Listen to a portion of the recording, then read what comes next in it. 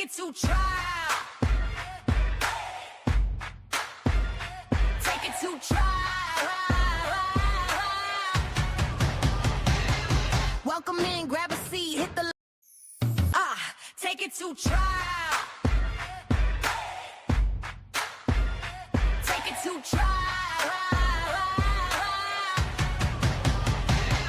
Welcome in, grab a seat, hit the like and subscribe. The Sweet Peas on the mic with that spicy little vibe. Got the courtroom streaming in the chat, going wild. We're debating heavy topics, but still laughing like a child. From objections to confessions to the judge's side eye. If it's justice and it's messy, we gon' talk about why. Every day's a new case, every moment's a ride. And when Sweet Peas in the building, we be learning with pride. Minds on deck, keep the room running smooth. Film freak therapist, you know, keeping everyone in the groove. Right to with the facts, pretty brown girl with the sass. Morelia and Fowler keep the peace in the chat. But Jason walks in and the ladies collapse. Chocolate. Take it to trial, where the truth gets loud and the laughs run wild. Sweet Peas got the spice, she's the queen of the aisle. Chat fam rolling deep, we've been here a while. Lights on, mics up, we gon' do this right. Take it to trial, every day, every night. Take it to trial. Morning shows are sharp, afternoon is on fire. And we catch every moment that the court might inspire. From witnesses whispering, the lawyers trying to hard. You know Sweet Pea breaks it down like a legal tarot card. Chats cracking jokes, dropping theories on the fly. We're serious when it counts, but we still testify.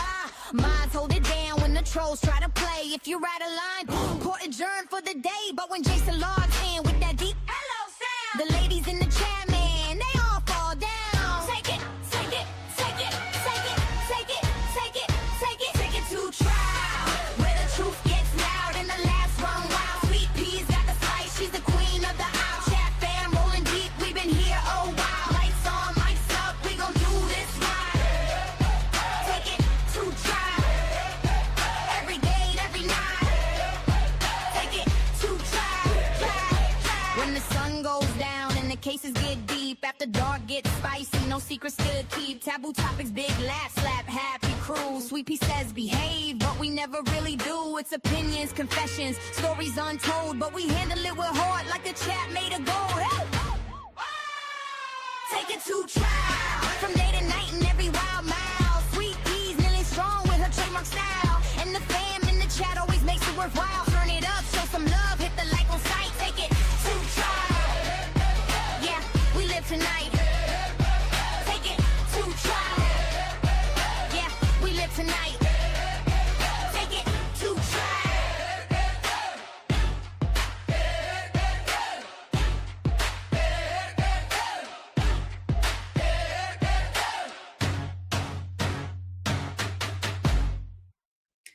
Good morning, good morning, good morning, good morning, everyone. How's everybody doing today?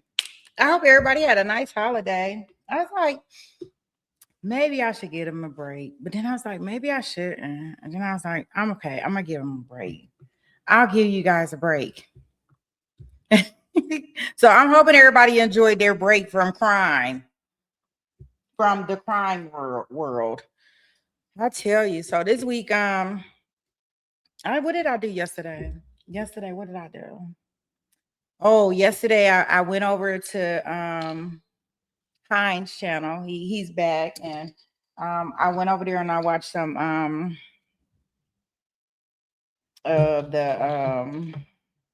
gosh, Monica Cimitelli trial. He covering a rewatch of that one. So I watched some of that yesterday, which was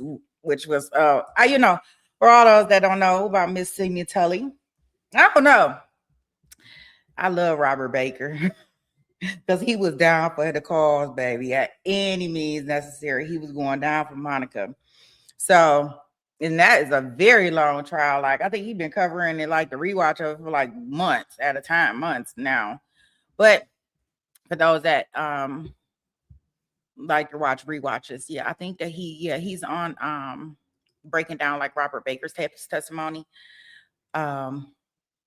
which is pretty good to me. I will say I like just listening sometimes because, like I say, it's always every time I listen to a trial or listen to some information, guys, I always find stuff that I didn't hear the first time. So yeah, it's just too long of a trial for me. For me, for me, maybe not for you, but for me, it's too long of a trial to kind of restrain.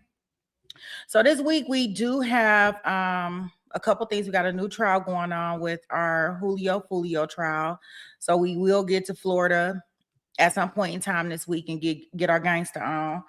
I know that they've been sending me the court alerts, and court is supposed to start on Wednesday. I'm not sure, guys, and just so I can be very transparent with you guys, I'm not sure if Wednesday, if that's just going to be jury selection or if the trial is going to start with opening statements.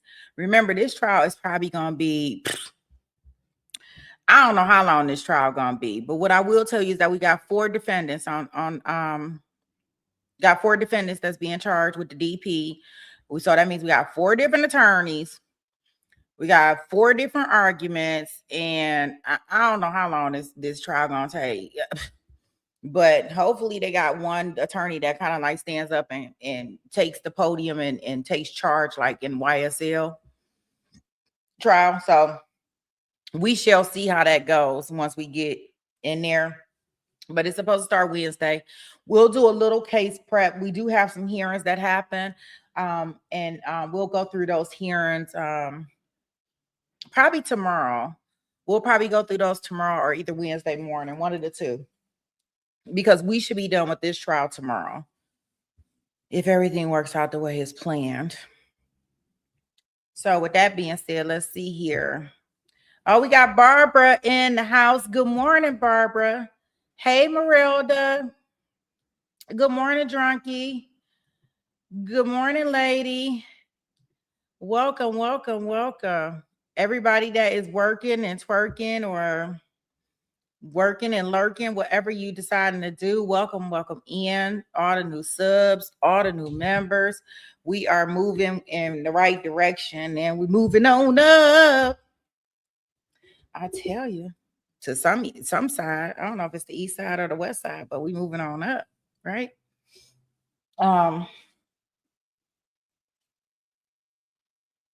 Yeah, and I looked at that. What is it, the Letitia Stouch case that she's going to be able to get a new trial. You know, I never seen that case. I didn't see that trial, and you know, I was looking, and I'm like, oh my gosh, it's like 21 days long. The fuck? Oh gosh. I'm like, what could they talk about for 21 days? Thank you, Anna. Welcome in. Thank you so much. You know, it's so funny that, you know, I can get a lot of people that don't get me wrong. We get like a ton of wonderful comments, guys. Whenever you guys are gifted memberships, there are plenty of people that come in and they are saying thank you for their gifted membership or, you know, something nice about the channel. But, you know, like, you know, every once in a while you get people that absolutely like for some reason, I don't get it what a person's point is. And then I'm like, why X, Y? Like, I can have people like literally like right up under the comments. Can you please stop talking during the trial? And I'm like, you know, that's crazy. Cause the whole point is that I'm talking and we are interacting with the chat, and either we're having a panel or we're doing something exciting, or it's more like an interactive. Like, now, if you don't want nobody to talk during the trial, then you probably just want to watch the replay video off of Law and Crime or whatever you need to do. But for you to take the whole time out to decide that you want to leave a comment saying don't talk during the trial, like, how about you don't talk in my chat? How about you don't type in my chat? Like, how about you don't leave this message? Like, who has time for that?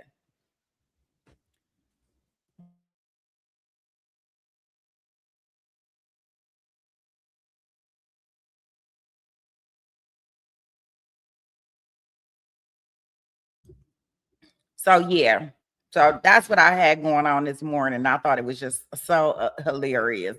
And I just look at him and laugh. You say you think it's great. That's what I'm saying. Like, everything is not for everybody. And so I appreciate, like, I would say that I get way more compliments than I do get negative. So, but I tell you, some people just really don't have nothing to do. Hey, so nothing better to do. Yeah, it's like, why take the time to do that? I think that's my biggest problem. Like, I may not like what somebody else doing on their channel. I don't do anything, to be honest, y'all. I don't dislike the video. I don't write a bad note. I don't do any of that stuff. I just don't go back. Like, I don't even care enough to even write a damn note. Like, I'm gonna tell you how to run your channel. Okay, all right. No, thank you. I'm cool on all that stuff. But some people, it's like that tell you how much time and how much it irks them that you doing something that they probably cannot do. You hear me?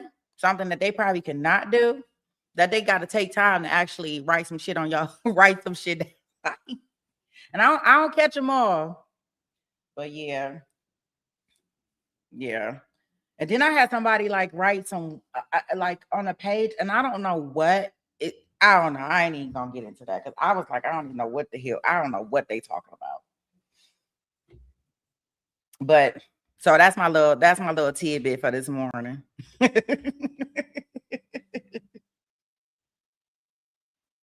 Look, that's my tidbit for this morning. Look, no need to write on somebody's page, you guys, how much you hate their voice, how much you hate that they talk. It's just no need. All it do is make me happy. All it do is make me happy that you had to take the time out to tell me something, because boy, I don't want to be part of your time. But if you want to take time out of your life to do that stuff, go for it.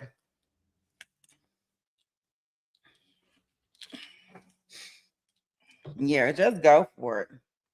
So we are in day 2 of this trial. This trial was really, really quick. I didn't realize how quick this trial was. Like, we don't even have a lot of stuff going on,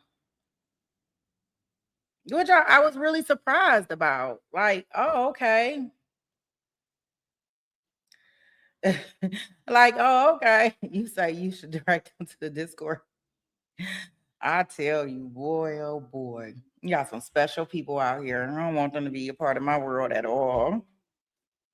Like, go ahead and take that negativity somewhere else. Like, don't nobody got time for that. And I mean, really, don't nobody got time for that. I know my coffee making me hot. I need to put some things on. So I think that the first person that we gonna hear from, I'm almost sure she testifies today. She starts her testimony today. It's like the weirdest case. Like, I did not know this case went this fast, but that's cool. We get to get on in here and watch some more of. And remember, we're looking at it from what did her attorney do or did not do. What I will say is that I have not heard a lot of objections. I also have picked up that I think he did the best that he can do in regards to combating the oldest son on there. So I do think he did great with that. So far, I don't think there's anything besides, not putting some objections on the record, to preserve the record. And I don't know where I can't recall all the places that he probably should have said an objection, but I don't think nobody's objecting from either side. No. There's that. So remember, we're not watching it for the fact of, I think we're watching it from the lens of trying to see why she's saying that she had ineffective counsel. What did he do that was just so terrible that we should be granting her a new trial? Because remember, this is what she's saying. She ain't really saying that she ain't do it. She ain't really saying that it didn't happen. She's not saying any of those things. From my understanding, she basically saying ineffective counsel and maybe it was self-inflicted because he wouldn't drink the bath water. So that's just a maybe. So I don't know what the hell we're doing with her. But without further ado, I'm gonna go ahead and get us into this courtroom and we'll get started with today's testimony schedule. All right, guys.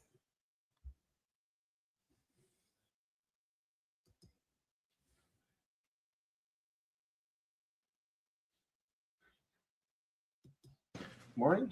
Good morning.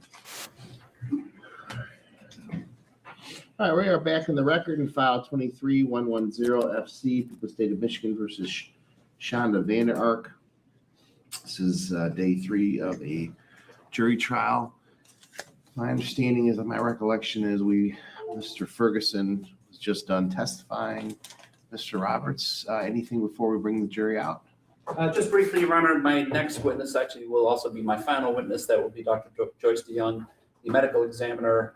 Through Dr. DeYoung, I do anticipate admitting, they've already been admitted, but presenting the final, basically 4 exhibits to the jury. It's the postmortem autopsy report, a copy of the death certificate, the cause of death listed, as well as the 2 final photographs to present to the jury. These are obviously the worst of the worst in terms of the photographs, and we will follow the same procedure we have followed before, give them an opportunity to see the photographs, just pause briefly, let them look at the photographs, and then take them back, and they will not be displayed on the screen.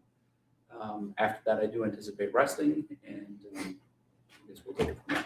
Okay, Mr. Johnson, anything before we bring the jury out? Just briefly, Your Honor, as the court knows, should this matter be something that needs to be appealed, that the Court of Appeals has some strange ideas. And one of the things I want to dispel is that we are waiving our objection to the photographs as we discussed. The court has ruled as to their admissibility. That's fine, but we're not waiving our objection for further appellate issues. Thank you. All right. All right. That understood. Let's bring the jury out. Please rise.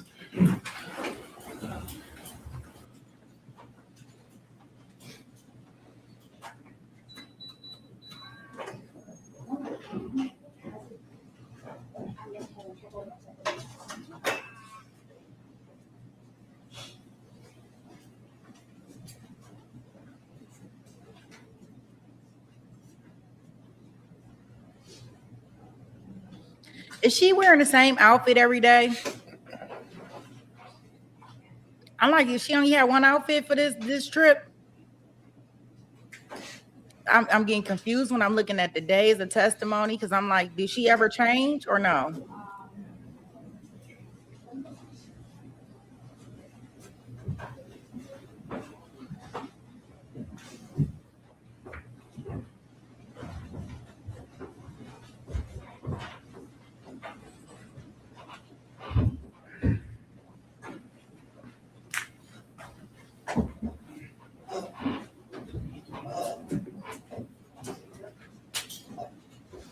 Hey, Mike.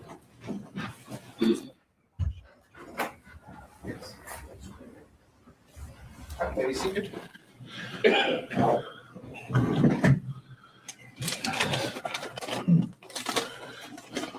So, thank you. Yeah.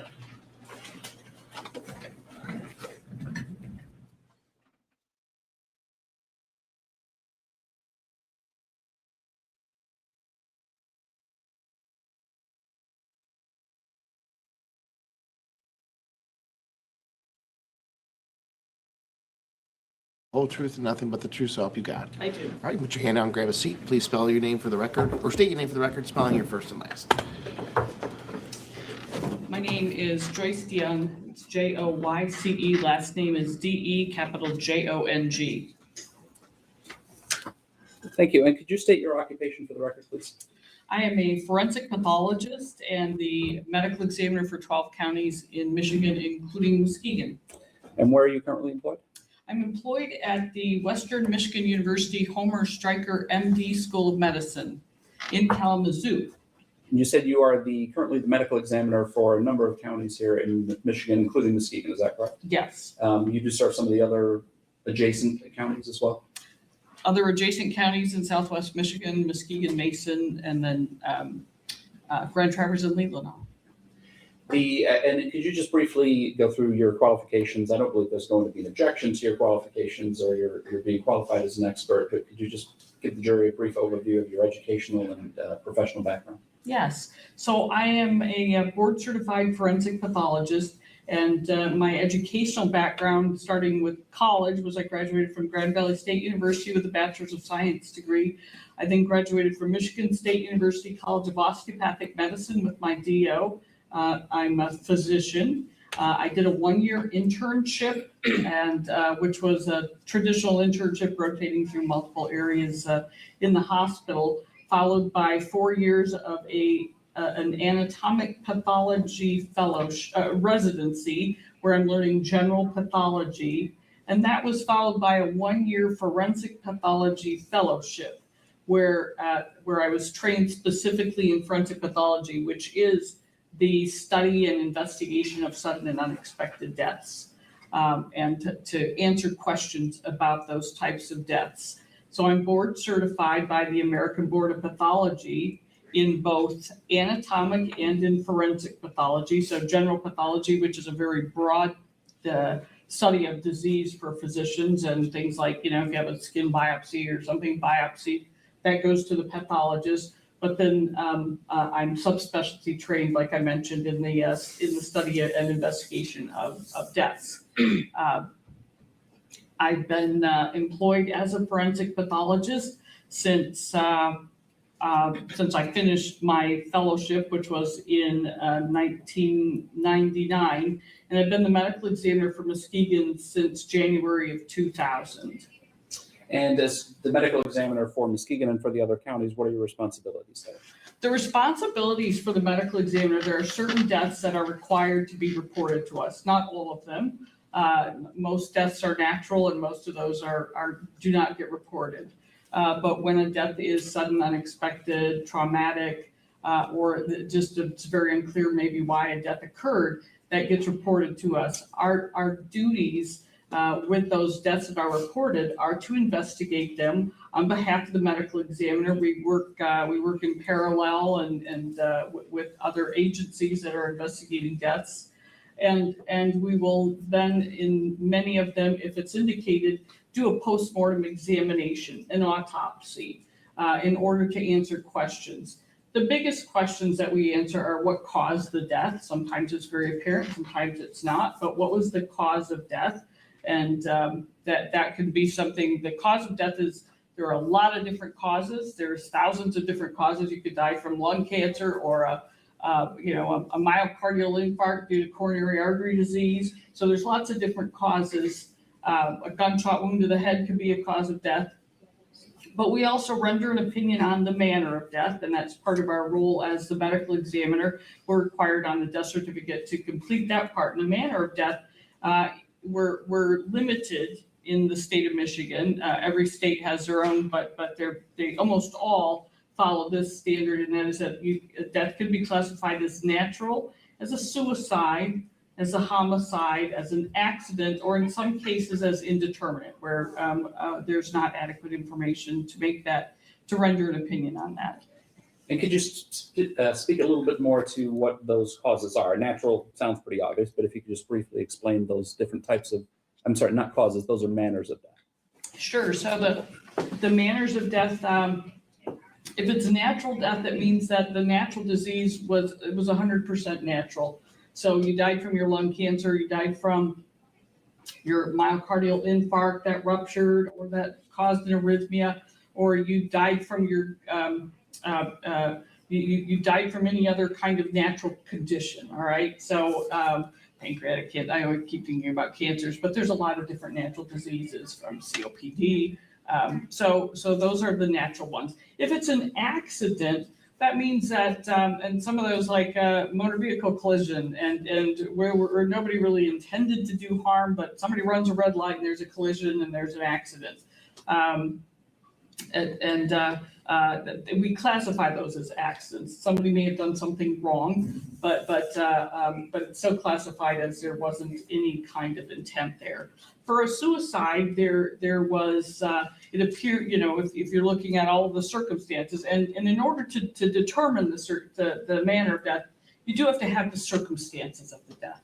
And that would be, to gather the information. And I like to use the example of a gunshot wound of the head, for example, using the circumstances. And let's talk about that to try and differentiate a suicide from an accident from a homicide, you're pretty sure if someone dies of a gunshot wound that it's not a natural death. There's something that's exogenous, that's outside, that's happened here. But if it's a gunshot wound to the head, how do you decide if this is a suicide, an accident, someone dropped a gun and the gun went off, or a homicide? Another person shot at that person with the intent to do harm or to frighten or to hurt them. Or is it a suicide where they shot themselves? And you have to gather information from the scene and from the findings on the body and from the history in order to make those and classify those deaths. So that's generally more. And so homicide would really be the death at the hands of another, and suicide at one's own hand. And that's generally how. Did that answer your question? Yes, I believe so. But just so we're clear, homicide is classified as what? Death at the hands of another. And then the final cause you said was indeterminate. Is that, for lack of a better way of putting it, when you basically can't figure out exactly what the reason was for the cause of death? Right, if there's inadequate information. I would offer Dr. DeYoung at this point as an expert in the field of forensic pathology. No objection. Okay, the court will accept her as a expert in the field of, you said, forensic pathology? Yes. All right. Mr. Roberts, before you continue, we have a sidebar real quick.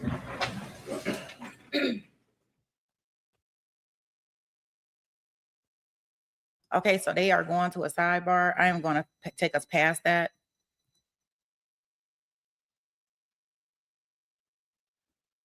Jury about the Timothy Ferguson, which occurred on or around July 6th of 2022 in the city of Norton Shores, County of Muskegon, state of Michigan. Yes, I did. And how did you become involved in that process? This was a death that was reported to our office. One of our investigators responded to the scene, and a determination was made that an autopsy was needed, and I conducted that autopsy on July 7, 2022. And you referenced there an investigator. Can you just explain a little bit to the jury about the role the investigator plays and how that coincides or works with what you're performing in terms of the overall examination? Yes. So as I mentioned, we cover a lot of counties. That's a lot of geography there. In each county, we have medical examiner investigators. They are non-physicians who are trained to perform investigations on behalf of our office. When a death occurs, one of these investigators will respond to the scene, gather information on our behalf, will communicate with the forensic pathologist, the medical examiner, or one of the deputy medical examiners, and they then arrange for, in cases where an autopsy is needed, they'll arrange for transport of the deceased body to come to Kalamazoo for that exam at the medical school. So in this particular case, you said that one of your medical examiner investigators did respond to the scene and conducted an investigation on behalf of the school. Is that correct? Well, on behalf of the medical On behalf of the examiners. medical examiners. Right, yes. Yes.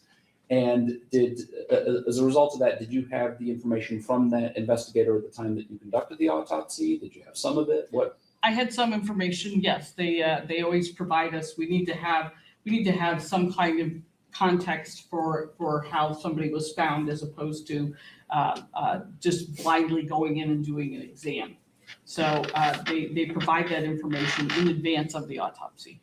Then do you wait for that information before you make a determination that an autopsy will be conducted, or is that? The determination of an autopsy, there wasn't a lot of discussion over whether an autopsy was needed in this case. It was essentially a pediatric case of someone who died, and the findings on the scene, everything looked like this was not. This could possibly not be a natural death, or even if it was, we would need to know what that natural condition was. So there were a lot of questions. There wasn't a cause or manner known. But there wasn't any question in your mind upon hearing the facts and circumstances that an autopsy had to be conducted. There was no question. Then what is the process involved in actually conducting the autopsy? And you can use specific examples from this case, how that takes place. Sure. So when we first start, I actually start with at least reviewing the information that's available from the investigator. Then we do an external examination of the body. We'll take X-rays of the body. but we look at the body just as it's received with all of its clothing on. If there is clothing and any other materials, we will take photographs of that. We then remove the clothing from the body and repeat that process, clean the body up, and take another full set of photographs. To do the internal examination, all of these findings are documented as well. We measure the body, we weigh the body. We will also then we'll make incisions in the body, incisions in the chest and the abdomen, so we can allow us to get access to all the organs from the neck, the chest, the abdomen, the pelvis. We then also make an incision in the scalp and have to make cuts in the skull in order to examine the brain as well. That's all done. We also are gathering body fluids for testing. We can do testing on the blood, toxicology testing. We can do testing actually on eye fluid to look for other findings. It's called the vitreous. And these are all things that were done in this case. So a lot of that we're looking for. I also took samples to look at things under the microscope. So we're looking under the microscope for any kinds of evidence of natural diseases or other findings like that. All of these things get documented, and sometimes obviously you don't have all the answers on day one because you're waiting for other laboratory tests and toxicology exams, but that all then finally gets integrated into a report that provides the information and documentation of what the observations were. And could you then speak to specifically with regard to Mr. Ferguson, your initial observations and what the process was, what you did to reach a determination as to the cause of death for Timothy Ferguson? Sure. So it was readily apparent upon viewing the body of Timothy Ferguson that he had a very low body weight. He appeared extremely emaciated. He was 68 inches tall, inches long, inches tall, and he weighed 69 pounds at that point. It was clear he had really a loss of all of his body fat. His cheeks were very narrow. You could see and count all of his ribs, and even internally when we're looking at him, he had in areas where you typically have some body fat within your abdomen and in different areas, there was none. There was only the little bit of connective tissue that would normally hold the fat. But you could see all of his bony prominences, and on his back he had started getting some pressure sores because there wasn't a lot of padding in between his bones and his skin as well. So where those areas had pressure, the skin was starting to break down. So you talked for just a moment about his weight and height. As it relates first to his height, I think you indicated he was 68 inches tall or 69 inches tall? He was 68 inches tall and weighed 69 pounds. Right. So as it relates to height at 68 inches tall, how does that rank in terms of an average? And he was 15 at the time. How does he fall in the scale for average height?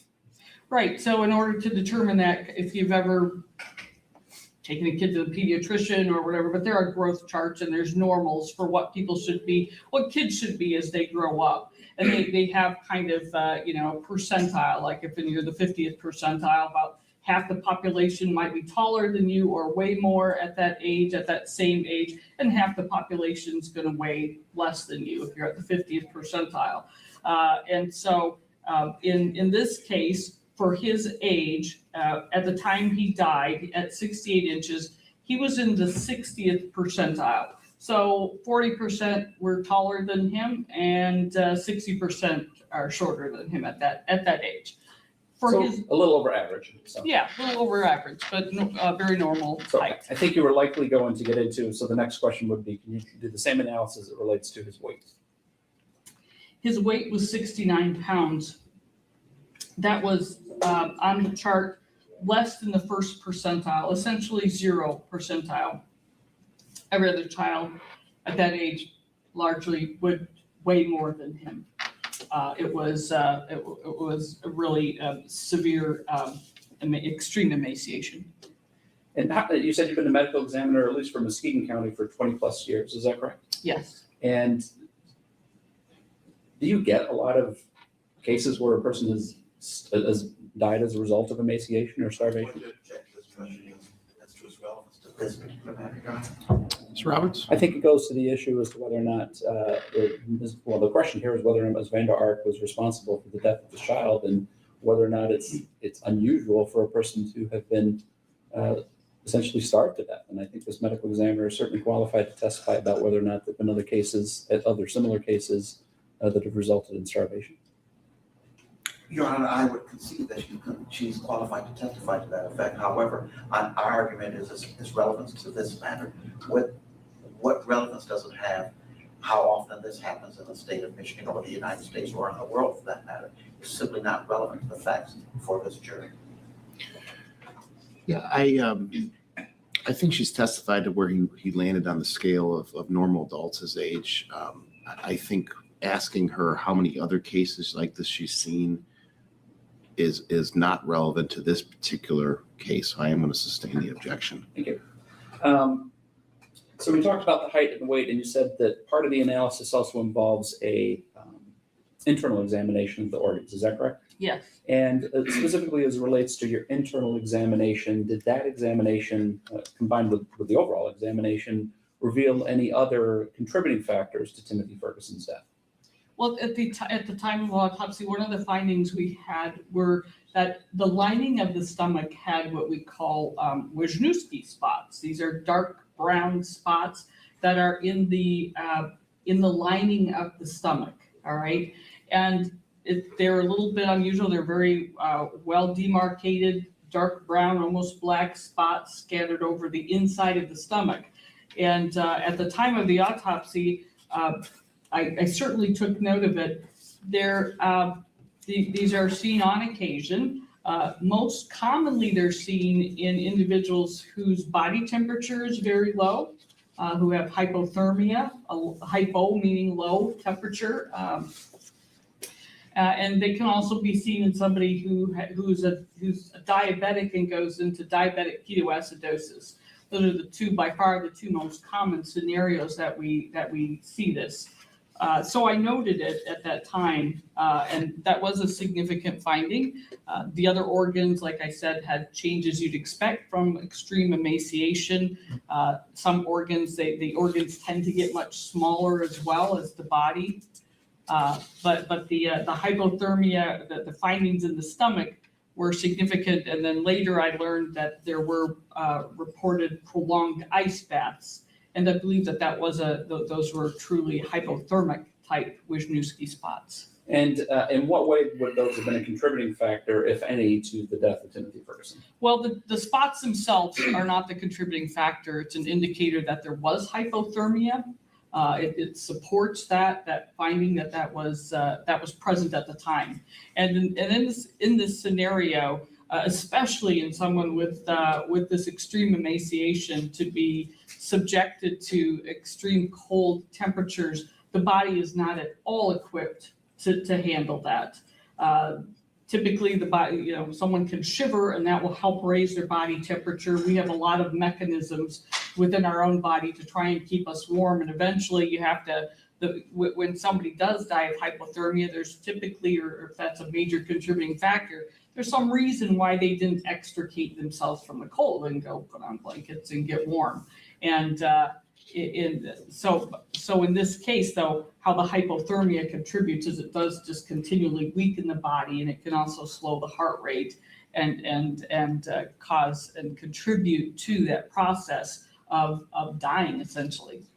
So if I understand you correctly, a person with a normal body weight, or even close to a normal body weight, there's a mechanism within the body that will protect you from that, even if you're exposed to it and not able to extricate yourself from that in some fashion. Well, you'll be able to last a lot longer. Obviously, if you're in an ice bath or you get into cold water, at some point your body can't handle it anymore.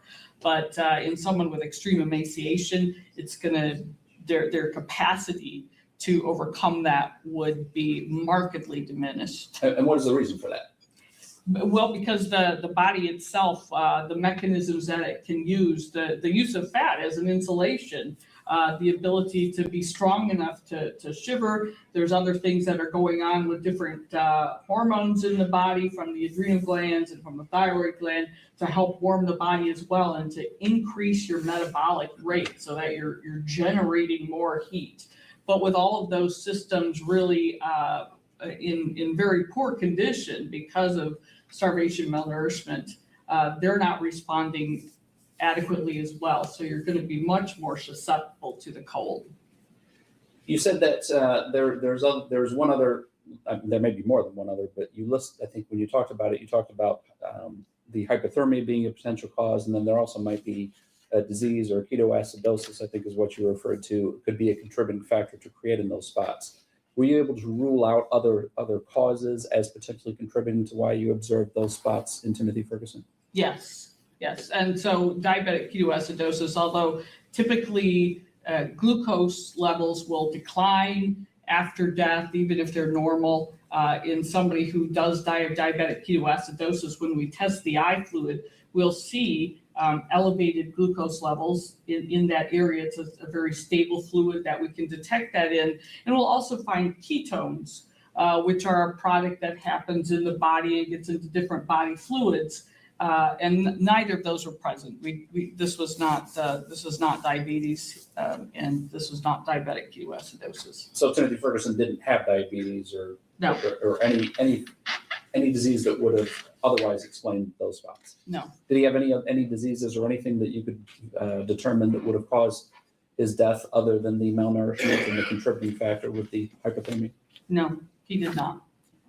As part of your analysis, does it involve obtaining any available medical records to review?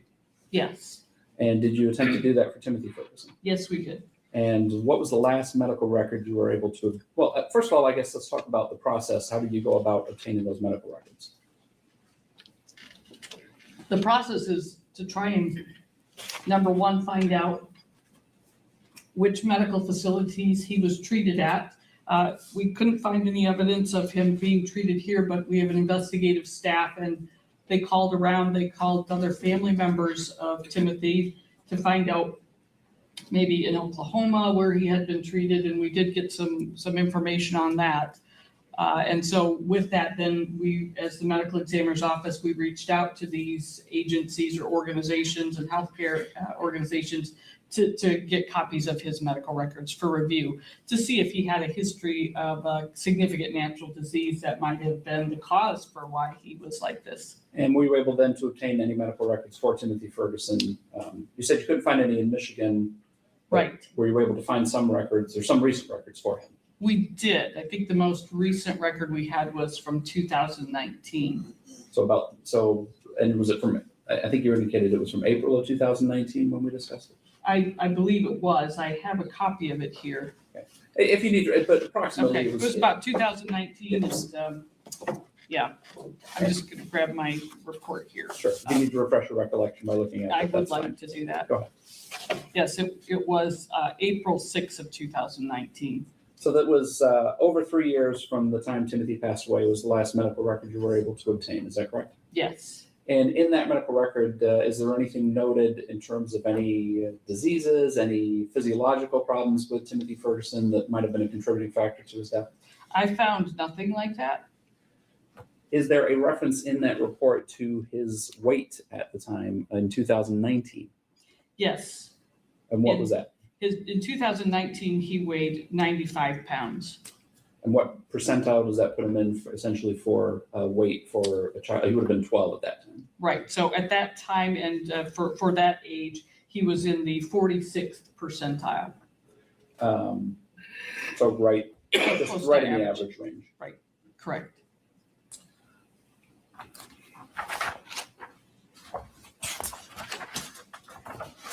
So I think you've testified, but just to make sure that we're clear, what is, in your opinion, what was the cause of Timothy Ferguson's death? So his cause, the other finding that I'm going to clarify because it went into the cause, was that we were able to determine that he was severely dehydrated as well. And that was from the testing on the eye fluid, which gave us additional information that demonstrated that. But his cause of death was dehydration and extreme emaciation due to malnutrition and starvation. Go ahead. No, that's fine. All right, yeah, there was I also contributed, there's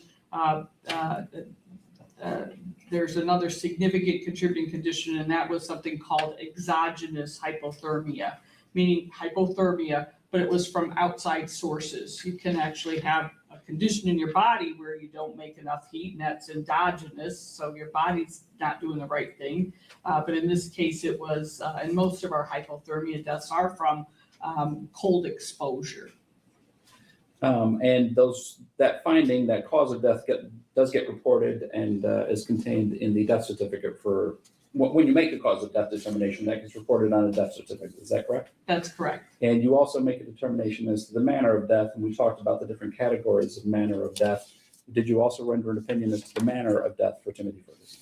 Yes, my opinion, based on all of the circumstances that I had available to examine was that the manner of death is best classified as homicide. And could you explain the reasonings behind that finding? This death was caused by the actions of others to do harm or cause death. For the record, if I could just take a look at the exhibits that I've got up there for you. Yeah, People's Exhibit number 42. Do you recognize that document? I do. This is a copy of the autopsy report. And is that the report that you prepared for Timothy Ferguson? Yes, it is. And does it contain the findings that we've discussed here today? Yes, it does. And if you recognized, I understand you don't necessarily prepare document number 45, but could you explain what that is to the jury, please?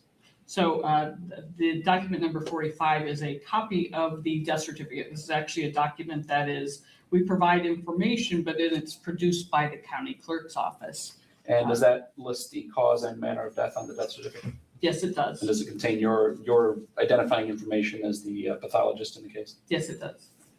These have been previously admitted as People's 42 and 45, Judge. Okay. All right, finally, Dr. DeYoung, there's two photographs there, and out of respect for Timothy Ferguson, we are not displaying those on the monitor. If you could just take a moment and review those photographs and ask if you recognize what's in those photographs. Yes, I do.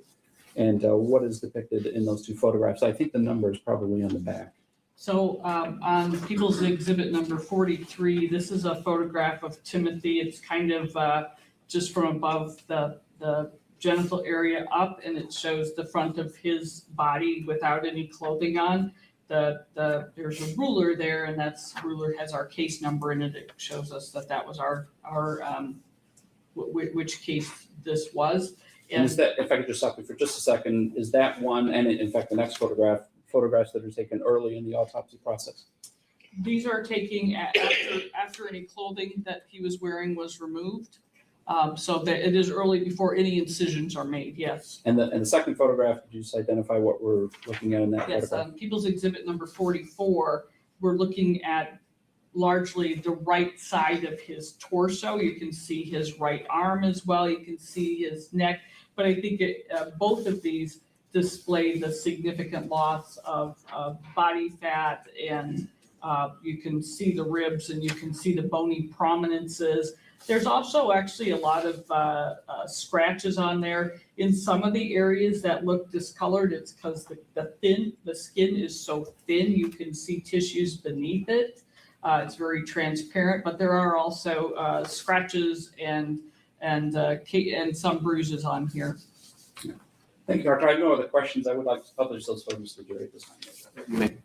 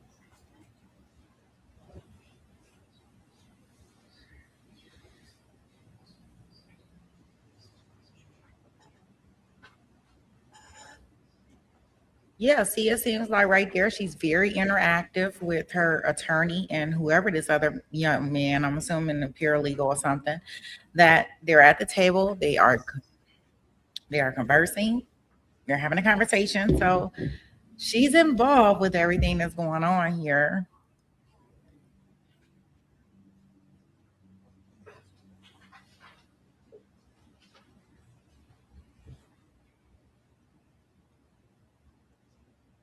I don't know why her attorney looks like Kermit to me, but I digress. I won't do that. I'm trying to get it out of my mind.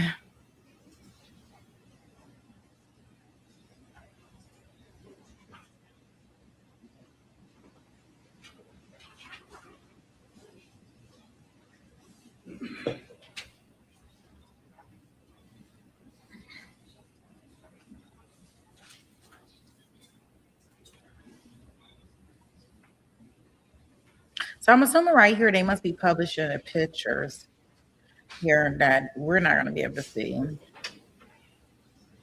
it's been a while. I'm Fred Johnson. Good morning, Dr. DeYoung. Good morning. Welcome back to Muskegon. Thank you.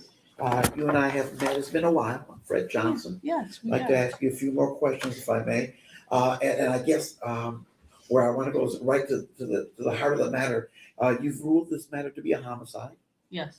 Were you provided with any other documents other than the physical body of this young man in terms of your evaluations? Yes, I was. What other documents were you provided? I obtained as many documents as possible, and so I will give the list of that. Okay, I like it shorter. Did you get any police reports? Yes, I did. Okay, so there was information in the police reports that you used, is correct? And making Yes. and helping to make this determination. Okay. Do you recall if those police reports included any information regarding whether or not there were the young man refused eating, voluntarily stopped eating, or stopped eating? He stopped eating.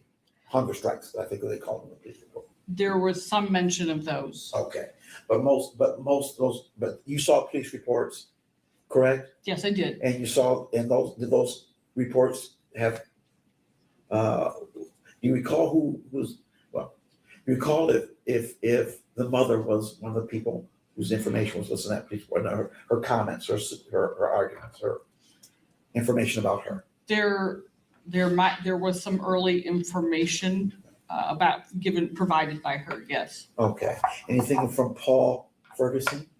Yes. Okay, and in the course of those police reports, there are occasions when an officer who's writing it might offer an opinion, might offer an insight. Were there any of those in those police reports? I didn't see much in the way of opinions. It was more recounting what was stated in interviews in very sort of brief sentences about what different individuals said. Okay, thank you for that. I appreciate that. Let me ask you this. You mentioned that 2 years ago, 2019, it's 4 years now, that Mr. Ferguson, Timothy Ferguson here, was in the 46th percentile of someone his age, in Yes. terms of his weight and whatnot. Can you give us an idea of what that means? Is a person with 46% percentile,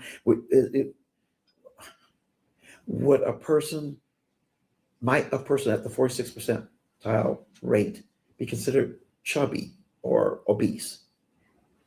No, not if they're, I guess if that's their weight. And so kind of that piece about that would, it correlates with how tall they are. So if this person, let's say, at that time, they did not get his height. Yes. Okay, but so let's say he's, if he's 95 pounds and 48 inches tall, you might say, oh, it's more of a body mass index thing, which is used on occasion. Body mass index is, you have to be careful with it because sometimes people with a lot of muscle mass will have a very high BMI, even though it's not unhealthy. Okay. But now I forgot your question. That's okay, so did I. Okay. But you answered it actually. All right. Okay. Were you ever given any photographs of Mr. Ferguson's siblings, so that you could make a visual comparison as to their body build types? I had no photos of his siblings. Okay, including Paul Ferguson. You didn't get to see him. Is that I did correct? not. Okay. You mentioned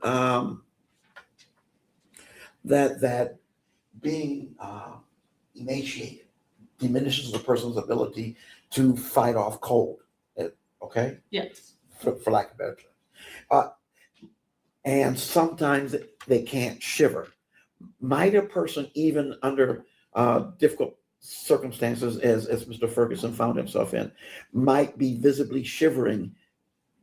Oh, yes, certainly. They would still shiver, but the capacity for shivering even to generate enough heat to compensate for the significant loss of body fat and body weight would also, it would be limited in how much your shivering can help. Okay. One moment, please.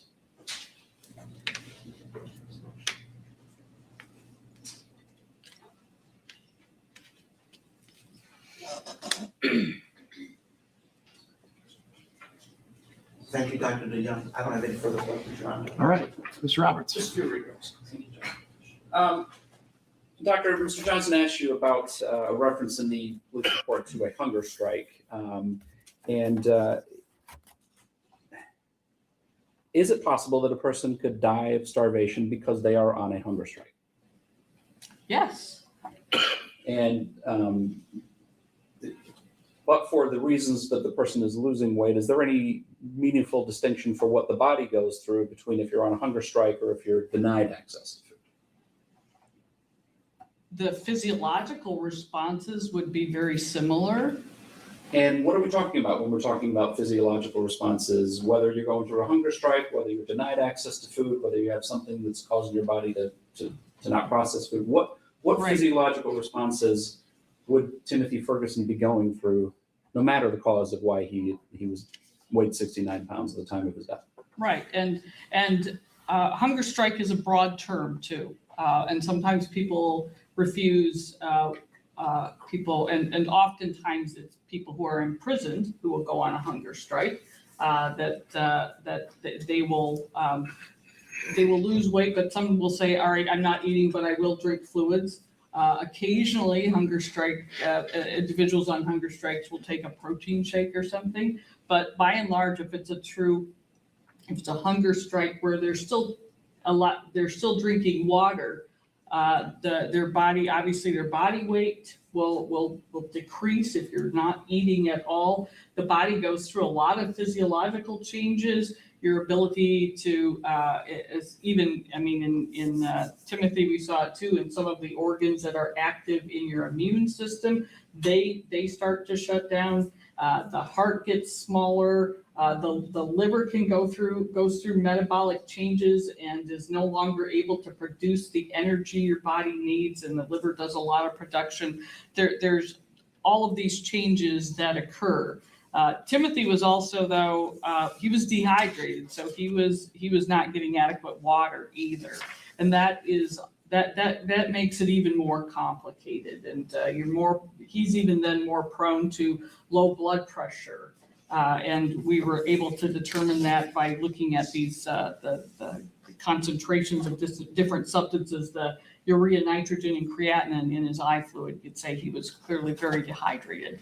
You could tell by looking at him too. So you talk about what the body is going through in terms of what's happening with internal organs. Outwardly, what is the body going through? What signs are there for a person who's having regular contact with a person who's either on a hunger strike or denied access to food? Well, obviously, he's losing a lot of weight. He's gaunt. You're going to see that. You're going to see a mark diminish, but they'll be weakened. That they're just their whole body. They have a vastly weakened state. Muscles are in atrophy, and their ability to do, to walk long distances, to do anything is really markedly diminished. When you talk about muscles atrophy, explain what that is. Yeah, and atrophy just means that if your muscles, especially if they're going to start wasting away as well, your body will start breaking down muscle to try and gain energy, which then is counteractive as well. If you're having regular contact with a person who's going through this process, are those signs going to be readily apparent? Yes. I want to show you what's been previous, and I think I had an opportunity to see at least one of these photographs this morning. I want to show you what I believe are people's 36A and B.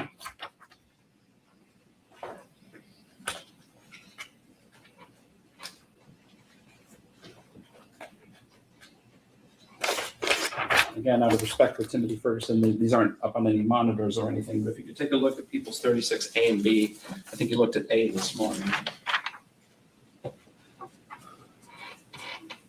And those are photos taken apparently by Paul Ferguson and sent to the defendant in this case approximately 3 weeks before Timothy passed away.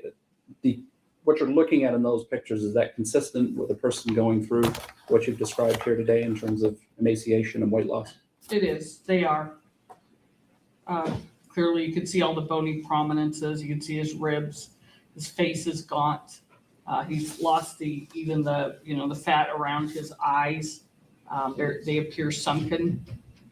That is consistent with what we would see. And the legs, is there some evidence there in the legs? Right, well? and just the legs are very, very skinny because he's losing muscle. Your legs primarily you have bone, but then you have muscle, and typically fat. That's all gone, but even the muscle's starting to leave as well. And there's a text message actually associated with that leg photo. Is that right? Yes. And because this is part of the record, if you could just read that text message again. It says also, it's no wonder he's hardly capable of standing.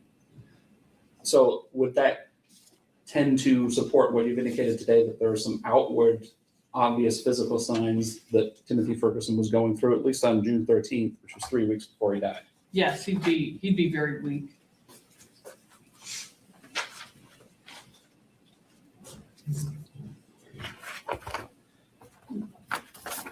Now, Mr. Johnson asked you about those records from 2019. I think you said that height wasn't taken in 2019, so it's difficult to make an analysis of whether or not Timothy was chubby or anything of that nature in 2019. Is that correct? That's correct. So in other words, you could be average weight, but if you're on the way low side of the height scale, it's more likely that you're going to appear heavier. If you're very tall, it's more likely that you're going to appear skinny, correct? Right. So you can't make a determination because you don't have a weight, or you don't have a height determination from 2019, correct? I do not. And if you need time to review this record, that's fine. But did you also obtain some records from 2017 for Mr. Ferguson? Yes. And again, if you need some time to review those, please go ahead. But was there a specific cause that caused Timothy to be examined medically in 2017? This would have been now 5 years before he passed away. Yeah, in 2017, I recall he was brought in because he was, and this was again in I believe, Oklahoma, for inappropriate weight gain was the reason he was brought in at that time. So in 2017, he was brought in because he was gaining too much weight? Yes. Finally, Doctor, Mr. Johnson asked you about the body going through the process of shivering as it goes through hypothermia and experiences those things. With the extreme weight loss and emaciation and dehydration that Timothy Ferguson had gone to, is it possible to even lose the ability to shiver? It is possible. I think that at some point you're going to lose that ability to shiver. You're not going to have enough energy to shiver. But you still might, that might be something, it's just almost a primal thing that your body does. But when we think about shivering, we all think about being out at a cold football game or being outside and we're kind of doing this and shaking for extended periods of time. Would that be happening with Timothy towards the end with his weight loss? Well, it could be, but it's also possible, it certainly could. He could be shivering, but it's also possible that he doesn't have the capacity any longer. So if he's not shivering, it's probably more, it's probably more alarming than if he were. Thank you. Mr. Johnson. Doctor, there's always one question we just can't get away from. So this is at the 46 percentile thing. How do doctors determine where a person is in terms of their percentile? Yeah, right. So, and there were some other heights and weights from previous events as well. But they take, if they have a child, Right. typically the growth charts are used for children. Right. They will measure their height, and that gets plotted on there, like for this specific age, they weigh this much. And then there's one for the height as well. Okay, so even though you didn't have the height, whoever would have given you that information, it was 46%. If he followed or she followed the procedure, they would have had the height and they would have had the weight, and that's how they came to the 46%. Is that correct? 46 percentile is purely for his weight. Okay, Okay, he's in the 46 percentile for his weight. okay, And so that's why at the time of his death, he was in the 60th percentile for his height. So he's Okay. above average for his height. But he was less than 1 percentile for his weight. Oh. So there's two different factors there. so at the time he passed, he was above average for his height. Yes. And at the time, 2019, we didn't know what his height was. We just know he was right around that 50% mark for his weight. For his weight. Thank you. If I could just clear that up, and I think I can do it with one question. Yep, go ahead. It sounds like what you're saying is that the determination of the weight percentile and the height percentile are conducted independently of each other. They are. So in other words, you look at every child with a weight, whatever that weight is, that's where the child falls regardless of the height and vice versa. Correct. Any follow-up to that, Mr. Johnson? No, sir. All right, Mr. Weaver, can you grab the jury questions, please?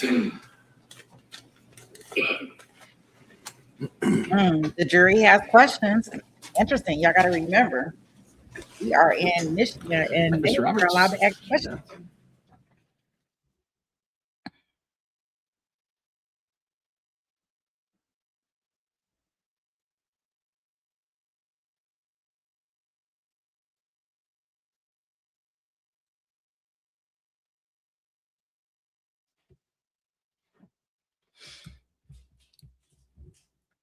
I want to fast forward between this part, but I'm scared that I may move too fast and pass the question. So we'll just kind of like wait. Oh, okay, here we go. All right, doctor, we have one question. It says, how long does it take to go from 46% to 0%? God dang, Good, zero? yeah, great, good question.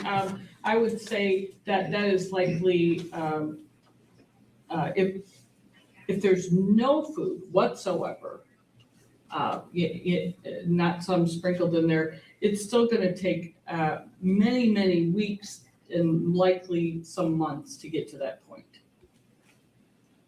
But if there's, that is, they've done some studies on weight loss percentage in prisoners who have gone on hunger strikes, and they lose about, I think it was like 18% of their weight per certain amount per month or along those lines. And I better not quote that exactly, but it was a prolonged period of time. Okay. But yet if there's food interspersed in there, that's going to change that somewhat. I just follow up to that. So you're saying with complete denial of food, in other words, no nutrition whatsoever, you're talking about a matter of at least weeks, if not months. Correct. And if food is interspersed in there, I'm guessing it doesn't shorten that time period, it extends it. Yes. Nothing. No questions, Jeff. Dr. Young, I do have one question. So does that Yes, change you got a question.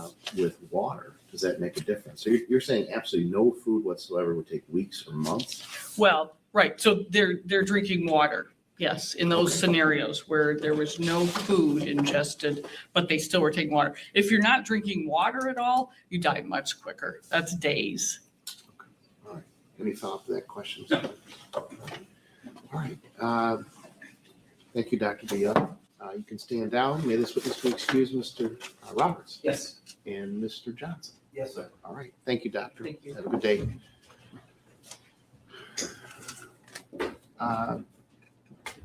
Any additional witnesses, Mr. Roberts?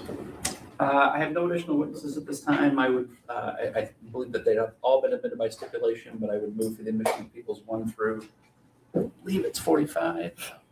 And just with that, they like rest. Like they Yes, didn't bring sponsor for in a social worker. I'm assuming there's no They didn't bring objection, Mr. anybody in. That's Johnson. what I couldn't understand. They Okay. literally, Okay. Let the people rest. this is it. I think it's a good time to take, it's a little early for a morning break, but given the Yeah. transition from the defense side, I think we'll go ahead and take a 15-minute break. Come back here at 10:15, please, ready to go. Please rise.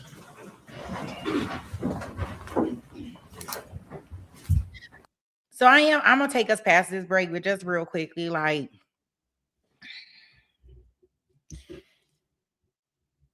we know that she's not a dummy, right? At least in some aspects, she's not a dummy. So what I can't understand from all of this is when she is claiming like she didn't know, instead of why people just don't own your shit. Own your shit. Just like Paul had to eventually own his shit, like own your shit. Like, why are we here in 2026 and you still not trying to own it? Own it. You did it. You were not oblivious. You did not know these things. Stand up there like a woman and own your shit. Put on your big girl drawers. And let's take ownership. Then all of this other stuff that we doing right now, taking people through all of this stuff, this extra stuff. For stuff that you knew doggone well. You knew if you didn't, what did you think was gonna happen, Shanda? And see, those be the questions I want to know. Like, what did you think was gonna happen if he wasn't eating? And if my child was not eating, I don't give it if they on a hunger strike or whatever they call themselves, you getting out of here. You need to go to the hospital. You need to go to a facility. You need to go see the doctor, but you ain't gonna sit up in here being on a hunger strike and not drinking no water. What the fuck? Like, really? So even if the child was trying to do that, where you as a parent supposed to step in? And see, now we at this point in time where now you recanting, like you trying to say that you didn't know, but you had to know something. Like, what did you expect? What you thought bread with hot sauce or whatever in the fuck they were giving him? Like, how did you even think this? And I'm just at the point in time with her in this case and everything. And it's so sad that we even have to revisit this and looking at the case and what the attorney has done for her so far as far as her defense. I haven't seen any error or foul in this stuff. So, I mean, we'll continue to watch. We're about to probably go into her testimony. Like the state is very precise and short and to the point. We're not having a whole bunch of extra witnesses up here. None of that stuff. Like they right straight to the point. It's like a 3-day trial. And I think a day and a half of it is her bull crap. But yeah, it's definitely time for her to put on her big girl drawers and own your shit. Like I can't stand people that don't want to own their shit. If you did the shit, then own that shit. Say it with your mother, say it with your chest. Now, taking people through all this stuff, acting like this woulda, coulda, shoulda.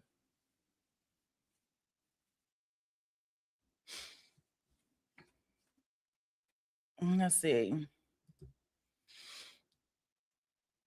Yeah, I'm glad the judge asked the question about that water, even though the jury didn't catch on, ask it. Right. If you're going to stop eating all together, you starve before 0 percentile. Like, dang. And the officer has a good ball. Look at her. Look at her looking at people bald heads. Susie. And the cause Paul was convinced that he would be found autistic and get out of jail quickly due to his mental health and him helping Shanda. He was so wrong. And that, the sad part about it is that I do think that Paul got some stuff going on up here. What I will say is, and I don't think that the mom helped and contribute. I think Shanda helped and contribute to that. And I think that he was kind of, because remember, he got kicked out of dad's place, from my understanding, if I recall right. He got kicked out of dad's place because of something, and that's how he ended up staying with Shanda. So I was always wondering, like, was she threatening him? Because I know it was points and times when he was on the stand and he was like, you know, he didn't want to get in trouble, and that's why he didn't bring him any food from Applebee's, and he didn't do certain things. But I do know that he did like deny, like, I'm not putting hot sauce on his private parts. Like, I ain't going that far now. If you want to do it, then you're gonna have to do it. But it was certain things that he wouldn't do. But in the interim, yeah. She knew, she didn't care. Nurse don't own anything. Yeah, and that's my whole thing. I want her to own her shit. Like, I just wanted her to say it with her chest. I had to take it to trial. She did know, because she asked Paul in the text message, tell the truth. Are you worried? Do you think he faking it? Yeah, and that's the thing. Like, and I, at this point in time, you have been convicted. You are in jail for the rest of your life. Why you just can't be done with it and own it? Like, why not own it? The bull about not seeing him unclothed is stupid. Absolutely, I agree. His inside must have been burning. Yeah. You know, the whole case, I was down for BB girl calls and all that. And Paul whining on the phone. Like, I was like, when I seen something on the calls where it said that he was on the phone with his fiance and he was moaning. I said, oh, no. Somebody we have to scan through those calls, because if I get on any call and I hear him moaning, I'm probably gonna be all the way sick. No. I thought they have the father as a state witness as well. No, I don't. The father wasn't called. I think if anything, her attorney conceded her guilt for the lesser might be the only issue. Interesting. Yeah, that's right. Say it with your chest. Like, stick your chest out and say it. Be proud. Own that shit. Be proud. That's saying it with your chest. Like, you proud of this shit. I did that shit. Yep. Get out there and say it. Own it. Shoot, if not, then let's leave this alone. Paul's older sister says that Paul was evaluated and was too young to be diagnosed as a sociopath. Wow. Probably so. He might have gotten away with that with some judges. Yeah, I think she created a monster in him. So even if he was kind of like, you know, not really there, her evilness in her getting him to participate in this. And then what I can't understand is we have a younger one that they wanted to keep all of this away from. And I just couldn't understand, why was her hatred so bad towards Timothy? And it even pisses me off when you look at the new trial and she up there like little Timmy, little man. Well, first of all, he little because you done made him fucking little. You done made him little. And second of all, little man, like, girl, it sounds endearing. You trying to fake this off like, okay, there's no jury in these post-conviction, you know, the appeal hearings. Like, the judge already know you full of shit. Like, he called on the first hearing. If anybody haven't seen it, it's on the page. You know, as soon as she come in here talking about my neck, my back, all of that stuff, he was like, look, I sat through this trial. The jury convicted you. You are a liar. Like, I don't believe you. I that's why I don't think she's gonna get it, because I don't think the judge can separate it at all. She said, I know, I was thinking that you're drunk. Yeah, I found this case fascinating. As really thought Paul was a victim. He slowly unfolded as a monster, Shanda. And see, that's I'm like that with you, Martina. Like, that, I did think Paul was a victim. And I still do think that he was kind of manipulated into this stuff and that, but he got up every day and he went to work at Applebee's. I'm like, gosh, I'm glad I'm not in Michigan because I would feel some type of way if I found out he was the dishwasher, the server, or anything on anything that I touched at Applebee's. It's great 44. 3 times married woman started a relationship with Paul. Oh gosh, and call her baby girl in their calls. Yeah, I am that's how like ew. With that mom, he can't help but have mental health issues. Yeah, I wonder what the little boy is like. But he Googled the hottest sauce. Yeah. And I don't know if he was trying to appease her, trying to make her proud. I don't know what his mental state was. I feel the hot sauce thing was the one time that Paul had a shred of empathy, only because he is a male and men are quite fond of they little things. Yeah, and that, and even when he sent her the picture, like, he may be, losing too much weight.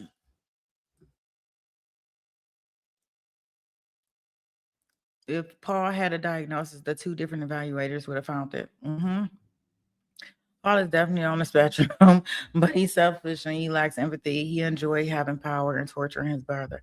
I know. And, the sad part about it is that, afterwards, and I said I'd probably play his sentencing because I didn't watch his sentencing.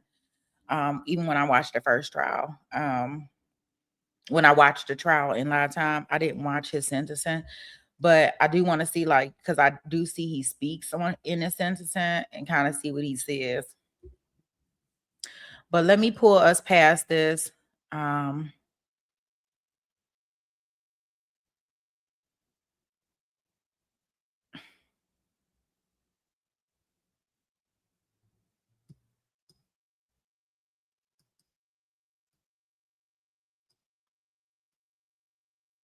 And I couldn't understand. She had one friend that she talked to all the time on the phone because I did listen to some of her calls.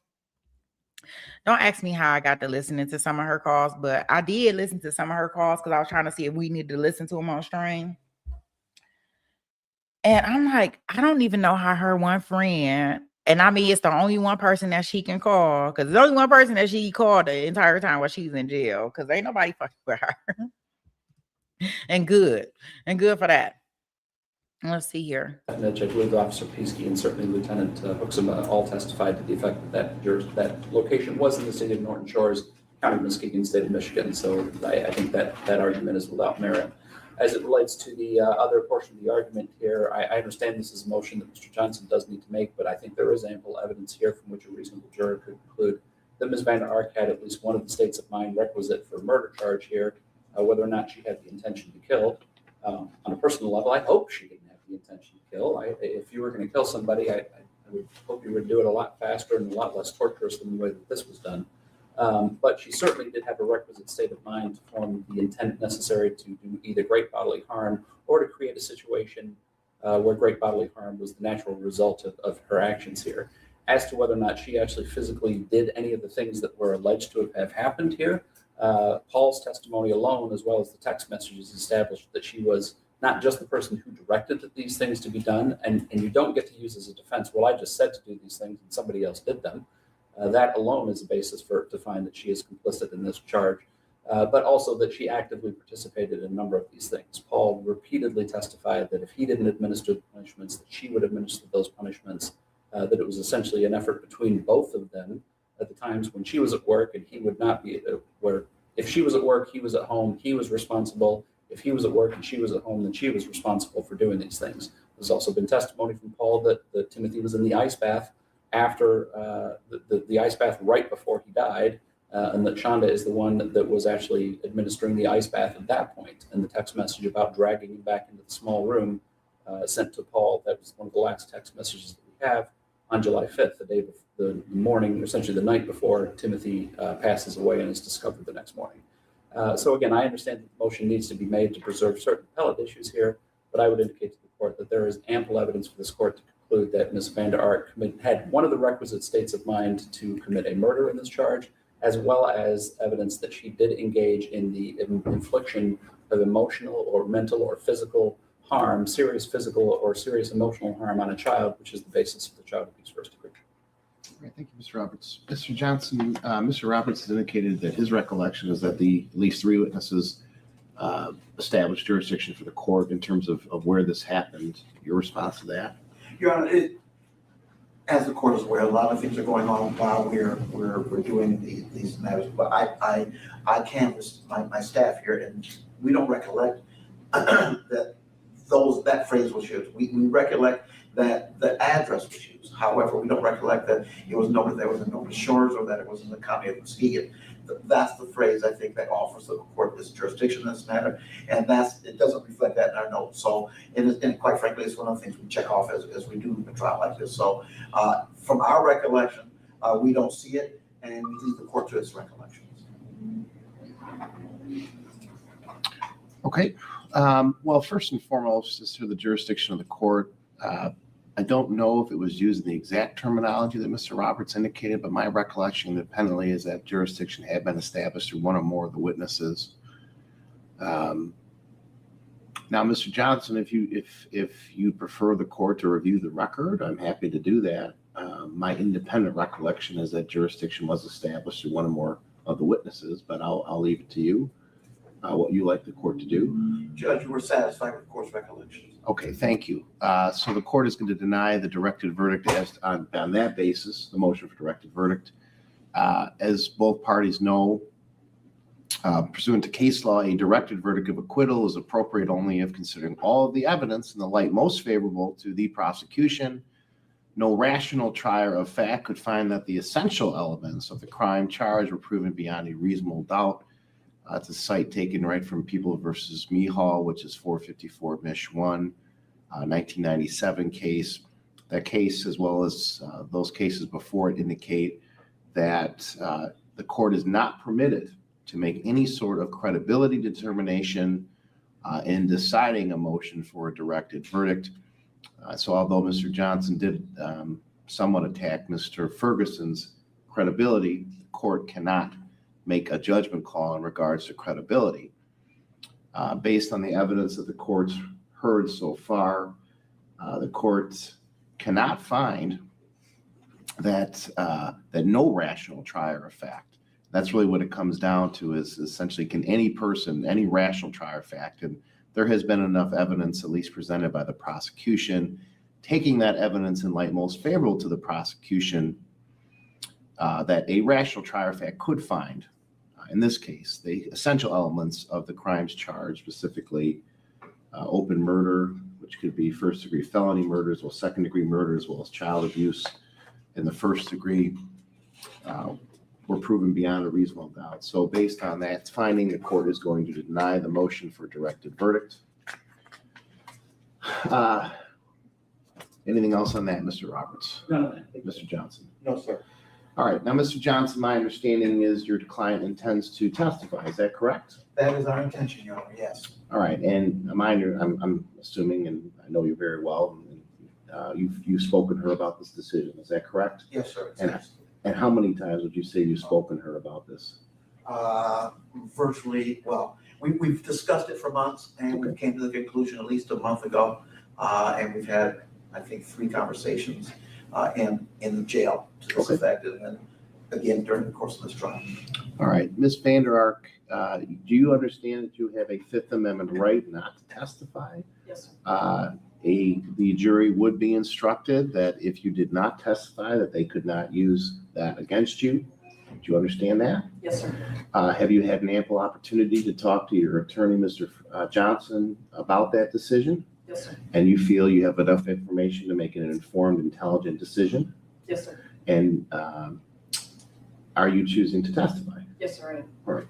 Any questions, the court, that you wish to inquire about the defendant, Mr. Roberts? No, thank you. Mr. Johnson? No, sir, thank you, Your Honor. All right. Please have a seat. Anything before we bring the jury out, Mr. Roberts? Yes, Your Honor. Mr. Johnson and I just discussed briefly, as I had indicated to the court, that before even the jury selection process, we discussed the 2 videos, which were sort of a late discovery, and discussed under which circumstances I would use those. And I indicated at that time that the court adopted the finding here that the second video, which I'll refer to essentially as the 911 video, would be something that I would be seeking to use, certainly if Ms. Vander Ark chose to testify, and it now does appear that she would do so, whether or not it's played during her testimony or played as part of my rebuttal case, that I would certainly do that. So I anticipate being able to do that. And the second video, the one that we also discussed that I had indicated my choice is I do not want to show that video to the jury, regardless of any discovery issues that may exist in the case. However, because Ms. Vander Ark is going to testify, I do think it's necessary for me to ask questions about that, and part of that might involve showing maybe just her the video. I would not show it for the whole jury, but but I think I would have the right to ask her questions because it is the last time that she had contact with Timothy before he died. And I think I have an opportunity to ask her under the circumstances, but also because it goes directly to refute statements that she made to the police about how she discovered Timothy and what she had done with him the night before.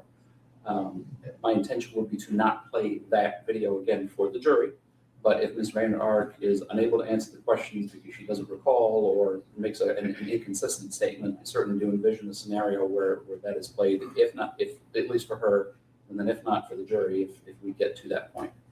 If that happens, Mr. Johnson and I have discussed, there's some younger members in the audience today. That person should be out of the courtroom if that happens. It's that disturbing. But that's not my call to make, but Mr. Johnson and I have discussed that as a potential.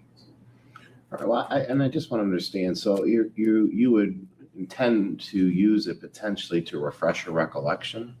Potentially, or a prior inconsistent statement, perhaps. I can envision a number of different scenarios. It starts with me asking her the question. I understand that. I understand that in order to challenge a person's recollection or to refute with a prior inconsistent statement, you have to confront them with what has taken place first. And I fully intend to explore that as a line of questioning and cross-examination with Ms. Vander Ark. As it relates to whether or not I need to actually play the video, a lot of it just depends on what her response is to that. I'm certainly not going to play it as if she gets up and acknowledges that she did and said the horrible things that she does, then I don't think there's a need. There certainly isn't a need to play that for the jury, and the court will not allow that because she's adopting essentially that she did make those statements and take those actions, and it would not be appropriate to play that for the jury because it would be done only to essentially to inflame the jury, and the evidence would have already come in. But it's grounds for cross-examination, and again, whether or not even she sees that video depends on what her response is to the question. Mr. Johnson. Your Honor, thank you. And for purposes of this conversation and for a possible appellate record, I'm going to refer to the two videos. There's one while Timothy is still alive, and there's one after he's deceased. It's the one while he's still alive that we've agreed that we wouldn't enter into evidence. There is no agreement in terms of limiting Mr. Roberts in terms of his ability to, as he described it, to cross unless there's a specific court rule. So we're not objecting to that. In theory, we'll see what the circumstances are, what questions are being asked, and then determine at that point if we want to object to its use even for that purpose. As for the purpose, the post-death video, that video is the one that we've agreed can be admitted if he chooses to do so. I would still have concerns about that video being played in open court. There are ways we can get around that, but certainly neither of these videos I think are appropriate for people who don't know they're coming and who haven't agreed to watch this stuff. This is just difficult for both of them to watch. So what I'm saying is I'm trying to agree with most of what Mr. Roberts said. And I think we may be, while we're appropriate in talking about it now, I think that the final determination probably will be governed by the facts on the ground at the time he attempts to use them. So we want the court to be aware of those issues, but I would ask at this point to withhold any rulings until such time as the materials are presented for evidence. Okay. And maybe I was mistaken. It was my understanding that the first pre-death video was never going to be admitted, Mr. Roberts. Is that? And that is still my intention, Judge. Okay. But I guess so there's always an out with the lawyer, right? I guess the only caveat to that is I don't know what Ms. Vander Ark is going to testify to when I ask her the questions about that. And I don't think the fact that we've made that agreement or that there might be some discovery issues there gives her carte blanche to get on the stand and lie about what took place. So my hope would be that she would just answer the questions truthfully and honestly about what is on that video, and then it doesn't even need to be shown to her. if she needs her recollection refreshed about what took place, or if she makes a prior inconsistent statement about that. I think I still have an ability to confront her with that prior inconsistent statement, and I think I can do that without even playing that for the jury as well to see if that changes her testimony. But if she absolutely refuses to acknowledge that what we all see on that video is what actually took place, I think that is a scenario here where she doesn't get to just get up there and say that this didn't happen. So that's what my concern is. I think that's what Mr. Johnson's alluding to when he's indicating that we really need to have a determination of the facts and circumstances at the time. And I'm happy to take a break at that point. When we get to that point, to have the jury excused, and we can really drill down a little bit more on that particular issue. But I don't want to play that video for the jury. I do not want to play that video for the jury. And Mr. Johnson's correct about the other video. We did discuss that, and I think there's certainly some evidentiary value in playing that, or at least asking Ms. Vander Ark questions about that. And it is likely that at the conclusion of that, I may recall one of the officers to just admit that video, because there is some independent evidentiary value as it relates to that, because it goes directly to statements that she made to the police at the time about the discovery of Timothy and how things happened. So that one I don't think we have much of a disagreement about.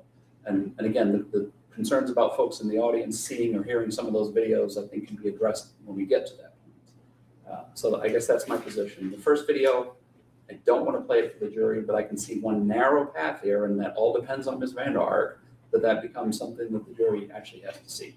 If that happened, I would not play it for the gallery. Mr. Johnson, I just want to be so what Mr. Roberts is saying is that he envisions at least some sort of instance where the pre-death video could be played. And my understanding of what you're saying is that you're acknowledging that possibility. Is that correct? No, sir, it's not. My recollection is, what the court's recollection is, that video is not going to be played regardless, and under circumstance, given what he's already said, it's just too prejudicial, and given the fact that it was given late. So my recollection is that we wouldn't play that for as an evidentiary piece under any circumstances. The part where I'm agreeing with Mr. Roberts is if my client needs her recollections refreshed, or there's another legal basis for her to see it, that's not part of any agreement.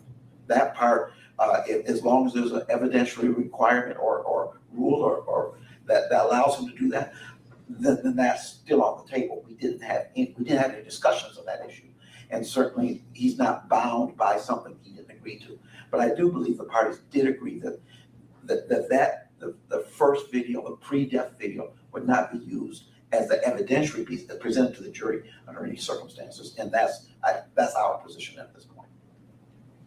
Okay, Mr. Roberts. Your Honor, I will accept whatever ruling the court wants to make here, obviously, and do that with respect here. But again, this all depends on Ms. Vander Ark. Well, hold on, Mr. Roberts. Listen, my recollection of our discussion Yes. was simply this. There was 2 videos turned over very late by the City of Norton Shores Police Department. That was not the prosecutors, did not have it in their position or their possession. And as a result, those are not turned over until, I believe, last Friday, correct? Yes. Well, called me on Thursday, and I saw it on Friday. So the pre-death video was one of those videos. There was a discussion about potentially adjourning this trial. And the people's position at that time was, if the court is simply going to adjourn it based on the possible admission of that video, then we would rather agree to simply keep it out. That way this trial could proceed this week. That was my recollection. Sure. I'd say that's accurate, yes. Okay, so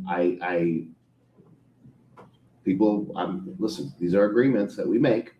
But Mr. Johnson is saying essentially, if I now allow that in, that creates a real issue for him, I would think, Mr. Johnson, that, well, wait a minute, if this would have gotten in or under any circumstances whatsoever, then he would have asked for an adjournment. Am I correct by that, Mr. Johnson? You're correct, Your Honor. So based on us moving forward, I want to make sure, I understand you're saying, well, I'm putting it on you, Judge, but I'm going to hold people to their agreements. And my understanding was that that was the agreement of the 2 attorneys. Is that correct? That is what we agreed to, Judge. And again, I guess maybe there could have been a little bit better clarity. I will accept that as the court's ruling, because again, it's my preference to not play this video.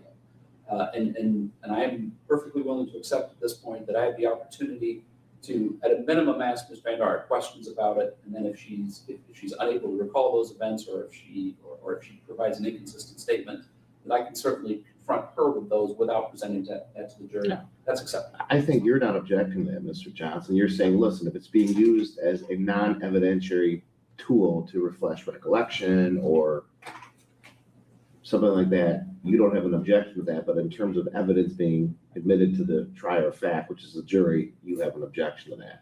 That's correct. Okay, so I'm gonna make a ruling right now. It's not gonna be shown as an evidentiary piece. That's based on the agreement between the parties. Part of the agreement to not adjourn this trial. It can be used for other purposes, certainly, but it cannot be admitted to the jury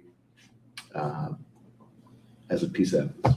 But obviously, the post-death video, as we discussed, was essentially fair game. I think, Mr. Johnson, you'd agree with that, correct? Yes, sir. That was- Okay, and Mr. Roberts, you'd agree with that too, Yes. correct? Okay, all right, good enough. Any other issues, Mr. Roberts? No. Mr. Johnson? No, sir, and thank you. All right, let's bring the jury in. Please rise.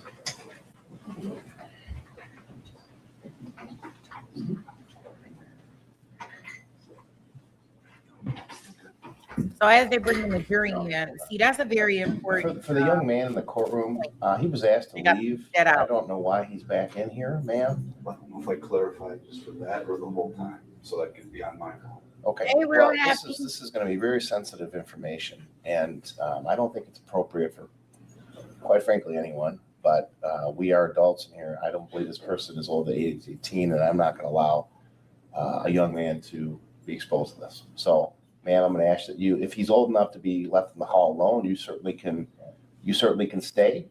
If he's not, then I'd have to ask you to step out. You understand? Wow. Thank you. Who would let their kids in the room that's not over 18? Now that's weird. Why did the judge even have to call that out? So if somebody that's in the gallery and they got a child or somebody with them that does not appear to be 18, and the judge literally has to tell this person, look, I'm not going to allow, maybe you're not a responsible parent, or maybe you're not thinking right, but these images and whatever is about to be shown and whatever is about to be testified to is something that your minor child should not see. So I'm going to adult you, and either you take your minor child out to the hallway if they can sit out there by themselves, or you and the minor child leave. Like, why does the judge have to do this? Go ahead, Judge. You got another bad parent up there in the thing. he got another bad parent that's in the courtroom. Shout out to Merelda for the gifted membership. Shout out to all the new members, all the new subs. Welcome in. I'm your girl, Sweet Pea. Was it Shanda's sister? Like, man, if you don't get your whole life together, like, the judge should not have to be telling you that. Awesome, awesome, awesome. Real happy. Yes, thank you so much, Black Eagle. Thank you so much. You're getting them together for me. She say, hit that like button, mofos. Sound like drunky. Yeah, I appreciate it. Oh gosh. Oh wow. Yeah, Morel to be trying. Yeah, and this is the thing for anybody that can that want to receive gifted memberships. This is I just put it in so you can know how to make sure that you can receive a gifted membership. The link to show you how to make sure, because of course we want everybody that wants to be part of the Sweet Pea gang to get you a part of the Sweet Pea gang. Thank you, thank you, thank you. You know, I so appreciate you. Real happy. Have we heard anything in regards to our guy Zach while I got you in the chat? I haven't heard anything.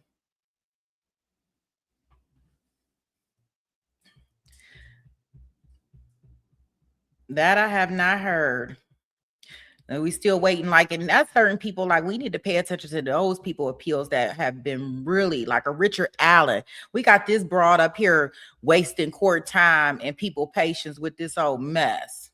We got somebody like a Letitia Stouch that's wasting people time with her mess. Like, if they don't go have several seats, but we got people that really, really, really need appeals to go through, and it's like it's taking forever and ever.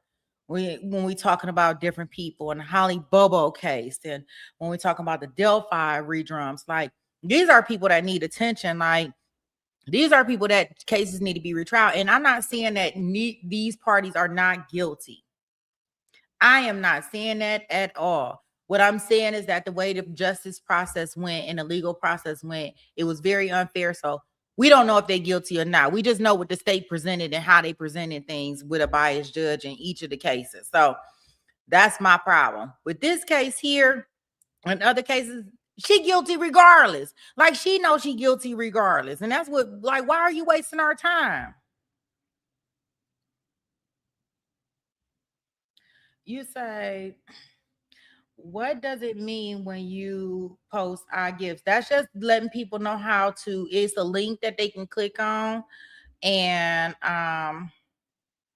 Susie, what they can click on, and then it'll show them take them to the YouTube portion to make sure that they can receive gifts, because you have to turn on gifts.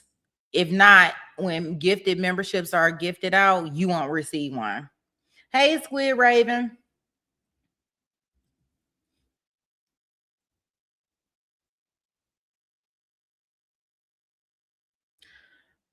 You said for her, understand,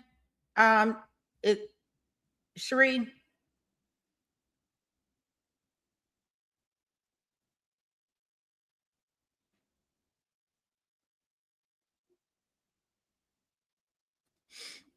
Yeah, so the state has rested, and she will be next up on the stand, from my understanding. I mean, it's so crazy in this case, y'all. Y'all know her attorney, he couldn't even get a doctor to say anything different besides that Shanda was a monster. That's all you need to know.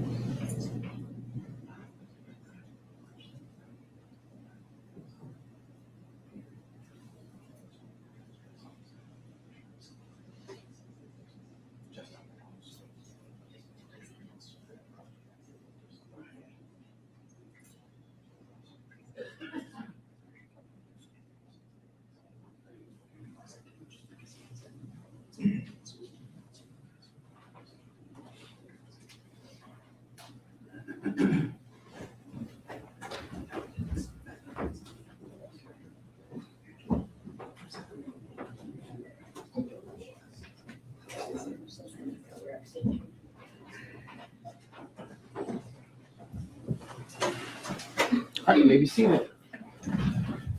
All right, Mr. Johnson, you can call your first witness. Your Honor, the defense calls Shanda Vander Ark. All right, Ms. Vander Ark, if you can come around here, please. Stand in front of that chair, raise your right hand, please. Raise your right hand, please. In this matter now pending, do you swear or affirm the testimony you're about to give will be the truth, the whole truth, and nothing but the truth, so help you God? I do, yes. All right, put your hand down, grab a seat. Please state your name for the record, spelling your first name and last name.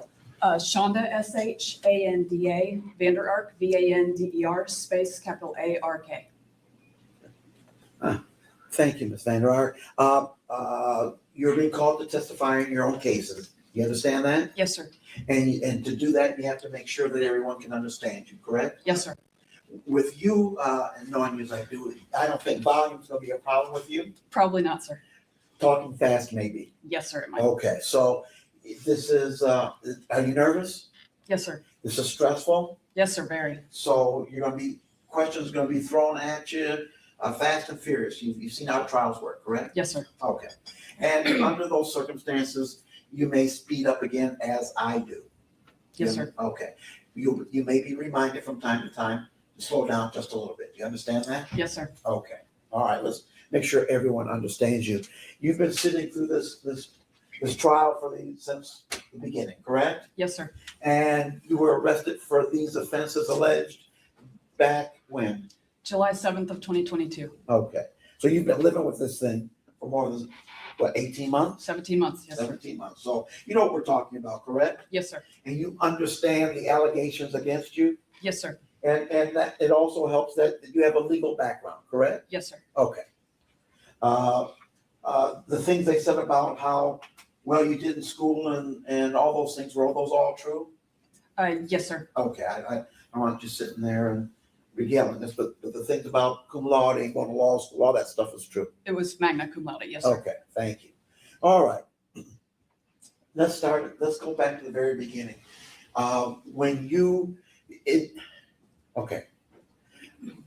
When did Timothy come to your care? May of 2021. Prior to that, who had physical and legal custody of Timothy? My ex-husband. Okay. And when he sent, and how did it happen that you ended up with custody then? My ex reached out to me, stating that Timothy he could no longer handle him, that he was pushing his buttons, and that he needed to send him to live with me. Okay. And you agreed to that? Yes, sir. Okay. Had you ever lived with Timothy during his? When he was younger, yes, sir. Okay. All right. So you agreed to accept him into your home? Yes, sir. And who was living in your home at the time? Myself, my husband, Adam, Paul Ferguson, and then my little man, G. G. Okay, that's what we've been calling G, correct? That's really hard to do. Yes, sir. Okay, just do the best you can.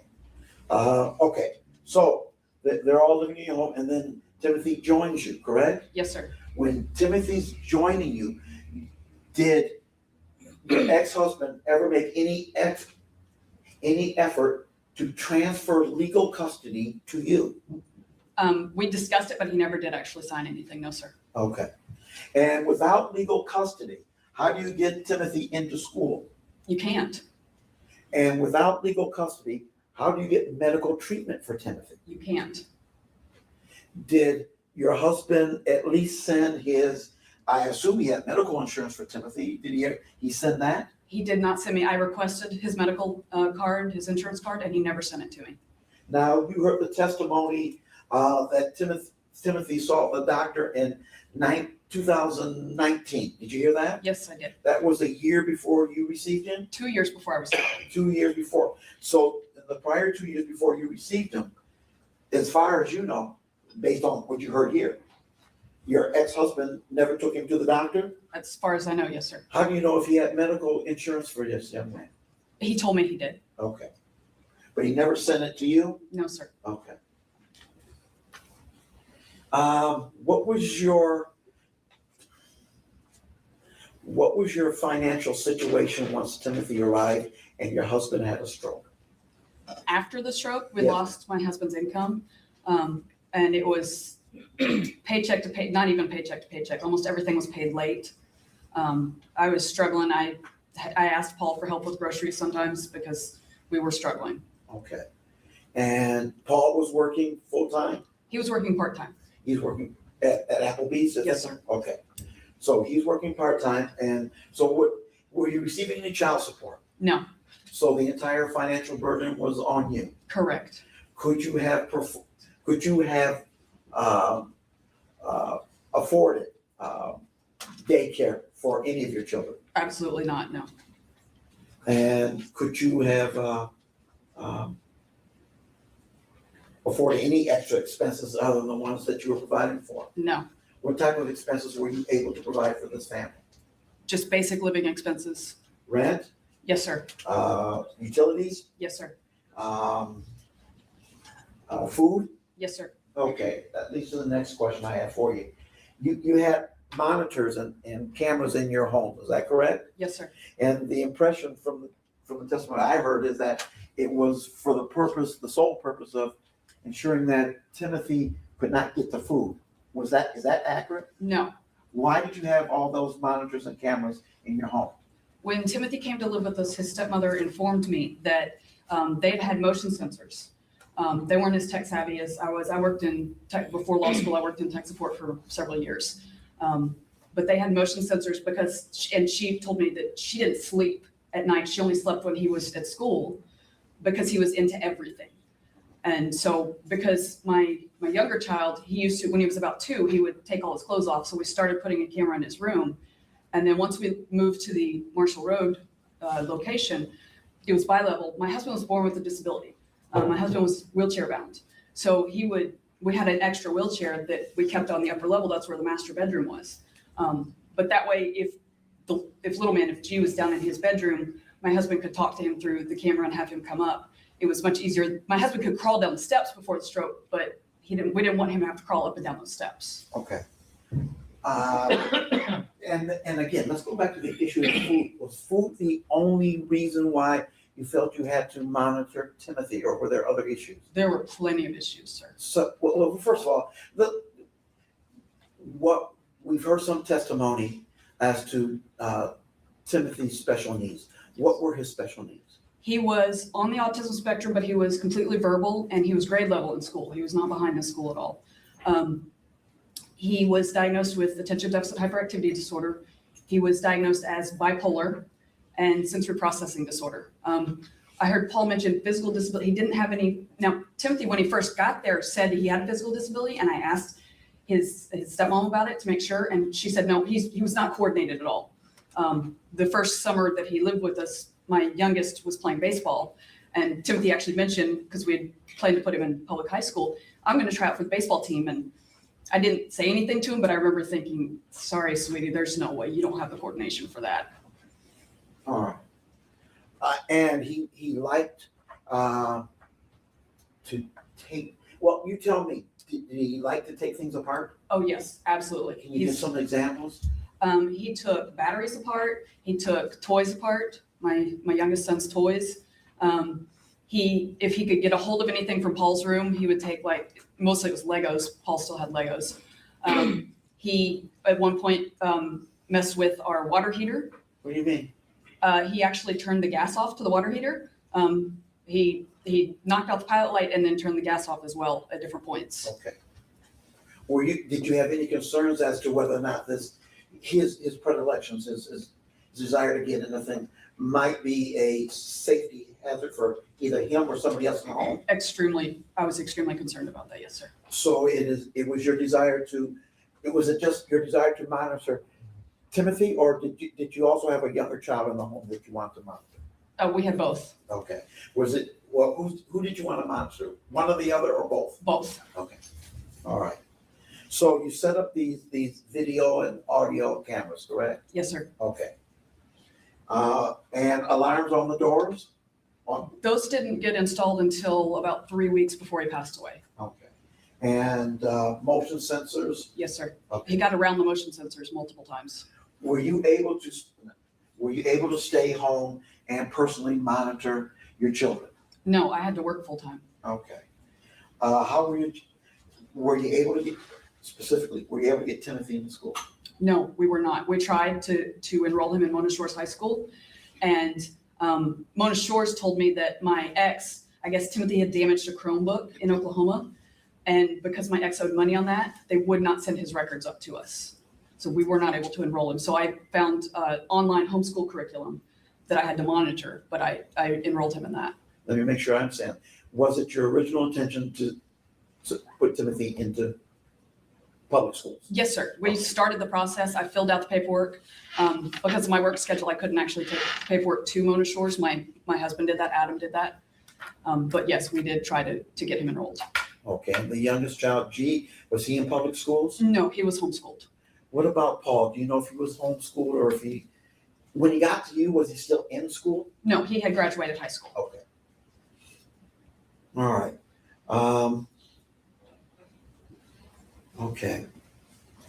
Now, you mentioned that you weren't able to stay at home and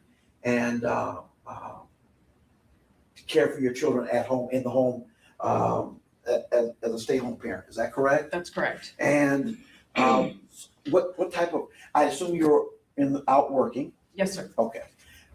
Explain to the jury the work that you did during the period of time that Timothy arrived in your home. When he first arrived, I was still studying for the bar exam. So my husband was working full time. And I was just doing, I trained dogs on the side, everything from basic obedience up through different types of service dogs for other people. And so I had a couple of dog training clients, but mostly I was studying for the bar exam. I also was an intern here in this courthouse. That pay a lot of money? Oh, it was not paid at all, sir. Okay. But it was the week of the bar exam. My judge that I worked for here as a law clerk informed me of this position that was open in Nuevo County. And she knew that the judge referred me, and that's when I did the interview, and I started work, I think it was 2 days after I completed the bar exam. Okay. Was that a paid position? Yes, it was. Was it lucrative enough where you didn't have to do any other work? Well, with my husband's income, it was, Okay. But your husband's income stopped when he got sick? when he had the stroke, yes. Okay.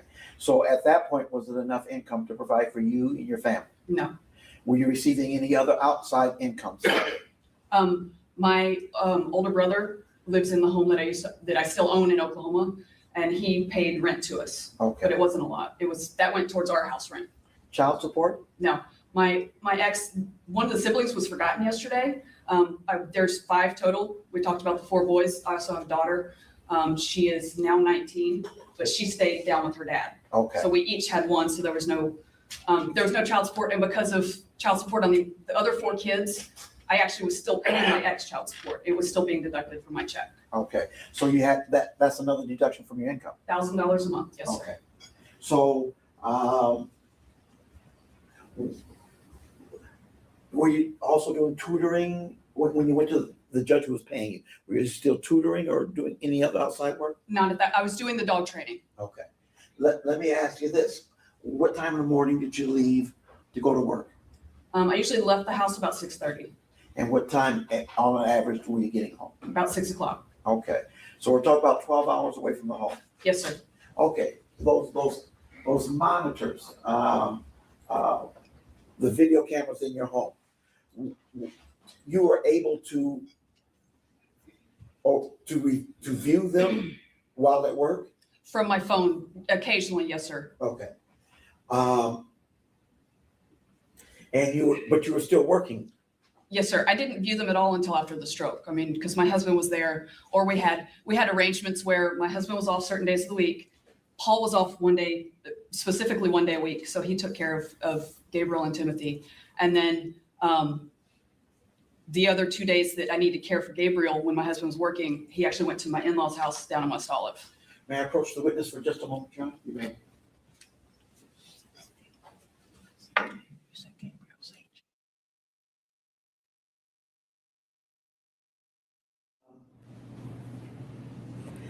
Let's see. You have 3 children at home. Yes, sir. Okay. And my understanding is you faced other challenges personally in terms of your own personal health. Is that Yes, sir, I correct? did. Okay. For instance, let's run down the list. You had insomnia. Severe insomnia caused by attention deficit hyperactivity disorder. Okay. And for those folks who get a great night's sleep every night, don't understand what insomnia does to your ability to function, can you explain to them what impact chronic insomnia has on a person? It limits your ability to think clearly. Your energy level is greatly reduced. Takes a lot longer to process things. You forget things easier. It was much harder to function with so little sleep. Okay. And you talked about your other personal disorders. Were you seeking medications for those? I was I have severe attention deficit hyperactivity disorder combined type. I also have sensory processing disorder and OCD. And then after my husband's stroke, as a result of my husband's stroke, because I viewed him, I wasn't in the room when he had the stroke, but I was there right afterwards. And so I developed post-traumatic stress disorder with disassociation from that. The only medication that I was on was for the ADHD. Okay. And you had the service dogs in your presence too? I had one service dog for me, yes, sir. Okay. What sorts of interventions were available for Timothy's disorders? When he came to us, he was on medication. They gave us a whole large gallon-sized Ziploc bag of medications for him. I could not refill them because I could not get him to the doctor. We were going to try to adjust his medication because when he came to live with us, when he took his medicine, he was a zombie. It was just horrific. And when Paul came to live with us, because Paul had only been there a year when Timothy moved up, sorry. Mm-hmm. And when he was on the same big bag of medication, and there were serious concerns that they just, instead of handling, especially my ex, he wanted to medicate them. But I never got that option because I couldn't take him to the doctor. Okay. All right. there's been some allegation, there's been some implications, put it that way, that you tried to keep people from seeing Timothy, that you tried to keep him away from public view, that he didn't go to school, he didn't go to the doctor, etc. That he went outside, he was in the backyard. You remember that testimony? Yes, sir. If someone's outside in your backyard, are there trees or fences or other obstacles to keep the neighbors from looking over there and seeing who's out in your yard? No, there's a clearing before there was woods at the back of the lot, but there was a clearing, and at least the neighbors on each side, there were pretty sizable windows on the back of their homes. They weren't I think the next door was a 2-level, but the one on one side was just a single level. It may have had a basement, I don't know. But there was big windows and they could see into our backyard easily. Okay. Was it ever your intention to keep people from seeing Timothy? No, my mother-in-law saw him. They do rental home inspections, I guess the city of Norton Shores. I don't remember if it was late April or early May of 2022, but it was in that neighborhood. And so we'd had the inspection that day, and my mother-in-law happened to stop by that day. And I invited her in. We sat and talked, and Timothy wanted to come say hi. So he came up and said hi to her. Now you're a Muskegon County transplant, correct? Yes, I'm not from around here. So and I'm assuming that your direct biological family, there's not a lot of them in this county? There's I don't have, other than my children, I don't have any biological family here. Okay. How far away are they? My older brother is in Oklahoma City, and then I have 2 sisters that I have not talked to in over 20 years, and they live in Alabama, where I'm from. Okay. So how often do those folks, your bio family, stop by and to see how sister's doing? The last time I saw my older brother was when we went down to North Carolina for my oldest son's wedding in October of 2021, and then my brother and sister-in-law drove over from Oklahoma for the wedding as well. We FaceTimed a lot. We watched football games on FaceTime, but I didn't get to see them after we moved up here. Okay. Do you have a lot of friends in the area that will come by, will stop by does it happen to be in the area, that sort of thing? They'll come by and visit your home? Most of my friends were from work, and they actually, because I worked in Newaygo County, they lived in Newaygo or Oceana County, or even further. I don't know. I'm not from here. I don't know what county is next to Newaygo east. But I know at least one person from work lived in, I think it's Big Rapids. Yes. So no, they didn't stop by because they were too far away. Did you have a lot of time for social interactions at your home? No, not at all. And how about Paul? Did he have friends that he'd bring by, or? No, he talked about people at work, but he never asked to bring anybody over. Was he ever given any instructions? You can't have people in this house? Absolutely not. And what about the youngest child, G? Did he have any friends for sleepovers or anything like that? We didn't have any friends over for it. No. He played baseball. Because of me not being able to get out, he didn't get out a lot. I mean, I wish I could have gotten him out more. That's why we put him in baseball, so he could get around other kids more. I had been looking into homeschool co-ops, but with my schedule, I just couldn't do that. Okay. What would you say was more impactful in terms of your, get Timothy out of the house? Was it your desire he not get out of the house, or your work requirements? It was work requirements and his choice. I want to say it was April. The weather was halfway decent. I guess people here there was kids down the street. There was teenagers playing basketball when I came home from the grocery store one weekend. Mhm. And I stopped and rolled my window down and said, hey, I've got a 15-year-old at home. Can he come play with y'all? Even though I knew he wasn't coordinated, I thought he would enjoy it.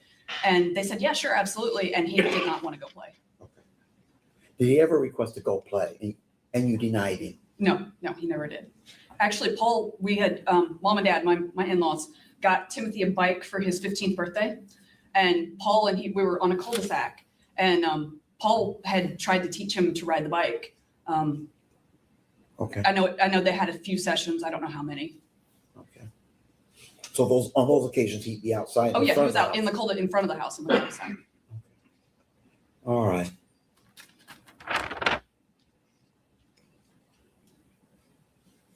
Okay. Let's talk about some of the things that have come up in this case.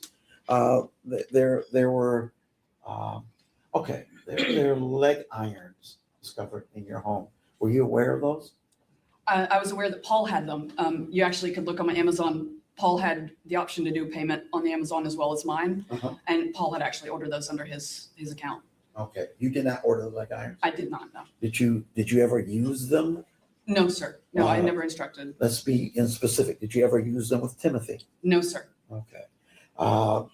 Did you ever notice any bruising on Timothy's wrists or legs that might be attributable to the use of leg irons? No, sir. I never saw anything like that. You heard Paul talk about plastic ties.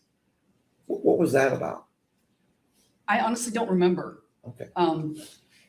I don't know why we would order. I mean, I saw the ties. I don't remember ordering them. I don't know what happened there. You're going to say, I don't remember a lot, aren't you? Unfortunately, yes, because of the dissociation. Okay. Explain to the jury what that means. Well, I guess there's different forms. Somebody told me this. I did not find out about the PTSD and the disassociation until about 7 months after my husband's stroke, even though it had been going on since the stroke. I need to place an objection on the record, and I think we're gonna have to excuse the jury. Okay. These are right. We'll have to excuse you back to the jury room.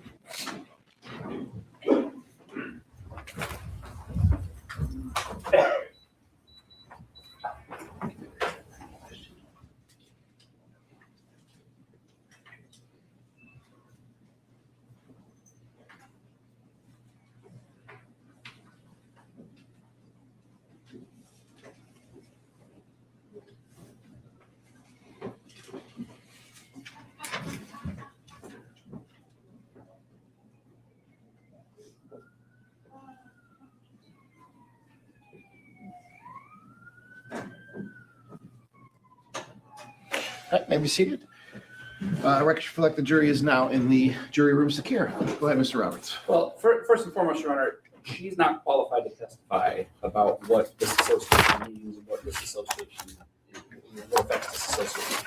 Anything she knows about that presumably would have been told her by a doctor. We've already been down the road. Mr. Johnson's, to my knowledge, has tried multiple doctors that would be able to provide a diagnosis of Ms. Vander Ark to indicate that she has, some type of disassociation or some type of mental disorder which would have contributed to this offense and has not done so. That's an insanity defense. We covered that extensively. Mr. Johnson, he valiantly tried to get that and has been unable to provide any information to me from any medical doctor who's examined Ms. Vander Ark that she suffers from any of these diagnoses. So I'm objecting to this entire line of questioning about disassociation, about why she can't remember certain things. If she wants to say she just can't remember, I guess she can just say she can't remember, but she doesn't get to use the excuse that this is disassociation. Furthermore, I have a doctor still on standby as a potential rebuttal witness who did examine Ms. Vander Ark. It's the report from the Forensic Center, which Mr. Johnson has, which essentially debunks this entire disassociation myth that she doesn't remember things or chooses not to remember things because of some disassociation. So I'm objecting to this entire line of questioning. It's an inappropriate, essentially, defense that's being raised here. It sounds like it's almost like a diminished capacity type defense, which we all know is not a valid defense. And I'm not on notice of any insanity defense or any doctor would provide a diagnosis meaningful for the jury so they understand what these things actually mean. All right, Mr. Johnson. Thank you, sir. Initially, let me tell you what it's not. It's not an insanity defense. It is, and certainly my client can testify as to what she knows. Now, if the people are at liberty to examine her as to what she knows and how she might know that, and determine that her sources of information aren't adequate or that her understanding is inadequate. But certainly, I can ask her what she knows and how what she knows corresponds to what's going on with her physically and mentally. Those do not rise to insanity defense. And certainly if she says, I don't remember, she can explain why. If she were a drunk and she said, I can't remember because I was drunk that night, we would allow that in. If she says, I can't remember because it's this association thing, then that should be allowable. It doesn't rise to a legal defense. It doesn't arise to a argument of insanity. What it does is an explanation simply of what she did next. Why did you do this? Why did you do that? Why don't you remember these things?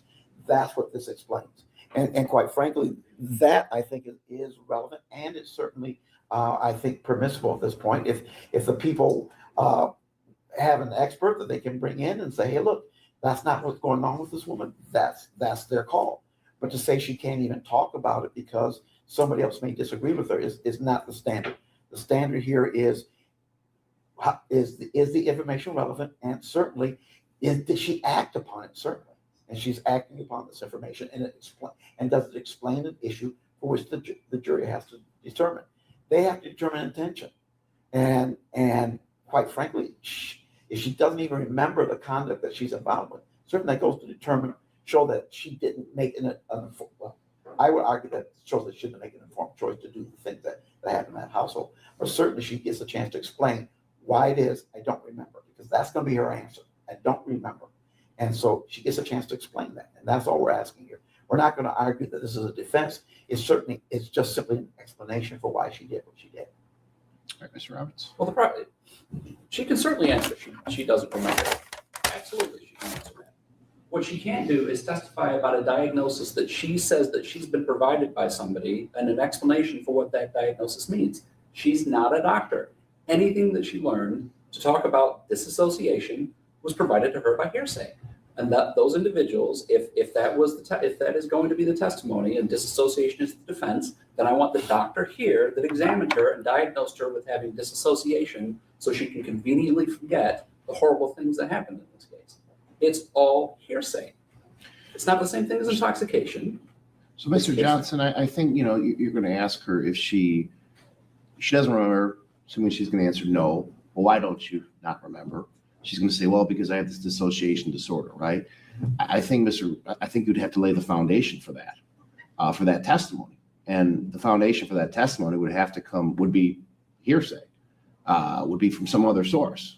She's obviously not a doctor. She can't self-diagnose herself. She's not been admitted as an expert. So she can, as a layperson, testify to what she feels and those things rationally based upon her feelings and what she sees and understands.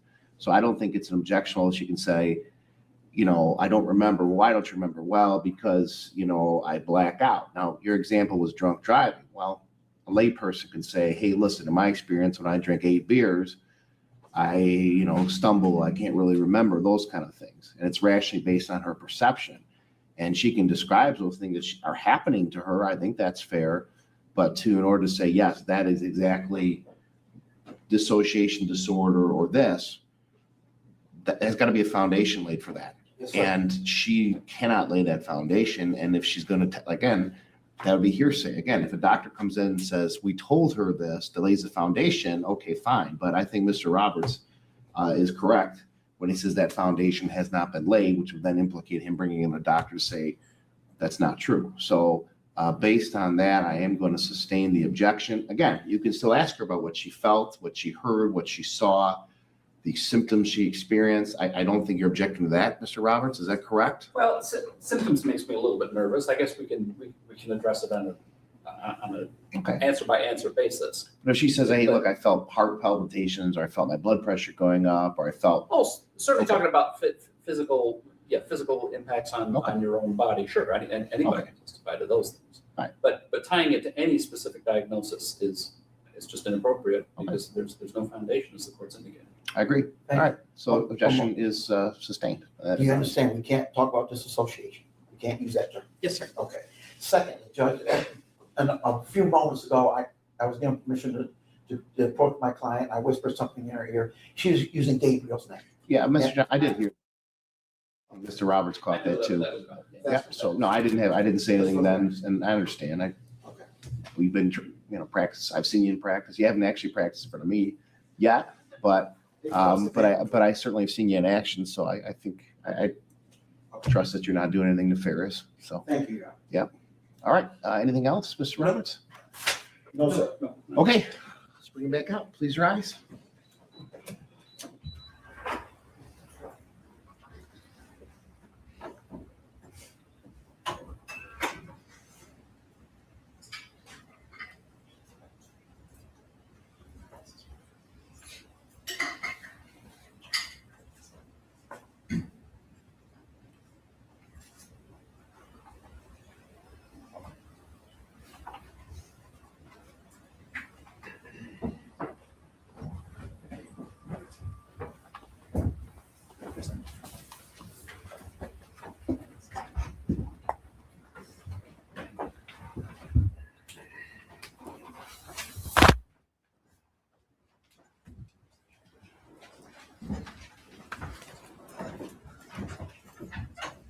You may be seated. All right, you may continue, Mr. Johnson. Thank you. Ms. Van Ark, you've told the jury about how busy you are, and you told the jury that you have some physical things going on with you, correct? Yes, sir. How did those things impact you in terms of your ability to think clearly, organize, and follow through on information? Starting right after my husband's stroke, I started experiencing episodes where if you've ever passed out, like the world closed, you get tunnel vision and the world closes in on you until you completely black out. It felt like I was blacking out, but I didn't actually pass out. And the events that happened after that, I have no idea what happened. I don't remember it. I don't know. Okay. And this happened anytime I got even a little stressed. This So- would happen. So you're understanding, you're under oath right now, correct? Yes, sir. And you're asked to tell the truth right now? Yes, sir. Okay. So we're asking you that you not guess at anything? Correct. Okay, do you understand that? Yes, sir. So if you don't understand, we need to say you don't remember, we need to say those things. Correct. Okay. And you did testify that these symptoms of this pressure impacted your recollections, is that correct? Absolutely, yes. And then there's the final pressure, you're raising children and teenage children, some of them in your home at the same Yes. time. So all these things are going on at once, is that Yes, correct? sir. While you're at work monitoring, and you've got the ability to monitor the home, would your job permit you, did you have the ability to sit in front of a monitor and watch the home all the time? Or were there times that you could not do that? Most of the time I couldn't do it And why is that? because I had work to do. Part of the time I was in court with my judge. And then most of the time I was doing research or doing other tasks that my judge or one of the other judges in the county assigned. So I didn't have time to do that. When you're watching the videos on the phone, you said you watched them with your telephone screen, correct? Correct. Anything is a standard screen, nothing special about It it? was an iPhone, I think it was a 12. Okay. I've seen those video cameras systems where you can have 4 different cameras going on at one time, all the same screen. Was that your situation, or did you move from camera to camera and only have that camera visible? No, the cameras were different brands and different cameras, so you could only do one at a time. Okay, all right. So, and were you wearing an iWatch as well? An Apple Watch, yes. Apple Watch, thank you. Were you able to monitor your children from the Apple Watch? No. Okay. So if you were, say, in a courtroom like this and you're doing your job, you got a message on your Apple Watch, what would you get?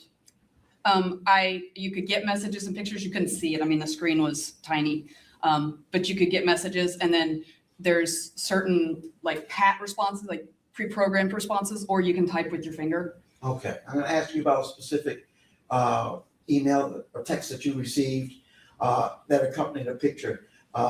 It's the one that the prosecutor's given to the jury that shows Timothy from the chest up and then his legs. You know the one I'm talking about? I have heard about it. I have not actually seen these pictures. What you respond to? How can that be? I typed we were in court that day. I actually think I responded. I'm in court. I scribbled out a message real quick back to Okay. Paul. Okay, so did you see the photograph afterwards? No, I had too many messages on my phone. I don't usually scroll back. Okay, so how did you know to respond to Paul to say, give him some food? Because of what he said. He had sent a message saying something. Okay, so you were able to see the message. Yes, I saw the, and the picture, I mean, it's this big, but there was pictures, I just couldn't see what it was of. Okay. I deviated again. I tend to do that. Sorry about that. I need to be more organized, and we'll get there. We talked about the leg irons. We talked about the plastic ties. And did you purchase those plastic ties? I don't remember, honestly. Okay. What about the hot sauce? Tell this jury about hot sauce and your son Timothy. Well, I'm not going to tell you my understanding because you don't need to know that. The question is, whose idea was it to get hot sauce and to administer it to your son? The idea was originally Paul's. Okay. And what was the point of the hot sauce?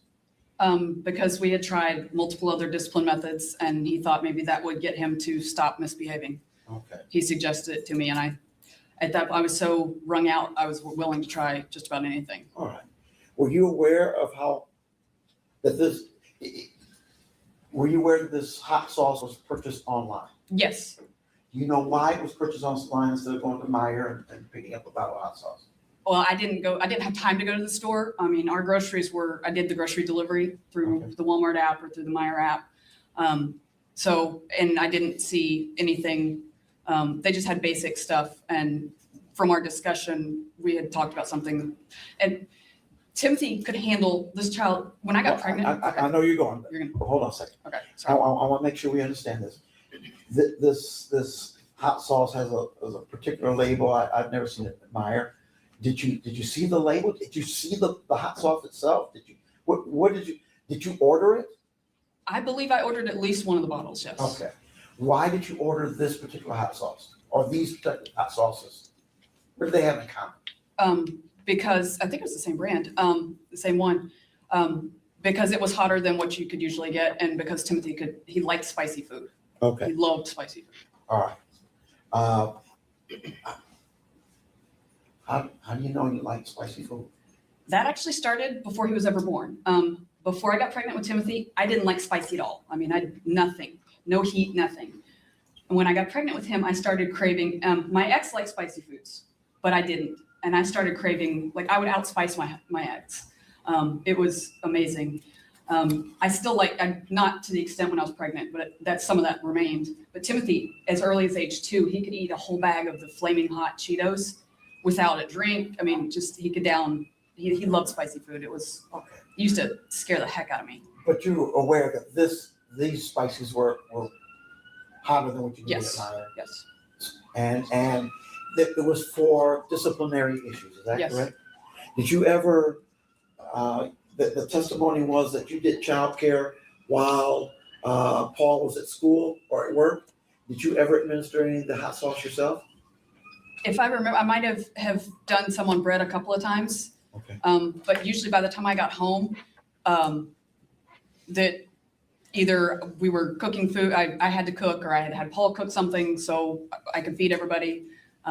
But I don't recall, I think I did it on bread once or twice maybe, but that was it. There's a text out there that says you suggested putting hot sauce on his penis. Do you remember hearing that? With the I remember hearing it, yes. Do you remember saying those things? I do not, no, sir.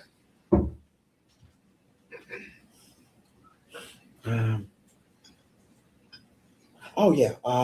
We talked about the ice baths. Some talk cold baths and sometimes they were called ice baths. Do you remember that testimony? Yes, sir. Okay. The source of the ice, according to the testimony I heard, was your home refrigerator. No, it was actually a countertop ice maker. The refrigerator did not have an ice maker in it. Okay. And you didn't go out and buy the 50-pound bags of ice for the home. No, I did not. How much ice are we talking about that tabletop ice maker can? It actually made about a cup and a half of ice. I had to measure it to use it I made some frappes at times. Okay. The basket was maybe this wide, and then underneath was the water, where the water was kept, because that's how it made the ice. Okay. And then it took about 2 hours to remake more ice. Okay.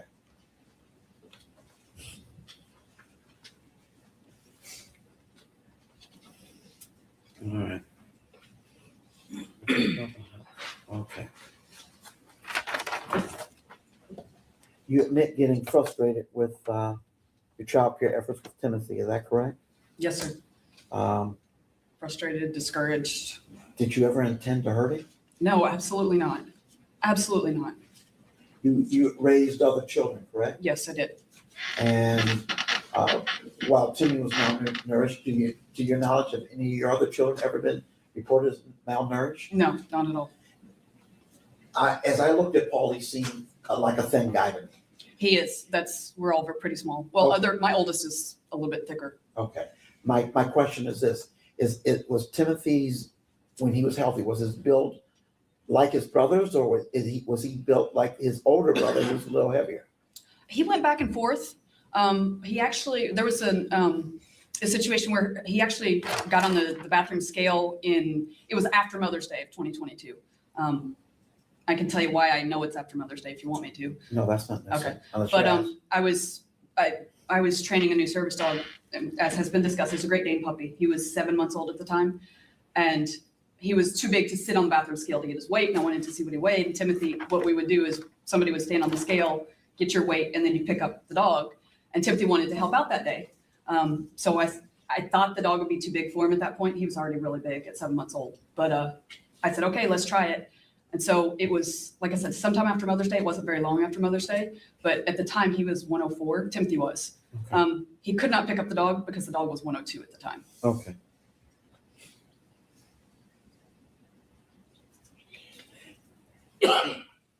Part of this process of providing childcare, Mhm. somebody had to be the eyes in the house when you weren't there. Is that correct? Yes, And you selected Paul for that purpose. I didn't have a choice. That was my only option. How much did you rely upon what Paul was telling you? I totally relied on him. Do you remember the during the reading of the transcripts, the text that you asked Paul? Matter of fact, let me.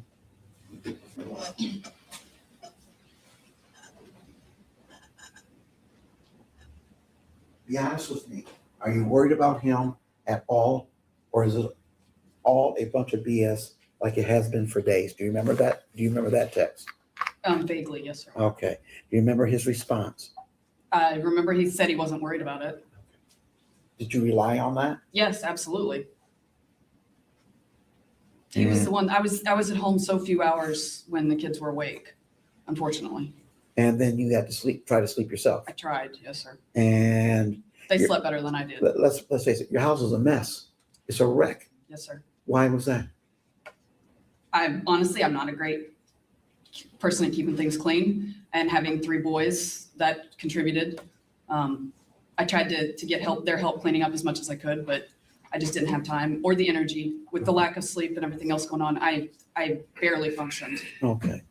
And that message strike that. Leave that. Did you depend? I asked you. Did you depend on what Paul was telling you? Yes, sir. In your opinion, did Paul ever, for lack of a better term, sound the alarm? Not that I was aware of, no, sir. Okay. That one message, is that it? That was it. That's the only thing I got from Paul that ever had any concern. With the one little pictures in it? Yes, correct? sir. Okay. And okay, let's talk about some other stuff here. Once you discovered that Timothy had passed, and once the police get there, do you tell them the truth? I was so freaked out. I'm sorry.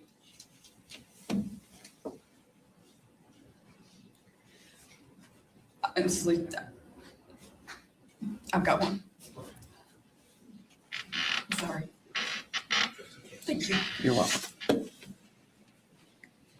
Why didn't you tell them the truth? Why were you so freaked? I don't remember what my line of thinking was at the time. I was so I don't know. I wish I had an answer for you, but I don't. Were you tired at that point? I was exhausted. The night before he passed, I had less than an hour of sleep. Were you frightened at that point? Absolutely. I just lost my son. You need a moment? I'm okay. Okay. Were you expecting? Was this outcome expected by you? Absolutely not. No. So would it be safe to say you were surprised? I was shocked. Were you in disbelief initially? Yes, absolutely. You've got there's an indication that it took you a while to call the police. In fact, you told Paul not to, according to Paul's testimony. Why did it take you so long? He said 18 minutes out. Why did it take you so long to call the police? I have no idea, honestly. I'm trying to figure out how to describe it. It was surreal. Like you don't even know what's going on.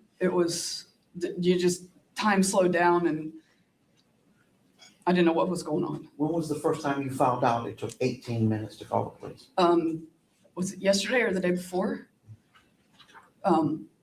Yeah, it was within the last few days. Okay. That's the first time. Do you remember who was testifying when you found out? It doesn't matter. It's fine. I think we discussed it at a meeting on Monday. Was it Monday? Okay. I think It doesn't so. matter. And I heard 14 minutes initially, and then the first time I heard 18 minutes was when Paul said it Okay. yesterday. Do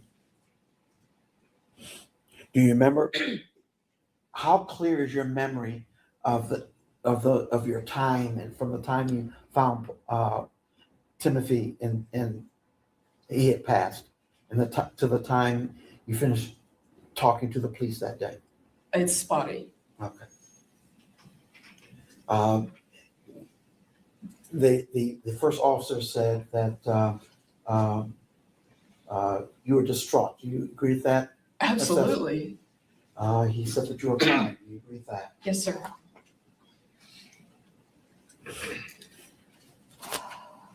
Do you remember telling the police that you pulled Timothy from his bunk bed when you found him in distress? I remember saying something like that. Yes, sir. Was that true? No, sir. Do you remember providing CPR for Timothy? Yes, I do. When did you stop that? When the pro-med people walked down into the basement, I had asked them to take over and they didn't take over right away, but they said I had to leave the area. Okay. Let's do the hard stuff here. Jury's seen pictures of Timothy. We've all seen pictures of Timothy at the time of his death. How could you not know he was that ill? How could you not know? Honestly, I was barely functioning. I missed a lot. I hate it because, I feel like a complete failure, but there was things that I just didn't see. There was a lot that I didn't see, unfortunately. In those texts, you instruct Paul to make sure he's getting enough calories, correct? Yes, sir. I did. You had a restricted diet, correct? Yes, sir. But you instructed Paul to make sure he's getting calories. Yes, sir, I did. Did you rely on that? Absolutely. Paul says he called the police ultimately. Who called the police? I called 911. It was on my phone. I'm sure you can pull the call and find out where it's from.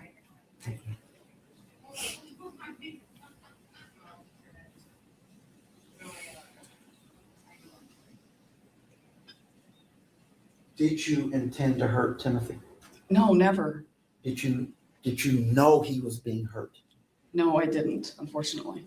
The tactics that you use to first of all, the tactics that you use to discipline Timothy, did they seem extreme or outrageous to you at the time? No.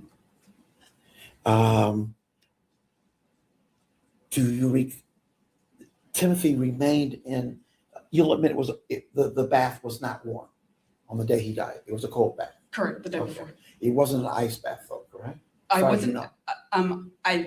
from the text, it looks like he did, but that wasn't what was said to do. Okay, Paul chose to do the ice on his own, if you look at the text. okay. So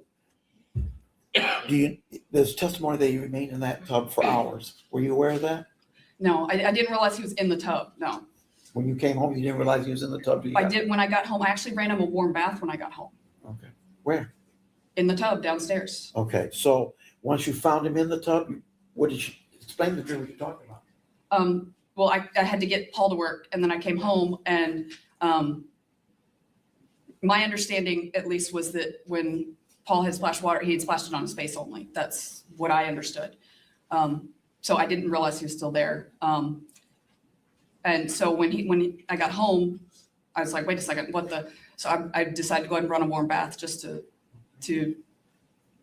There's a bunch of stuff in there talk about make sure he doesn't sleep, make sure he doesn't sleep. What's that about?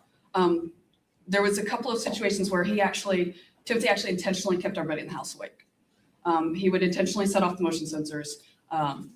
He would make noise. With the house being bi-level, you could hear a lot from the downstairs. But he intentionally kept everybody awake. Okay, And so that was, okay, if you're gonna keep us awake, then you have to stay awake. so here's my question. If he slept all day, what would he do all night? Oh, he'd be up all night. You had to get him up no later than about 10 in the morning or he was up all night long. Okay.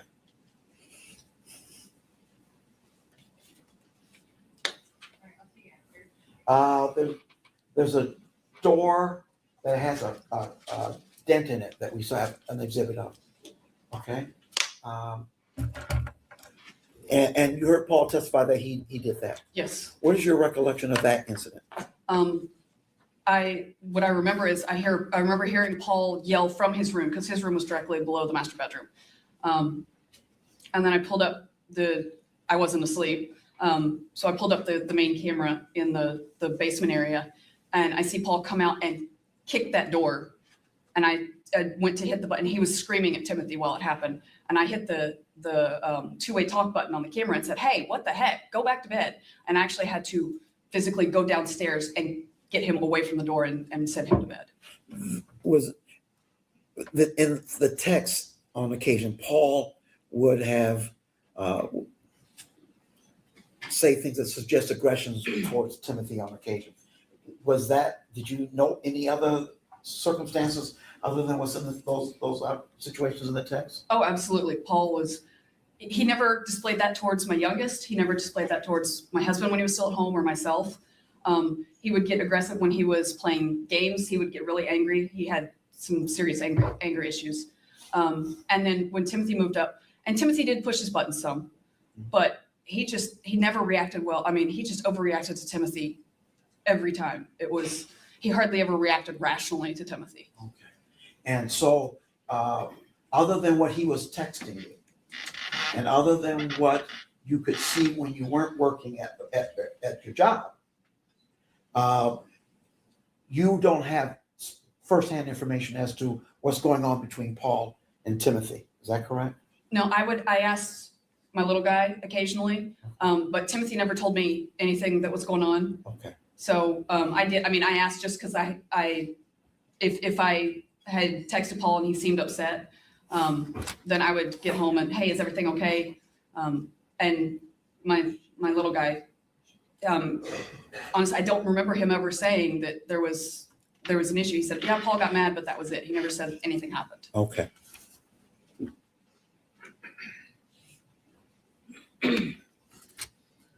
One moment.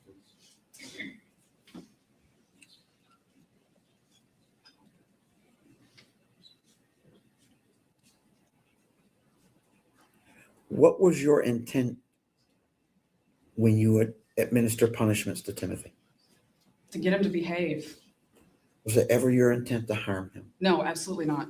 No, the locks on the fridge and freezer, they're actually, he scared the heck out of me after my husband's stroke. And that's what brought those two on. Okay. I can tell you what happened. What was the incident? And then what was the incident that caused you to put locks on the fridge? I had just purchased a 2-pound bag of frozen chicken nuggets and put it in the freezer. And overnight, I guess he got around the motion sensors. But the next day, it was a weekend. And the next day I went to, little man asked for some chicken nuggets. And I went to get them, and the bag was empty in the freezer. And I was like, what? We hadn't touched it. Mm-hmm. And so I started asking, and at first Timothy lied to me. He said he didn't touch it. And then I went and checked with little man and with Paul, and nobody had touched so I went back because I had issues with both Paul and Timothy lying to me a lot. So I went back to Timothy. I said, nobody else has touched this. He said, I ate them. I said, okay, did you cook them? He said, no, he ate the whole 2-pound bag frozen, Okay. uncooked chicken. All right. Were you concerned about his health and getting into and eating frozen food? Yes, and he ate, there was a time where he ate uncooked bacon out of the fridge before the chicken nugget incident. He ate a whole pound of uncooked ground beef at one point. This was all after the stroke when there was less people to keep an eye on. Did it occur to you he's doing those things because he's hungry? He's starving? No, there was plenty of food. There was no issues. He never told me he was hungry at the time when these incidents happened. Okay. So fast forward. You offer him 2 pizza rolls if he does a certain thing. And you say, I don't care if they're frozen when you give them to him. If you're concerned about him eating frozen food, why would you offer him 2 frozen pizza rolls? Because the chicken was uncooked and it's dangerous. I had a panic attack when he did the chicken. It was terrifying. I broke down completely. So the nuggets were uncooked chicken. Yes, it's uncooked chicken. That could have killed him. Okay. It freaked me out. But the pizza rolls were at least cooked. Yes, that Even was if they just, were you frozen. reheated them. Okay. He was, and I'll give you one more, he was rail thin. How did you not notice? I wish I hadn't answered that. Part of it, he actually, from the time of the stroke, because my husband's stroke was January 3rd of 2022, so it was, most of this was cold weather. Part of it was he wore big clothes, he wore hoodies. The clothes that were sent to him from his dad and stepmom, most of the pants didn't fit him well to begin with. And I had gotten him a couple of pairs of jeans, but I mean, I couldn't afford a lot. And he also, once the stroke happened, he got really reclusive. He just, I mean, he didn't want, and I had to force him, for a while when he was doing his homeschooling, he would do it on his tablet. And then I found out I tried to lock the tablet down, but he was doing other stuff on his tablet when he was supposed to be doing schoolwork. So I started the curriculum that he was on, you could print the assignments and the questions. So I started printing that, and literally he'd be like, just stick it on the stairs. And he'd give me the other assignments. I would grade them and stick them and put them into the program. But he didn't want anything to do with me hardly at all. Yeah, but when you put your arms around and hug your He son. didn't want hugged. He was 15. He didn't want me. And he was autistic, correct? He was high functioning. Okay, But most of the autism came with like interactions with other people. He struggled there. okay. So was it just you he didn't want touching, or was there anybody, he didn't want anybody else? He didn't want Gabriel, he didn't want little man hugging him either. Okay. What about Paul? Do you ever see They him? never offered to hug each other. Thank you. No further questions. Thank you. Okay. Mr. Roberts, how long do you anticipate your? Oh, I'm thinking at least an hour and a half, Judge. So. Okay, well, it's a little early before lunch. I think it's a natural time to take a break unless you prefer to start now, No, Mr. actually, Roberts. there's an issue I think that I'd like to address first. Might cut a small chunk of that out, but it's going to be quite extensive. So I agree that it makes sense to break now and we come back early. All right. Ladies and gentlemen, we're going to break a little early for lunch. You'll be allowed to leave the jury room. You can go wherever you want for lunch. I'd ask you to please wear your badges to and from your vehicles. That way people know that you're a juror. Please don't talk to anybody. Please don't look at any social media, news reports, articles online. Again, same applies. We have to make sure we have an unbiased panel. We'll be back here. I'm going to have you back. We have some matters to attend to at 1 o'clock. I'll have you back here at 1:15, hopefully for a 1:30 start. So I'll have the attorneys back here at the same time. So thank you. We're taking a recess. So please rise.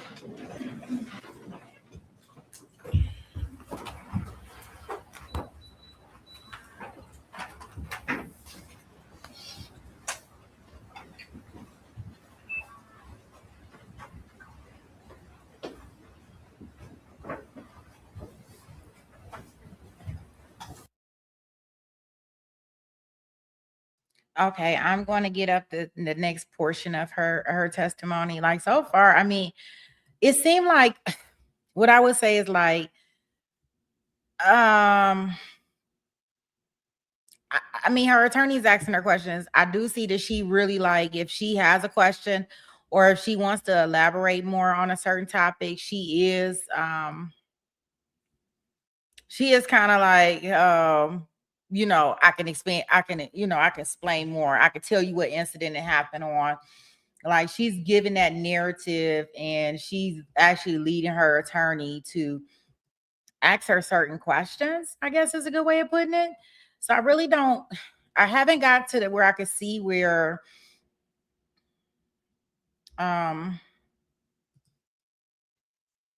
this is all an issue. Wait a minute, y'all. Let me pull up the next video for us.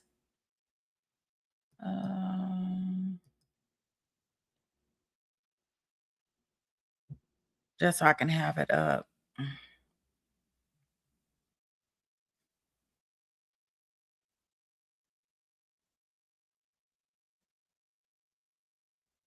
And she wasn't on the stand with her On direct. She wasn't on direct a very long time.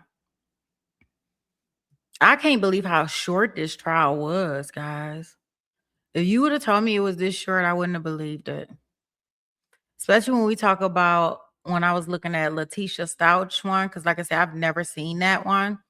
And I was like, well, maybe we can do a rewatch, because she getting a new trial. And I was like, well, maybe we can do a rewatch of that one. And I went and looked, and it was 21 days. I'm like, the fuck? Like, I don't think I want to listen to anything for 21 days. Not as a rewatch, but maybe one day. Just not right now. But that's pretty deep.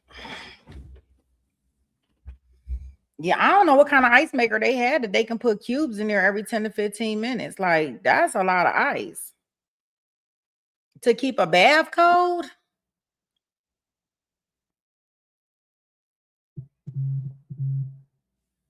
Okay, here we go. Let's see what we got.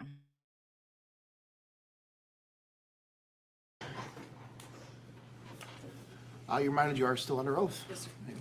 Go ahead, Mr. Robbins. Thank you. Good afternoon, Ms. Vander Ark. Now, Mr. Johnson kind of tried to shortchange you a little bit earlier in your in his direct examination when he wanted to talk about your background, your schooling. Remind the jury again of your educational background. I have a Bachelor of Science degree, magna cum laude, and then I also have a Juris Doctorate, it's a law degree that I graduated magna cum laude, second in my class. And magna cum laude, for those that might not be familiar, means with the highest honors, correct? Yes, sir. In law school, actually, Summa only goes to number one. At the college level, it's above a certain GPA, but for law school, only number one gets Summa, and then above a certain GPA gets magna. And then below that is even cum laude, which is what Mr. Johnson tried to say you were, Yes, and I think he corrected him and made sure the jury understood, no, you were second in your class in law Yes. school, correct?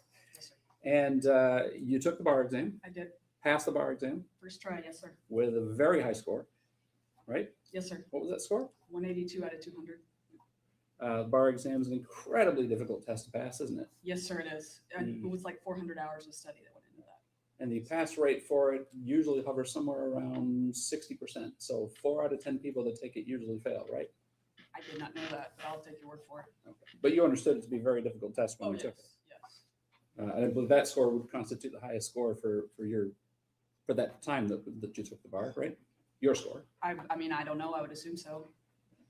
And you also were magna cum laude in undergrad as well for your Yes, sir. bachelor's degree? Yes, sir. And where did you obtain your bachelor's degree? from? Liberty University. You had an opportunity to actually work in this very courthouse for a period of time. Is that correct? Yes, sir. I did my law school externship, and then after I graduated law school, I stayed on as an intern. It wasn't paid, but the experience was invaluable to me, so it was worth it. And particularly the field that you were working when you were working here, you worked under Judge Smedley, one of Yes, our I other did. circuit court judges, correct? Yes, sir. And your area of focus that you wanted to really focus in on was appellate criminal work. Is that correct? Yes, sir. And you had an opportunity to work on some cases here in Muskegon. I did. Yes, sir. And eventually that turned into an opportunity to go work for another judge in another county, correct? Yes, sir. Up in Owego County. Yes, sir. For another circuit judge. Right. And you're doing the same type of work there? Yet even more work than what I was doing here, more specific. I didn't do the sentence scorings here, and I did that there. I helped Judge Smedley write one opinion while I was here, but I actually drafted most of my judge's opinions as law clerk. It's quite the responsibility that you had there. So congratulations on that. Thank you, sir. And remind the jury again, how many children do you actually have? I have 5 total. Okay. And again, we're not going to name the youngest, little man, I think. Little you call man, him. yes. Nolan is 23 and married. Paul is 21 now. Millie, my only daughter, is 19. She's in college in Oklahoma, as far as I know. I haven't talked to her in a long time. Timothy he would be 17. He was 15, a month shy of 16. And then little man just turned 9 in September. And with the exception of Timothy, no harm has come to your children in terms of them, dying as a result of malnutrition and starvation, has it? No, not at all. Dehydration, hypothermia, No, sir. none of those inflicted on any of your other children. No, sir. They're all healthy. Detective Piesky, at the time he interviewed you, I think attempted to get some photos of Timothy from your phone, and you told him that you had no photos on your phone of him from January on, did you? I had one from January, but after that, no, I didn't have any. But you had a functioning phone. I did, yes, sir. You used it to monitor the cameras that we've talked about, the motion sensors, all that stuff. You had the ability to use a phone that was your own personal phone. Yes, right? sir, that was my phone. It wasn't a work phone where there was a no. restriction to say, well, No. you can't take photos, anything No. of that nature, was it? No. So you certainly had the ability to have photographs of your child on your phone, I right? did, yes, sir.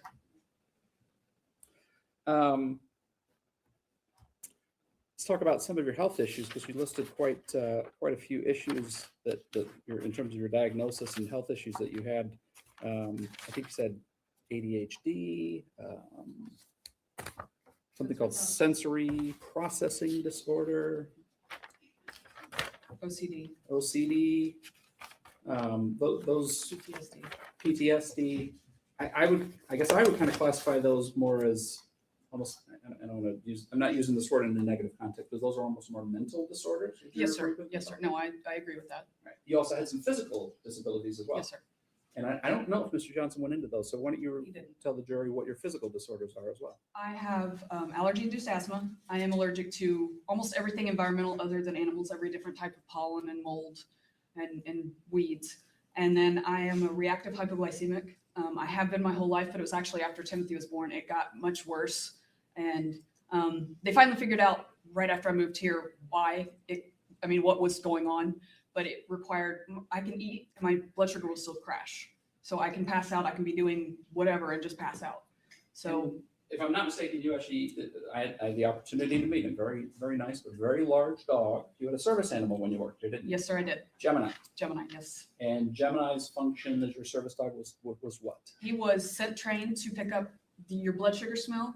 If you've ever been around a diabetic, when their sugar's high enough, they put off this hubba bubba bubblicious smell. Well, we as humans, we can't pick up the low blood sugar smell, but a dog can actually pick up your sugar going up about 20 minutes before we can. And they can pick up the low blood sugar. So he was scent trained. He would let me know when my sugar was about to crash. So I always carried orange juice with me, and that would keep my blood sugar up for 2.5 to 3 hours guaranteed. And then he was also trained, if I ignored his alert, and this did happen at work a couple of times, he was trained, he was off leash. He was trained to go and get somebody to bring them to me to make sure I took care of it so I didn't pass out. It's just remarkable that dogs can do that. That's just It an is. aside. And was Gemini the first service dog you had? No, sir. He was my second, Okay, and so you had one before Gemini, did. and then one after. one after, and that was Sharma? Is that Sharma, right? yes, sir. He was another Great Dane. Another Great Dane, okay. I like the big dogs. So you are certainly, you are keenly aware of your health issues and the things that you need to do to address your health issues, right? At times, I don't take great care of myself. I will admit that. And the fallback to that is you have a dog that will It alert you does. if your blood sugar gets low. Yes, yeah. So you understand that so you have a backup plan. Yes, I Right? do. Yeah. So if I forget to eat or my blood sugar gets too low, then my dog is going to alert me to that. So I've got a backup plan. Yes, right? sir. But you understand how that works. You understand Yes, sir. the medical need to have those things treated. Yes, sir. And the need to have your other issues that we talk about get treatment for those issues as well, don't you? Yes, sir. Sensory processing disorder involves basically overstimulation, right? Yes, sir.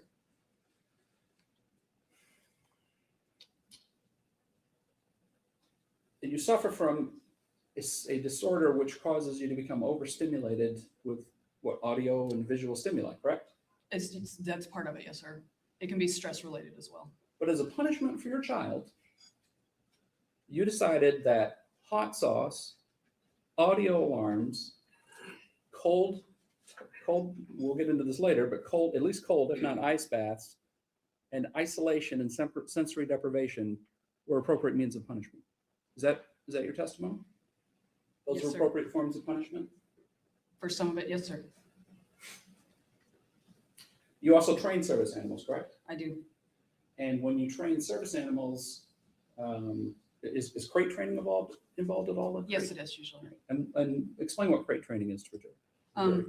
It depends on what you're using it for. Usually it's part of house training to begin with. And when the service animal in training is very young, you don't get to take them with you 24/7. So you don't want to leave them unattended a lot of times. Plus, putting a dog in a crate, a lot of times that's comforting to them. They like the more enclosed space. So it keeps them contained, keeps them from being destructive, and it teaches them, like for house training, it'll teach them not to do anything in their house, basically, where you take them outside and where they do their business. And one of the ways you make them feel comfortable in their crates, and so it's their house, is they have a blanket or something of comfort in the crates, right? I don't usually, at least not for house training, because then they could actually do their business on that and shove it to the back of the crate. So I don't usually put anything in there. But that is a method that some people do use employ. it. Some for crate people training, use it, yes, but I don't.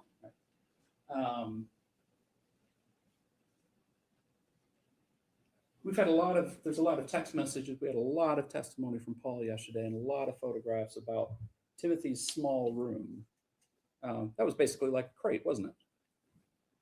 I don't believe it was that enclosed, but he asked for a space that he could close the door.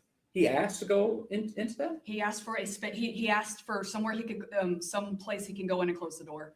And it was actually half joking. I was like, that's all I've got, because the other rooms were taken, and there was no way he was sharing with Paul, and I didn't really want him sharing with little man either. But you didn't set that up as a room for him, did you? Not originally, no. He was actually out in the lower area for a while. But you didn't put a bed in there. You didn't put We a did mattress originally, in yes. there. He tore it up. Okay, but there was no mattress, nothing of comfort for there in him the day before he died, was there? Not that day, no. He torn it up. I couldn't afford to get another one. You put a blue tarp in there, didn't you? That was what was on the mattress previously, yes. And the tarp was because he would wet himself. Yes, sir. Because I tried the mattress covers. I tried plastic. I tried some of the rewashable, and he kept tearing them up. So his place of comfort was a closet with a blue tarp. Is that what you want the jury to believe? He spent some time there. I wouldn't say that was a place of comfort. I mean, Spent some time there. Well, let's get into that. He slept in there most nights, didn't he? after, I don't know, I don't know when exactly. It was, I mean, I know it was after my husband's stroke. I don't know when after that, but once he'd asked for that, yes, he did. In fact, he rarely even slept on his bed, did he? He had taken the bed apart and lost some of the bolts. It wasn't safe for him to sleep up there. So the bed that we see on those pictures, it wasn't even safe to be used? No.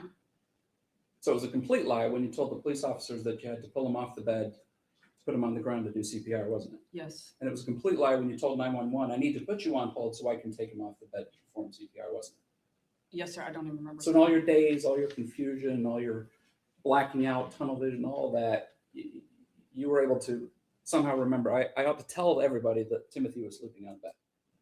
Remember doing that? Vaguely, yes, sir. Mm-hmm. Have you ever given hot sauce to the dogs, to train the dogs? I have put it on a couple of objects to keep them off of objects, yes. Keeps them away from it, right? Yes, it does. Right, because they don't want to eat the hot sauce. Mhm. And you never actually grabbed a dog, forced its mouth open, and poured hot sauce down its throat, have you? No. Never put hot sauce on a piece of food and then fed it to them, make them eat it, have you? No, because I don't give my dogs human food. You can't do that with service animals. No, but you could put it on dog food, couldn't you? I guess I've never even thought about that, honestly. So it never occurred to you to use hot sauce, enforcing the use of hot sauce on a dog, but it occurred to you to use that as a form of punishment for your 14-year-old child? It was Paul's idea, but yes, I was at my wit's end at that time. It was Paul's idea, and you thought, yeah, that sounds like a good idea. I think we'll do that. Is that what you're saying? I don't remember the exact conversation, but I said like I said, at that point, I was willing to try anything. We'll get into the text, but there's dozens of texts in here, and this is just a small section of text where you tell Paul, put more hot sauce on the bread, give him 4 slices of hot sauce. Do you remember those text messages? Some of them, not very many, but some of them. Mm-hmm. So you wouldn't punish a dog with hot sauce, but it's okay to punish a child with it. Objection, Your Honor. That's I'll move on. Would you stick a dog in an ice bath as punishment? That would never occur to me. But then having big dogs, I don't bathe them at home anyway. I use dry shampoo or I take them somewhere else. I don't have a I'm facility. talking about as a form of, I'm not talking about giving them a bath. I'm talking about using I don't have as space. a form of punishment, putting a dog in an ice bath. I don't have space to do that. So I wouldn't think of that because I don't have space with that size dog. You're saying if you had a large enough tub to punish one of the dogs, you'd put him in an ice bath? I can't imagine doing that, but You can't imagine doing that. Right? correct. You can't imagine punishing an animal by putting him in an ice bath. Because animals can't think the same way humans can. So it's okay to do it on a human because they can think, right? They can think better than dogs can, so it's okay to put them in an ice bath. Is that what your testimony is? I don't want to put words in your mouth. Can you repeat the question? I'm sorry. Is it okay to put a human in an ice bath because they can think better than dogs can, but you wouldn't do it to a dog? I mean, based on the way you asked that, I guess the answer would have to be yes, but it's just it's not Okay. the way I think, so. I'm not trying to put words in your mouth, but you said you wouldn't do it for a dog, but we know you did it as a punishment, I for Timothy. never did personally, but you told Paul to do it. a couple of times. And it never occurred to you, this is not a good idea. We shouldn't be doing this, right? No, because it was the amount of ice was almost, I mean, it was non-existent, so. So it's okay as long as it's not a lot of ice in the ice bath? Is that your testimony? If it doesn't affect the temperature much.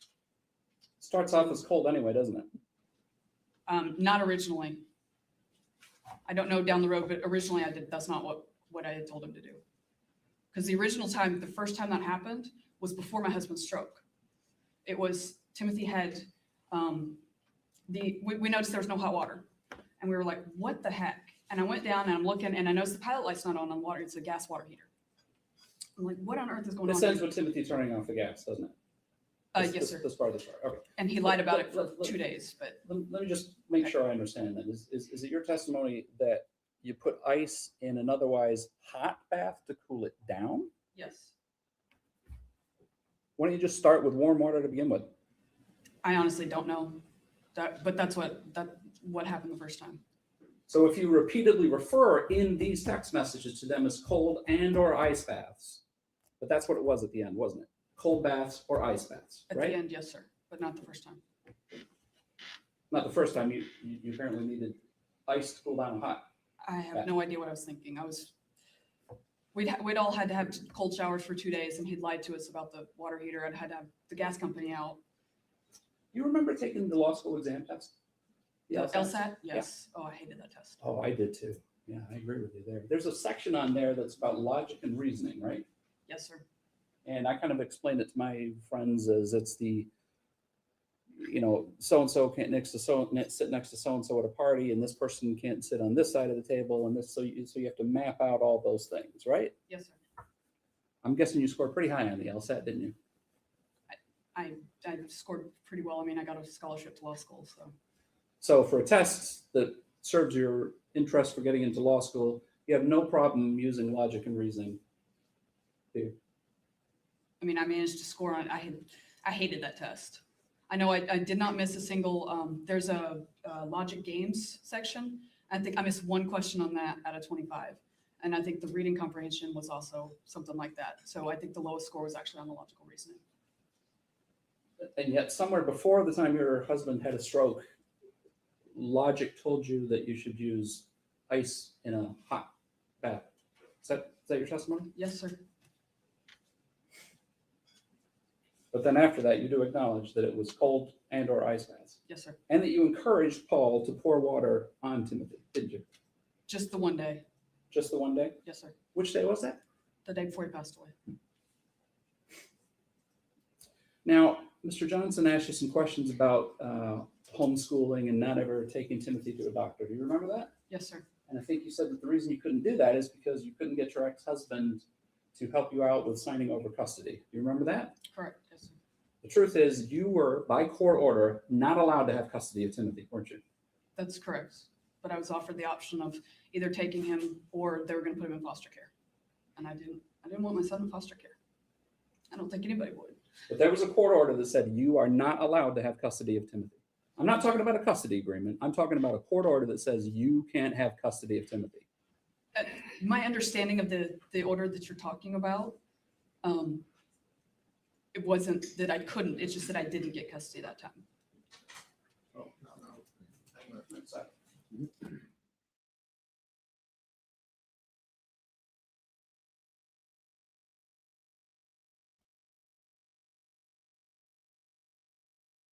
Okay, so she looked over with the thing saying, "Hope, help me, help me, help me. Thank you, lasagna, lemonade, and logic." Thank you, thank you, thank you. She looked over like, help me, help me, help me. And I guess her attorney was like, objection. That's what I got from that. So they are, I think they're sending the jury out and they must go ask her some questions because, let me see. Yeah, because it looks like they're going to still ask her some questions and then maybe they'll go to break. Thank you so much. She says, I hope she gets no commissary in prison. I don't know. She was calling that girl all the time, her law school buddy. All right, Mr. Roberts. Thank you, Your Honor. I would submit to the court that the way that those questions were just answered, it was really just a very simple yes or no question. And we covered this. And Ms. Vander Ark was present when we covered this, and the court was very limited in what it wanted me to ask when I asked that question. And she tried to explain it away by saying that she was then offered a chance to take custody or have the child go into foster care. We know that's not true. We know, and I think that gives me fair game at this point to ask her, isn't it true that you were actually subject to a petition to terminate your parental rights, and the only way that was withdrawn was because you agreed to give up and not have custody of Timothy? Sure, Johnson. May I ask my client a question?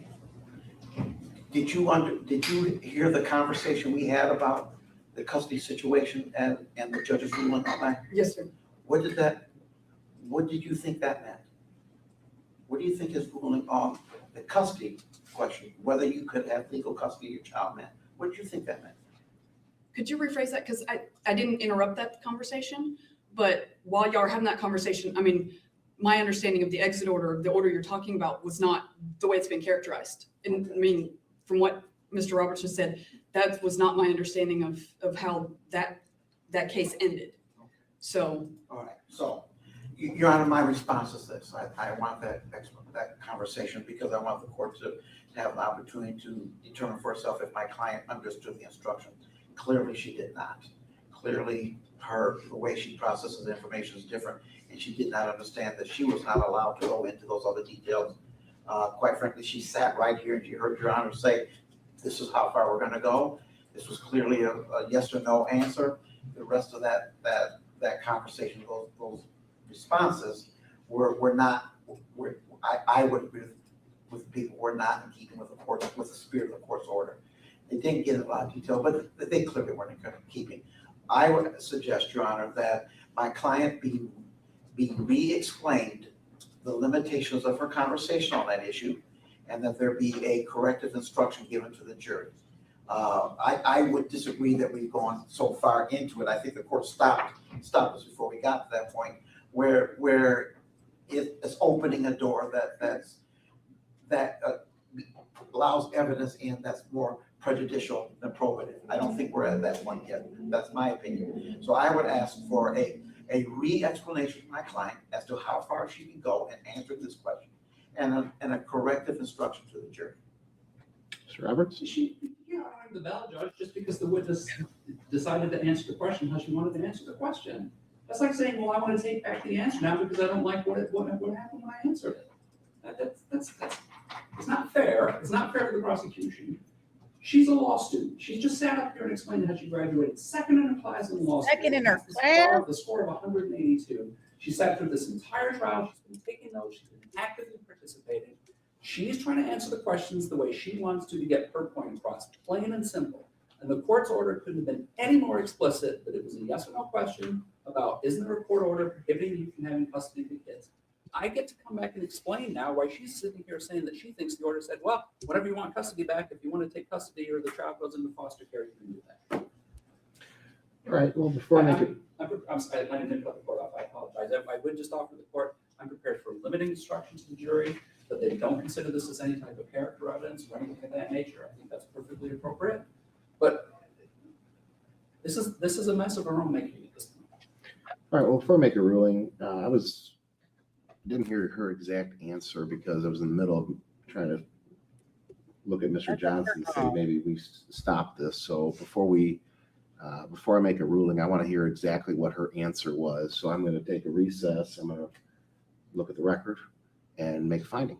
Thank you. We're in recess. I like judges that go back and take some time to look at the transcripts versus people telling them what they said and them trying to guess. They go back and they listen to it. So he going back, he going to listen to it. Let's see. He's back there listening for a while. Almost 30 minutes. Chambers. Her attorney must have been back there At this arguing. time, and I'm just going to summarize our discussion, what the court is going to permit by, I guess, agreement of the parties, or, I mean, if it's not an agreement, okay, Mr. I'm not speaking for you.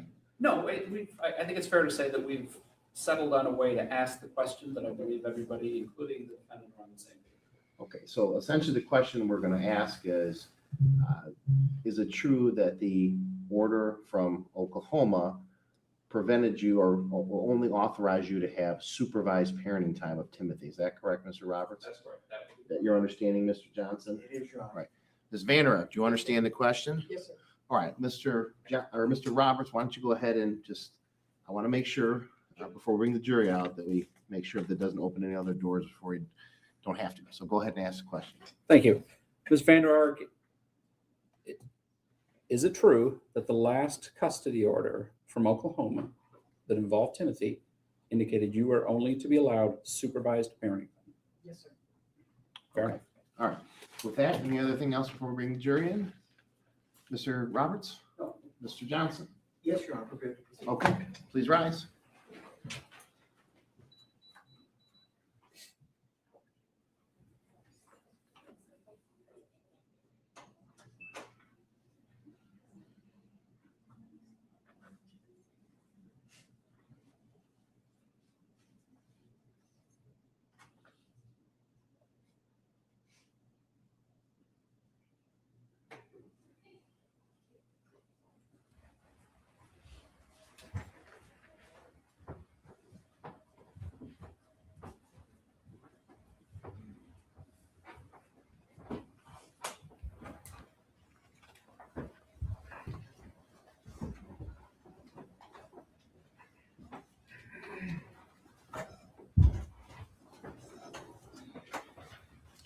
May be seated. Mr. Roberts, you can continue. Thank you. Just to kind of put a bow on this and clarify things, Ms. Vander Ark, is it true that the last custody order from Oklahoma that involved Timothy indicated that you are only to be allowed supervised parenting time? That is correct. Now, Mr. Johnson was talked to you about the fact that after Adam had his stroke tragically in January and was out of the home, that was a significant financial hit for you. Is that fair to say? Yes, sir. And as a result of that, you didn't have a lot of income coming in. Were you working in Newaygo at that time? I was, yes, sir. So when you worked here, it was not a paid internship. You were working in Newaygo for paid internship at that time. Is that correct? For paid clerkship, yes, sir. Right. Clerkship. And then what were your other sources of income at that time? Which time? Well, in January, right after the stroke. Right after the stroke. The rental income that I received from my brother from Oklahoma, and then I was down to one dog training client. Now, you're not suggesting to this jury that you couldn't afford to have food for your kids, are you? No, sir. In fact, we've seen the pictures, and you don't need me to show you the pictures of your freezer, your Oh, no. refrigerator, your pantry, all pretty well stocked with food. Wouldn't you agree? Yes, sir. So so there certainly was a financial ability for you to provide for your children, at least in a food sense, correct? Yes, sir. I bought food first. And you're a highly intelligent woman, and I'm sure you're aware of multiple resources available in the community if that ever became an issue, right? Yes, sir. United Way, food pantries, anything of that nature, but you never felt the need to reach out to any of those resources, did you? No, sir, because we had groceries covered. You talked about, Mr. Johnson asked you about the motion sensors, and I'm not sure we got like any real sense of clarity about the motion sensors. When we're talking about motion sensors, we're talking about ones that would not only go off if there was motion, that's what a motion sensor is, obviously, but would give some type of audio alarm, right? Some of them did, yes, sir. And Timothy had very sensitive hearing, didn't he?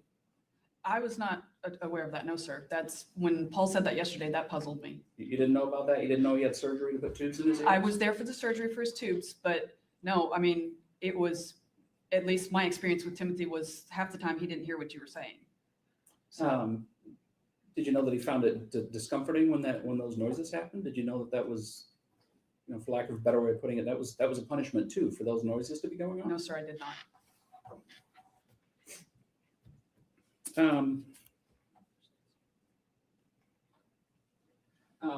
Timothy was autistic, right? He was on the autism Yes, sir, he was spectrum. on the spectrum. loud noises, disturbances, things like that. Those are troubling for folks with autism, aren't they? For some of them, but he never, I mean, he liked to listen to his tablet extremely loud. And I remember, because little man, sorry, I'm trying not to say his name. Yeah. When we have thunderstorms, sometimes it would freak him out, and it didn't, things like that didn't bother Timothy at all. And Timothy sat with me, okay, go ahead and judge me or laugh at me, but before the PTSD, I used to when I watched college football, I would scream at the television every play, offense and defense. That's just who I am.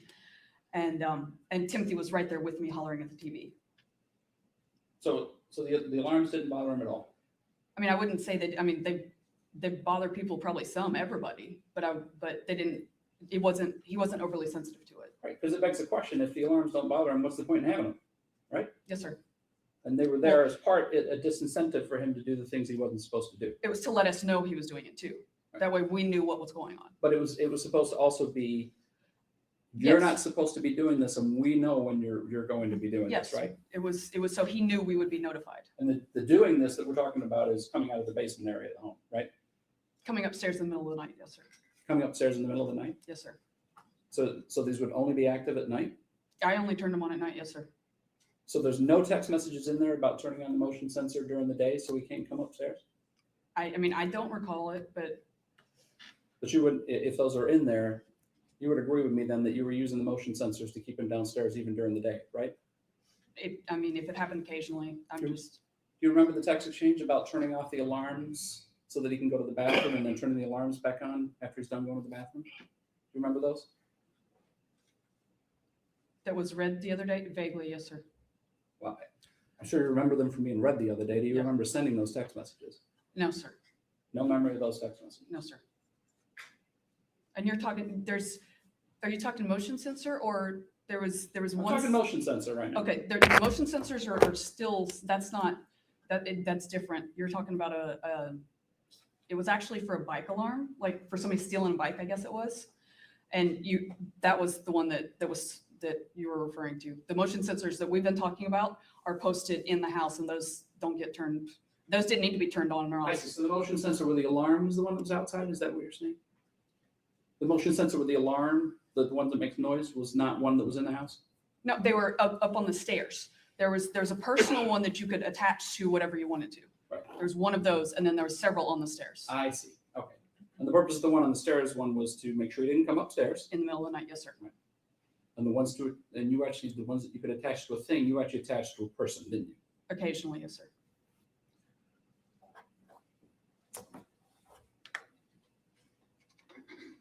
So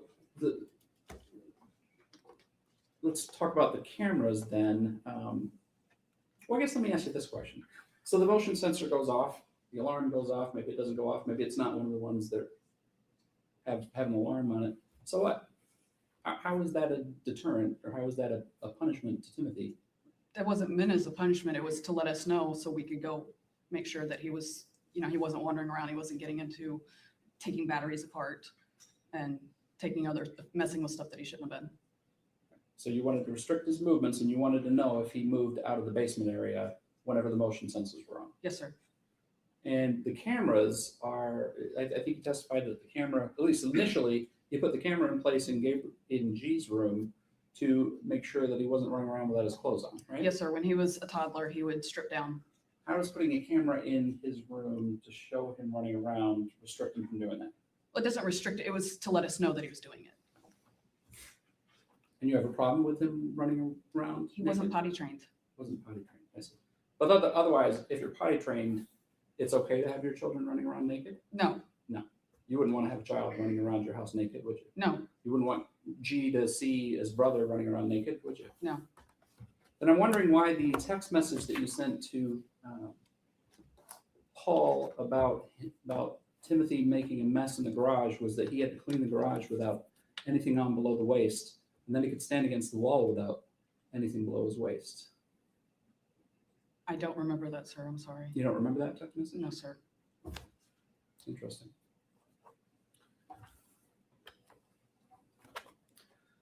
Take a look at, this is from the larger text messages. This is all the text messages between you and Paul. It's a few hundred, if not 1,000 pages. Take a look at, this is page 5783, if Mr. Johnson wants to reference. The blue is your text messages. Can you read that for the jury, please?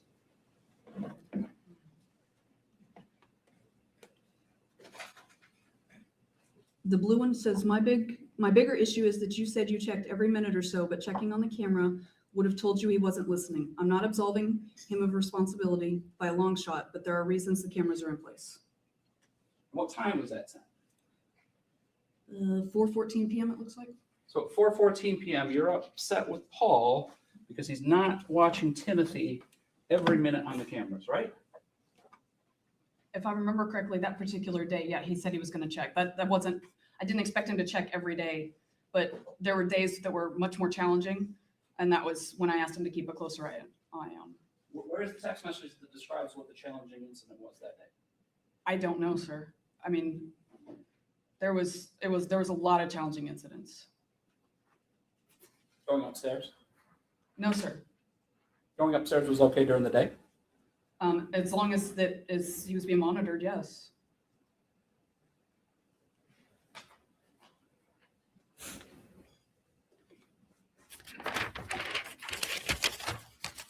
You talked about, we talked about the autism already. You talked about a number of other issues that that Timothy had: bipolar, ADHD.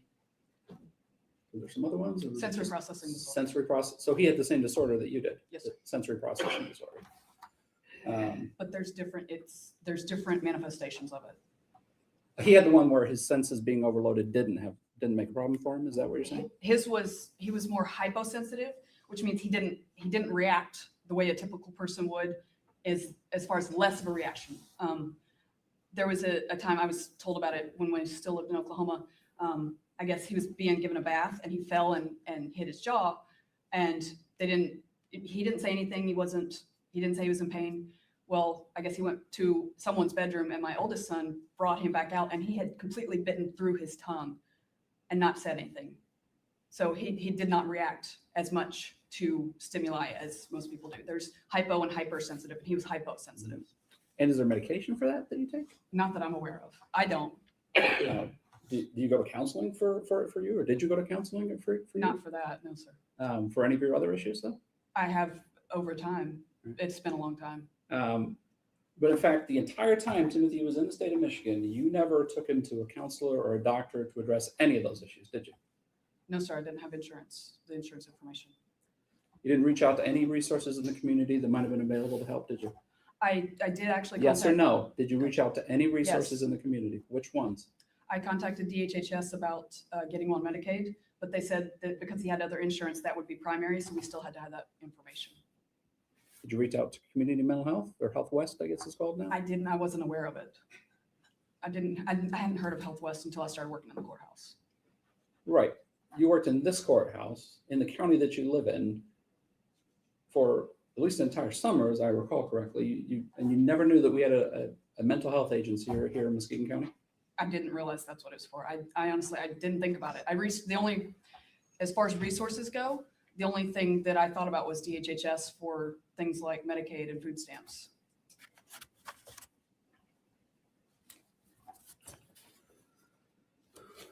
Mr. Johnson asked you about the alarms on the doors, and your response to him was that the alarms went on the doors about 3 weeks before Timothy passed away. Is that correct? Somewhere in there, that was approximating Somewhere it. in there. Okay.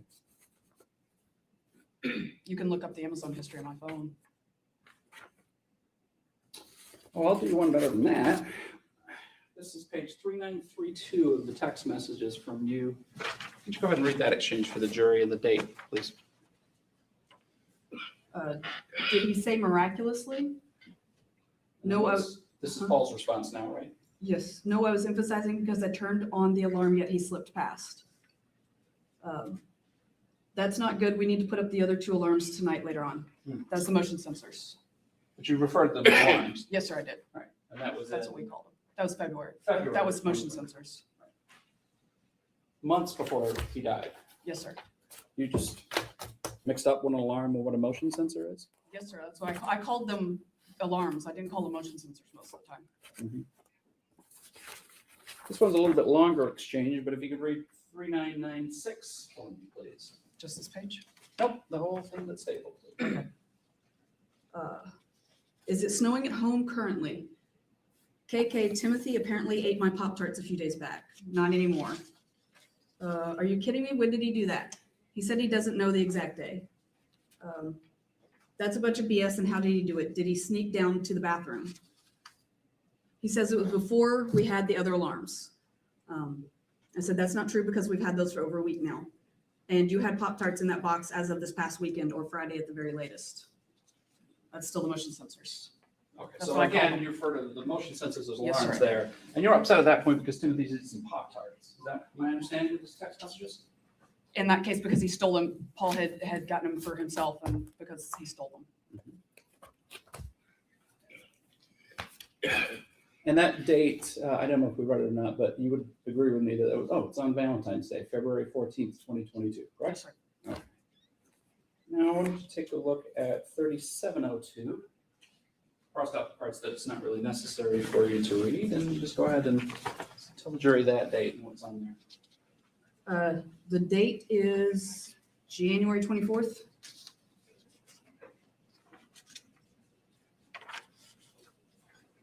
Okay.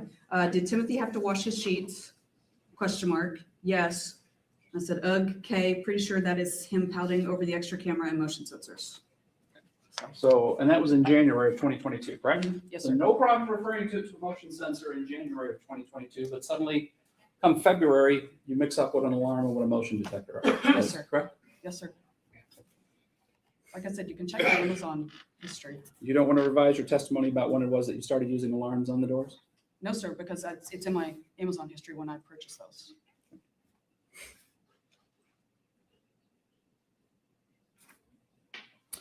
Mr. Johnson asked you about Timothy being on medication for a lot of his issues. Is that correct? Yes, sir. And I think you said that when he came to you, he was like a zombie, right? Yes, sir. So you decided to take him off those medications, didn't you? No, sir, we couldn't get refills. We had to get a refill through a doctor and we didn't have a doctor. So your testimony wasn't that you took him off those medications?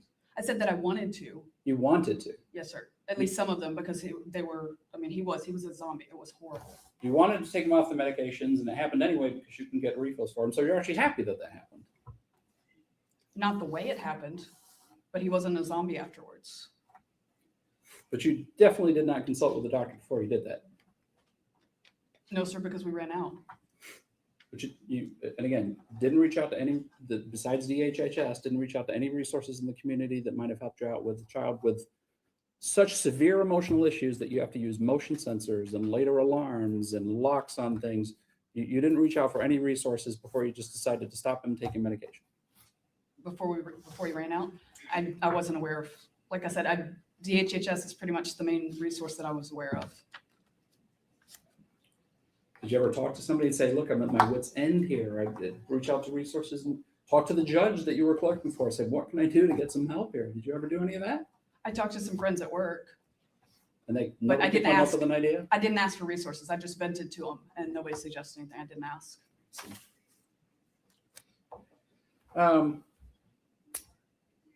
It's rather unusual the way this question was answered by you. She said there was one time that your mother-in-law saw Timothy. Yes, sir. One time. Yes, sir. Just the once. After the stroke, yes, sir. Just once in 6 months was the only time. As far as I remember, yes, sir. That's what I believe. In fact, you went to great lengths to make sure that the grandmother, that's Grammy, that's the person you Grammy, referred to yes. as Grammy, right? Your mother-in-law. You went to great lengths to make sure that she wasn't allowed in your home, didn't you? I mean, that was just because the house was a mess. Did you have some type of tracking device on her to know where she was? We had her phone under our phone plan, so I could look up find my iPhone. Because usually when she was that way, Paul wanted to know when she was coming to get Gabriel. Oh, sorry. Let me show you what's page 4284. This is a lengthy exchange, but go ahead and read that for the jury. It's from, I believe, March 28th. Soot. Stupid thing writing on my watch. That should have said good. Grammy left home about 10 minutes ago. Hopefully she will not beat me there this time, but please have him ready to go. And please keep a very close eye on your messages. I will track her on the app as I head home. Hey, I need to make sure you're seeing these messages, and please make sure his new shoes are on him. Okay, thank you. And do not let Grammy inside. Exclamation point. Yes, sir. All right. Okay, she will probably beat me there, but not by more than a couple minutes. You get clothes on too, please. Okay, go ahead and take Gabriel outside and sit him down and stand up against the wall downstairs. You can, it says create the puppy too, but OL and then okay. She should be pulling up pretty soon.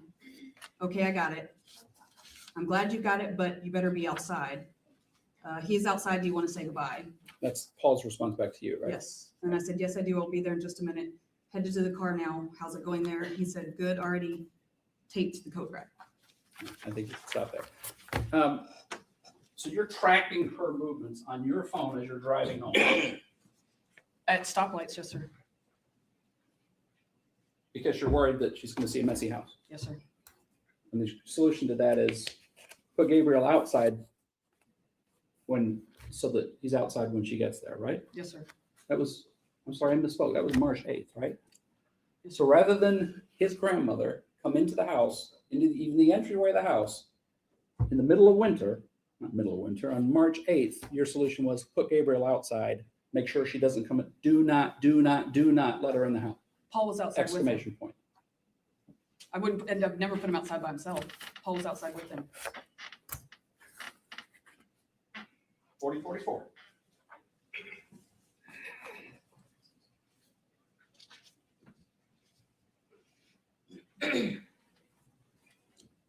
Please also have some decent clothes on in case I need you to bring a little man out. I'm hoping Grammy does not beat me there. It looks like it will be close. He said, okay. Said, I will tell you when to take him outside to wait for her. Just please make sure she doesn't leave until after I get there. I haven't been away from Gabriel at night since this all started, and I wanted to give him a hug and kiss before he goes. Okay. Go ahead and go outside and wait for her. It shouldn't be more than a few minutes before she gets there. Just please don't let her leave until after I get there. She is almost there. Are y'all outside? I would like a response to that message. Question mark. You might need to make Timothy stand with his nose, it says of, against the front door on the inside. Please tell me that you and the child are outside. Seriously, no response. I am almost there and I'm more than a little upset at the moment. You're upset because at that point you don't know whether or not she's going to come into the house, aren't you? I was upset because I wasn't getting a response. That drives me crazy. It's a pet peeve. I hate not getting a response via text message. Right. So you better have my child standing outside so his grandmother doesn't go inside. And oh, by the way, put my other child up against the front door with his nose against the wall, right? Because he was in trouble for something. I mean, I don't know what happened before that exchange. What would he do to get punished to have him make sure he's standing against the wall with his nose against the door? That was one of the punishments. We'd make him stand against the wall with his nose. And the reason I had it against the door is because I didn't want him getting into anything. That way Paul had a better ability to monitor him. 4123.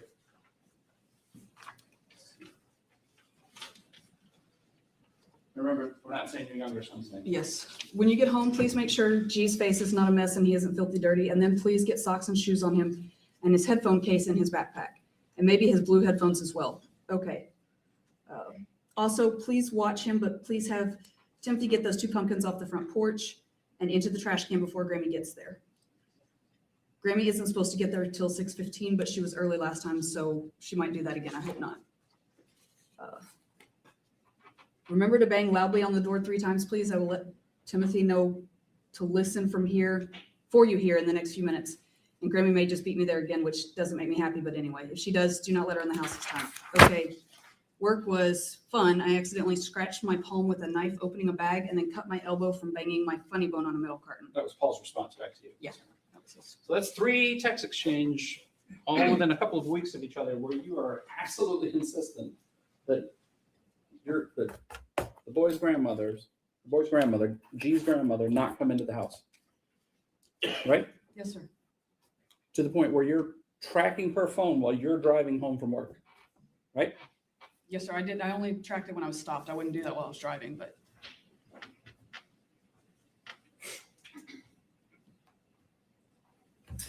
Now, Mr. Johnson asked you about the leg irons. Do you recall that? Yes, sir. And you said that those were Timothy's leg irons, correct?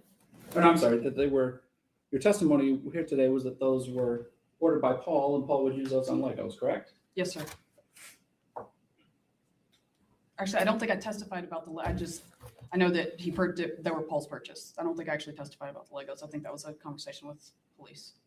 Well, I'll leave the jury to the recollection of that, but I remember you saying Legos, and I'm not ashamed to admit the fact that I'm actually a fan of Legos too, so that's why it stuck out in my mind that you just said it earlier today.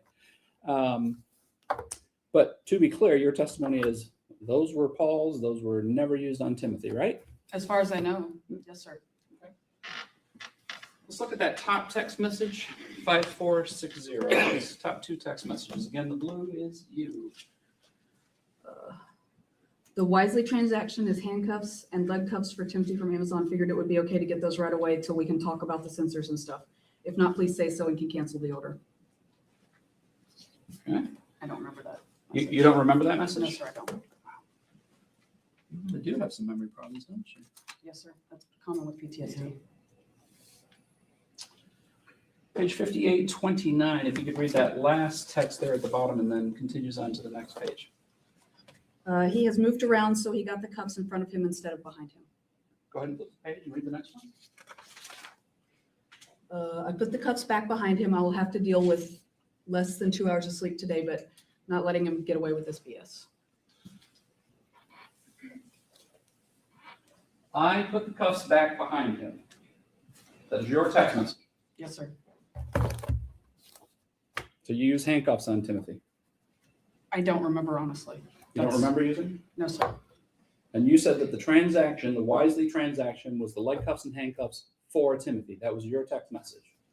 That's what the message said. Is that the I don't know as well? You don't remember that one either? There, between the time of the stroke and Timothy's passing, I don't remember a heck of a lot.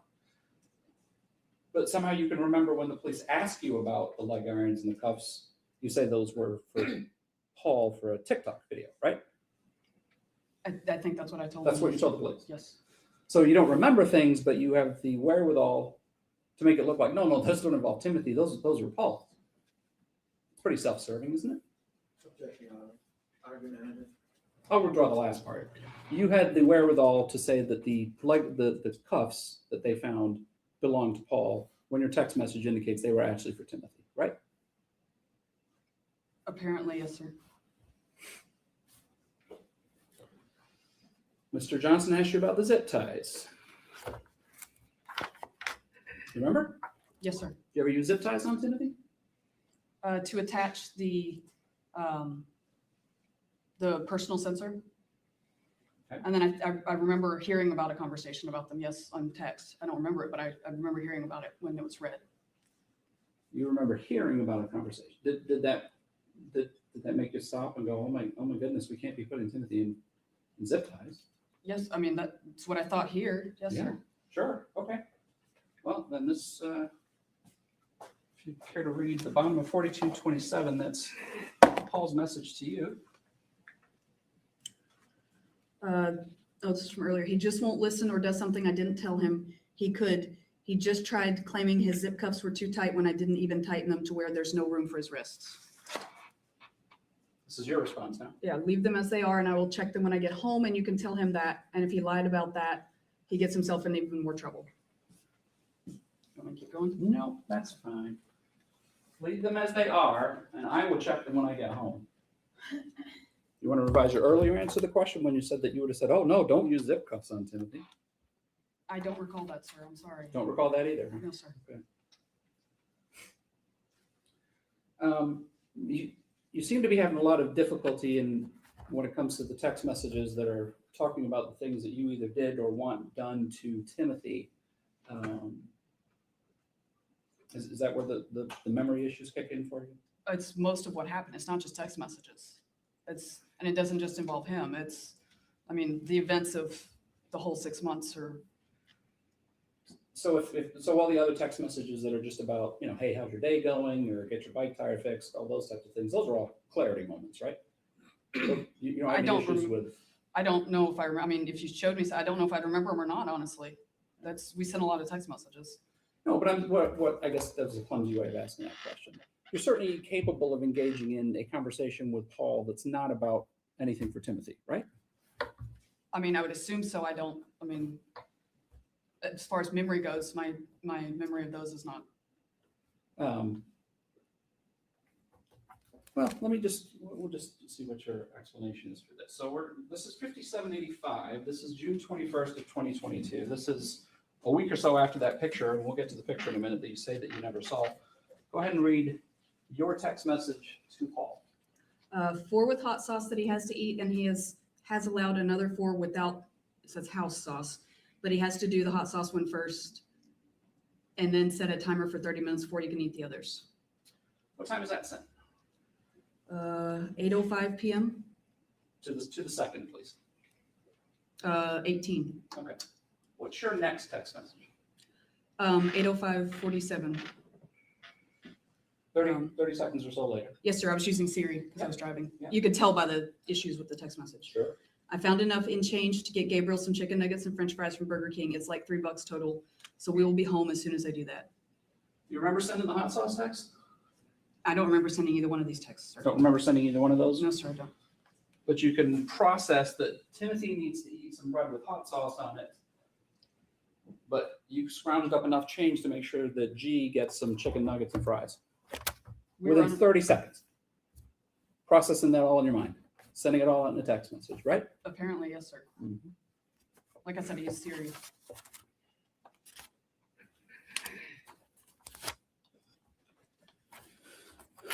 Let's talk about the photograph. It's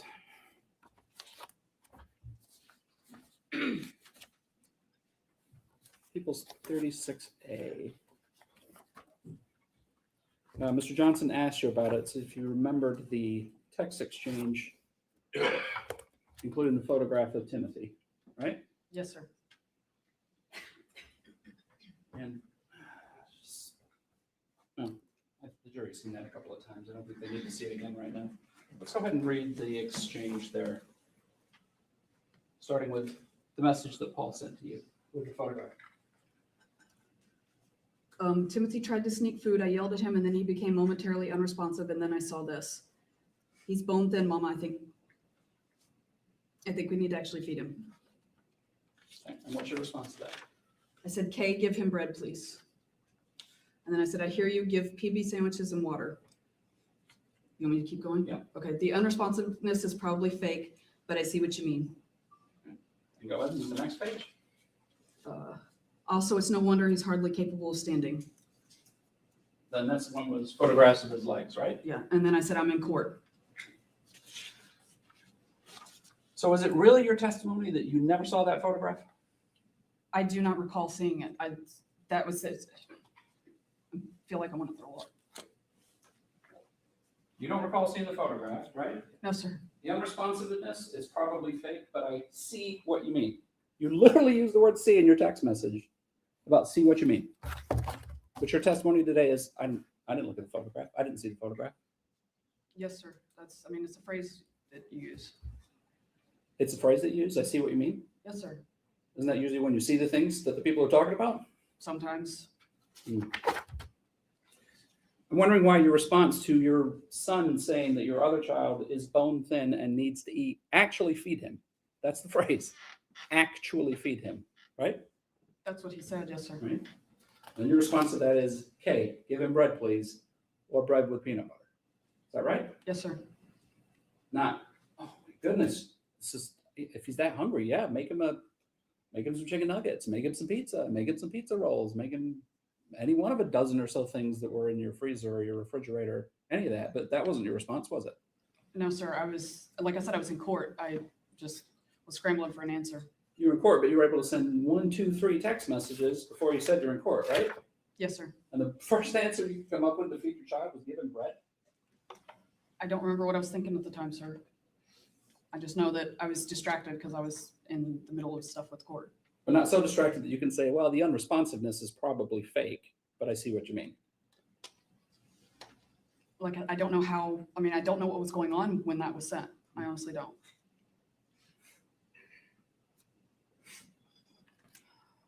Mr. Johnson asked you about the hot sauce that you ordered, and we saw the bottles of hot sauce. Those weren't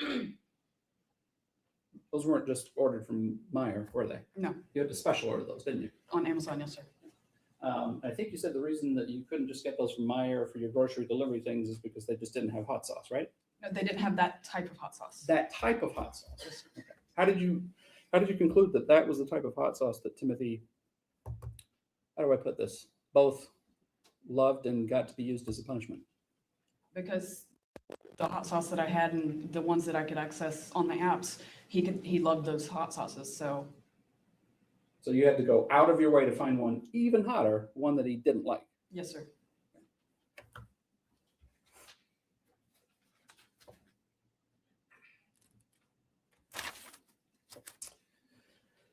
And the hot sauce started as Paul's idea? Yes, sir. How do you come up with the idea to do hot sauce if Timothy likes hot sauce? Well, he said that I guess he'd read something, if I remember correctly. The conversation's not, it's vague at best, but from what I remember, he'd said something about, he'd read something about something really hot, some new something. He's like, oh, this might be an idea to do it with a sauce that he doesn't like. So you tested out other hot sauces before you got to that point, and because he didn't react, you figured, let's just keep increasing the heat? Is that it? No, I don't remember how many I ordered, but I just went with something that was hotter than what I could get. So you tried to punish him with a lower hot sauce, but he doesn't respond. So then you increase how hot it is, I right? didn't try with the lower because I already knew he liked the lower hot sauce. How did it even occur to you to be a punishment to find one even hotter then? How is that even a punishment if he likes hot sauce? He never liked even the hot sauce, did he? Huh? Yes, he did. He ate spicy food. You heard Paul's testimony yesterday. I did. And you heard him say that he never wanted to eat those slices of bread with the hot sauce on it, didn't you? You heard that testimony. That's what I heard him say, yes. And your response to that in a lot of these text messages was make sure you use even more hot sauce than you did before, right? If that's what you say the text messages say. Oh, you just read the one that said he can have 4 and then he can wait 30 minutes and then he can have some without hot sauce on it. You read that one, right? Yes, sir. But again, you don't remember sending that text message. No, sir. But aliens didn't take a hold of your phone and take over your body or anything like that, did they? No, sir. No.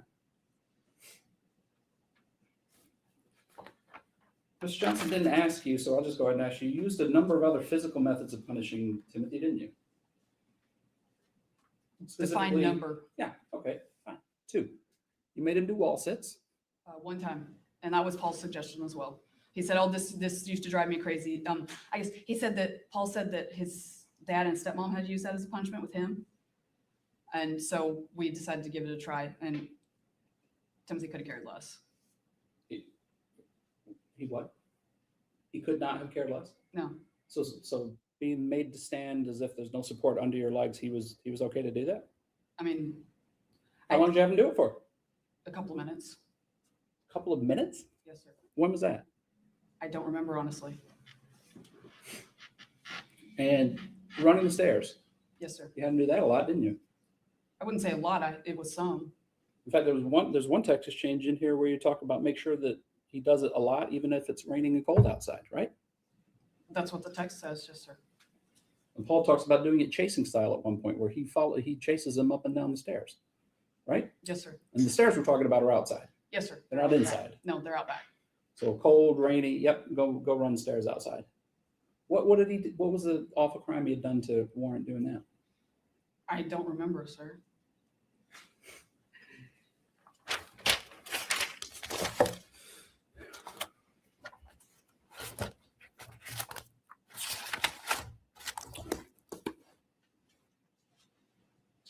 In direction to page 6011.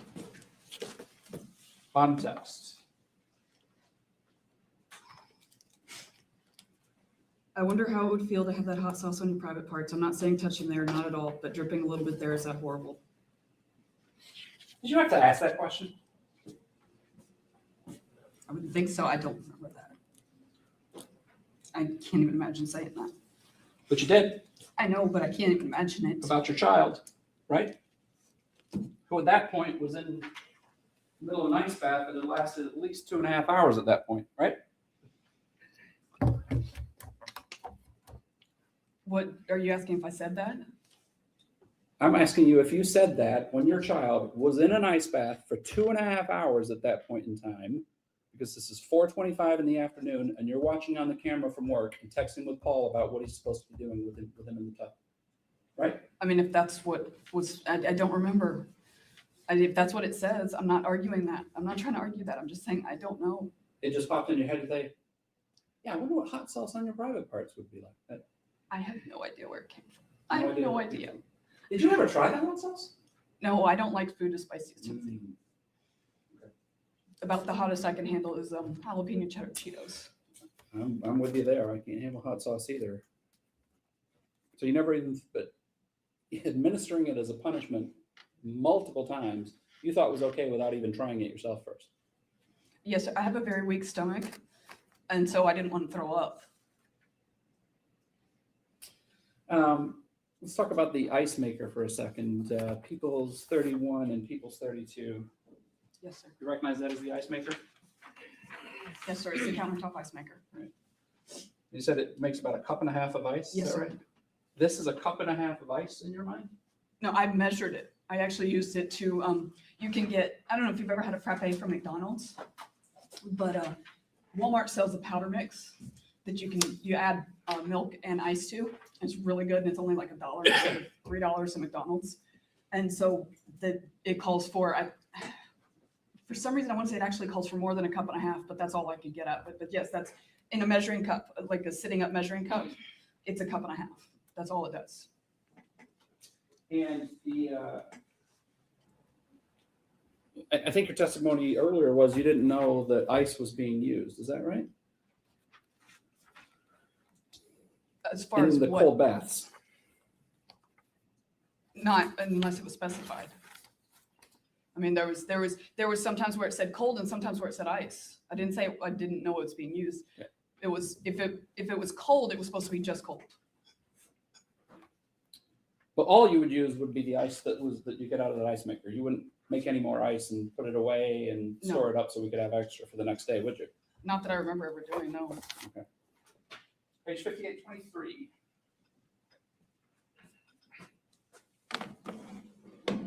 Read that. Those are all your text messages.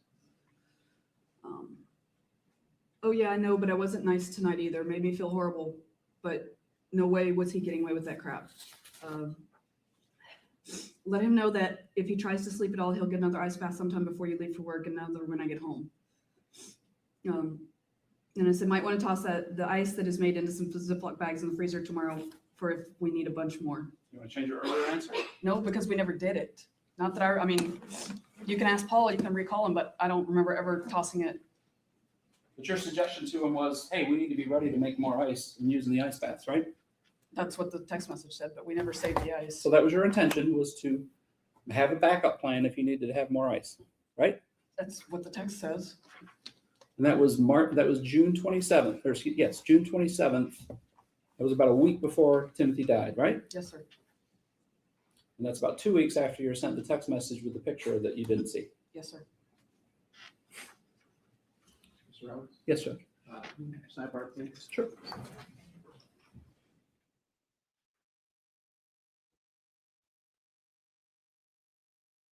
Y'all see her face like she getting who is she shaking her head yes to? I can't stand her.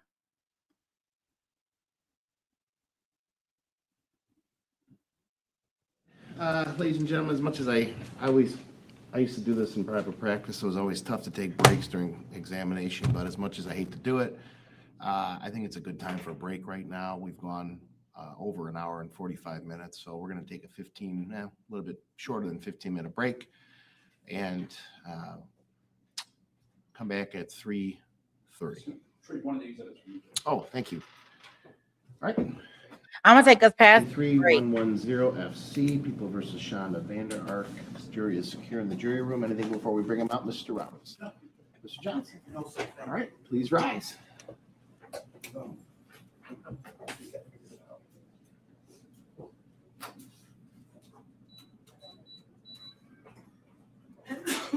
Bless you.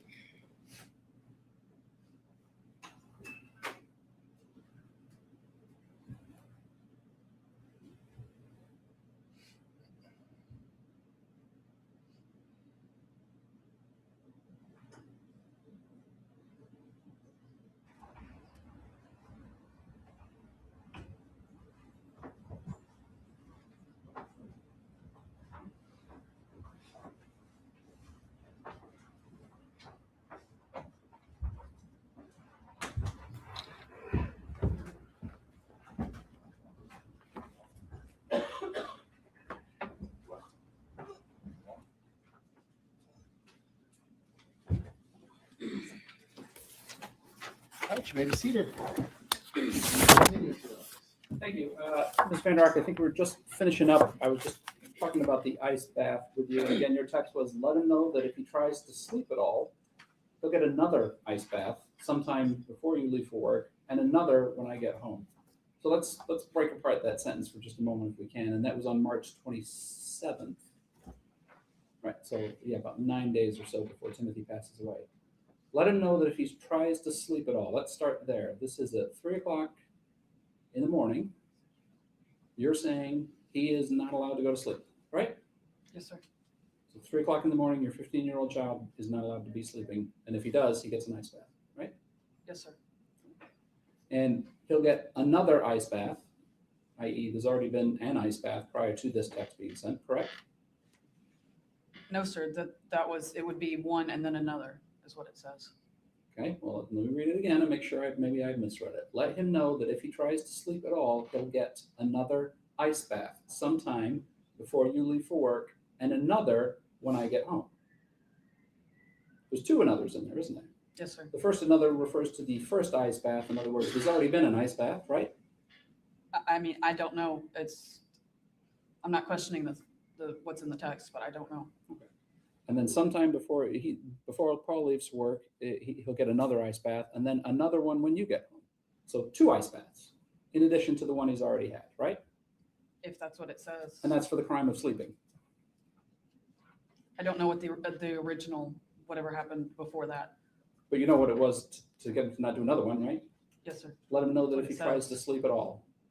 That's what it says, yes, sir. Might want to toss the ice that is made into some Ziploc bags in the freezer tomorrow for if we need a bunch more. I think that kind of speaks for itself. We'll move on. Let me show you an exchange from May 9th, 2022. This is pages 5348, 5348, sorry, 5347. Oh, give me just a second. I apologize.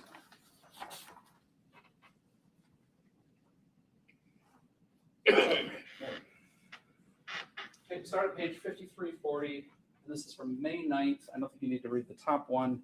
That's Paul's message. Go ahead and start reading there. From May 9th, 2022. What is daddling anyway? Please make sure Timothy goes into his room with the alarm on when you leave. I should be home not too long after you go, as long as you before you go. And please let me know where you put the alarm when you leave. All right, let me stop you right there. This is May 9th. And again, you're referring to an alarm, correct? Yes, sir.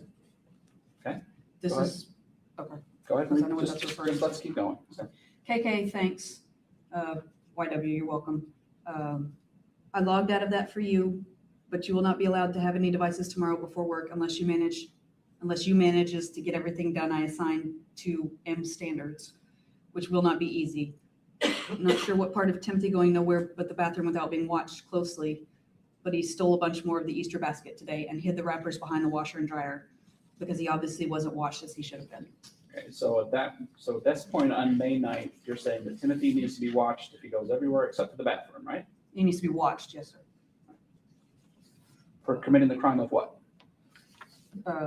We had a combined Easter basket that year. And so I had divvied it out between everybody and he stole some that was Gabriel with cheese and I don't remember if it was Paul's or mine, but he'd already had his portion of it. So taking candy from an Easter basket means that he gets watched and can't have any privacy anywhere except the bathroom, right? Yes, sir. Okay, keep going. It was a star. What part of watching Timothy closely was unclear? Sheesh. Let me stop you right there. What Okay. part of watching Timothy was unclear? Why was it that you believed at that point that Paul wasn't watching Timothy? I was correcting, it's the little star. I was correcting what, where was it?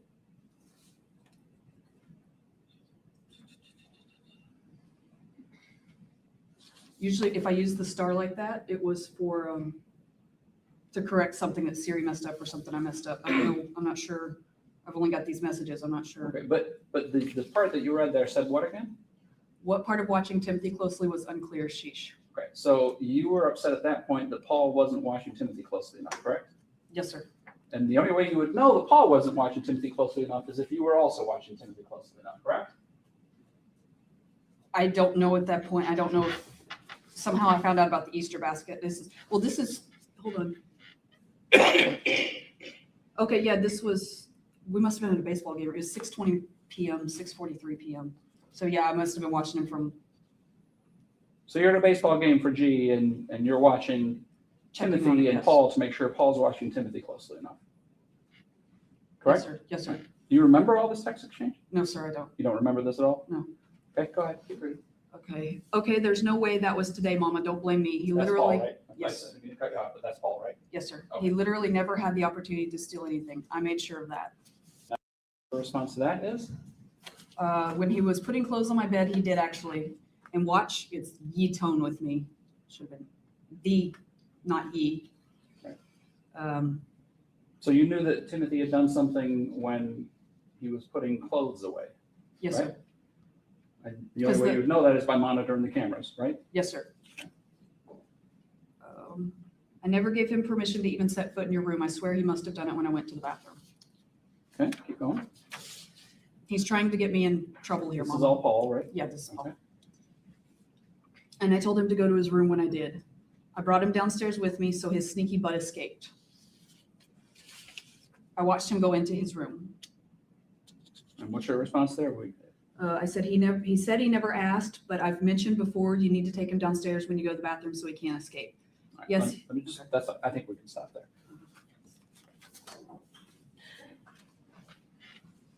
You don't remember sending these text messages? No, sir. No memory from this time period No, sir. because of all the blackouts, all the tunnel vision, all the PTSD, right? Yes, sir. He said he never asked, but I've mentioned before, you need to take him downstairs when you go to the bathroom so he can't escape. That was what you said though, right? Yes, sir. You actually used the phrase escape in relation to your 15-year-old child, Apparently, yes, sir. as if he was some prisoner. No, sir. Well, who else needs to escape but a prisoner? I'll withdraw that. May 9th, right? Yeah, that's what it said. You don't remember that at all. No, sir. When was Mother's Day 2022?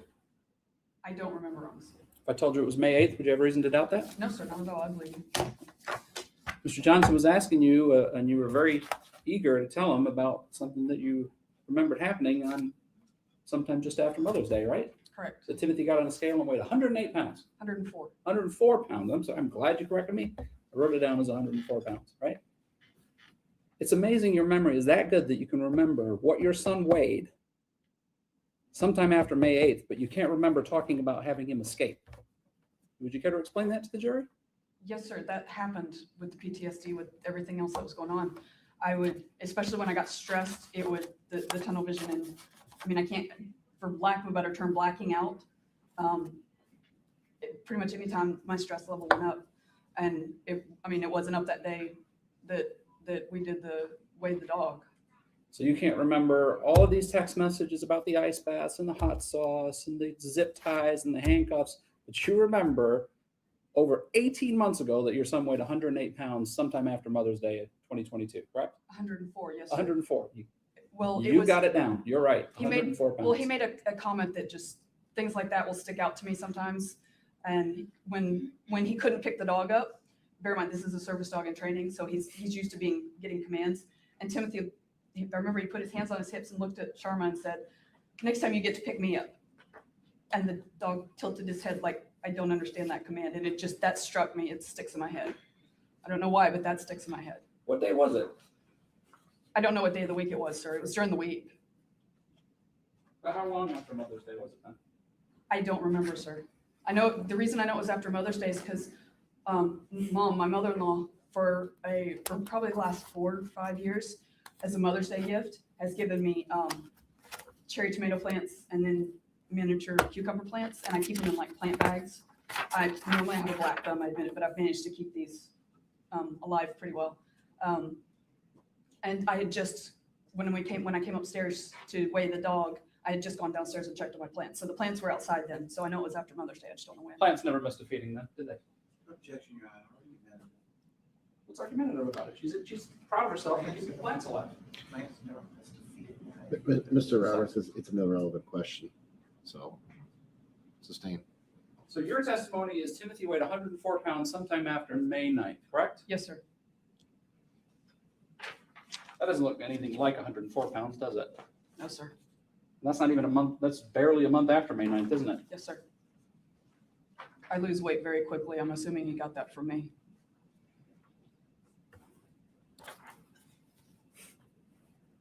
And again, the response to this was give him bread, right? If that's what the text message says, yes, sir. Mr. Johnson asked you about the some text messages back and forth between you and Paul during the ice bath the last day, the day before Timothy dies. And you were observing that ice bath from work, right? I glanced in on it. I wasn't observing the whole time. I couldn't. You weren't observing the entire time? Not the entire time. I glanced in on it. Whenever you'd send a text message, you were also looking at the camera, weren't you? No, I wanted Paul to think I was. Mr. Johnson asked you if you remember the text about, honestly, tell me if you think this is all fake. Remember that? Vaguely. You vaguely remember that text? Yes, sir. So you can remember the text where it tries to provide you with a defense to this, but you can't remember any of the horrible things that you did to Timothy. Is that your testimony here today? I don't have any control over what I can remember and what I don't, sir. You recall Paul's testimony yesterday about what he did in response to that photograph that he sent you about saying we really need to feed him, Mama? I think we actually need to feed him, I believe is the actual text. Yes, sir. I remember his testimony. And what was his testimony? That he gave him peanut butter and jelly sandwiches, and I guess he cooked him some eggs. That was the first time you heard about that, wasn't it? Yes, sir. And that was not his instructions, was it? No, sir, but that was fine. I had no problem with that Well, why didn't you just tell him to make him some eggs in the first place then? because I didn't think of it. I was in the middle of something. I think we actually need to start feeding him, and the only thing you can come up with, instead of Paul thinking to give him scrambled eggs, is give him some bread. That's all you could think of. It's, I mean, I don't know. I was in the middle of something. I wouldn't have thought of eggs anyway, not in the middle of the day. You said that you would, the punishments, and I guess this 3 o'clock in the morning one about not letting him sleep or he gets an ice bath, so he's got to be awake at 3 o'clock in the morning. You said that was because he would keep you guys up in the middle of the night or wake you up in the middle of the night? Yes. Yes, sir. Can you, and again, you did really well on the logic and reasoning portion of the LSAT exam. Can you explain the reasoning behind keeping somebody awake when they're keeping you awake? To show them how it feels. But they're already awake, aren't they? It made sense to me, sir. That's now that you ask it, but it doesn't seem to make sense, but it made sense to me at the time. You didn't actually mean that as a punishment. That was just out of spite. You were just angry with Timothy for keeping you awake, weren't you? No, it was meant as a punishment, sir. But it's also a punishment for yourself because you have to stay awake as well, don't you? I don't sleep much anyway, but yes, sir. Or Paul has to stay awake, right? Yes, sir. Paul's an insomniac as well. You testified that you gave Timothy a warm bath the night before he passed away, that last night, July 5th. Do you recall that? Yes, sir. That was the first time you've told anybody connected to this case that you'd done that, isn't it? Yes, sir. You never told the police officers you did that, did you? No, sir. I imagine a warm bath sounds just like, it's just what it sounds like, right? You got him, you took him to the bath, you drew a warm bath for him, and you put him in the bathtub, right? Yes, sir.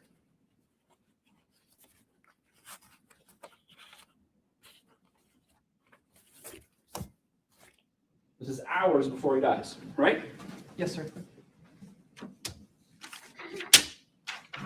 You look like that when you put him in the bathtub?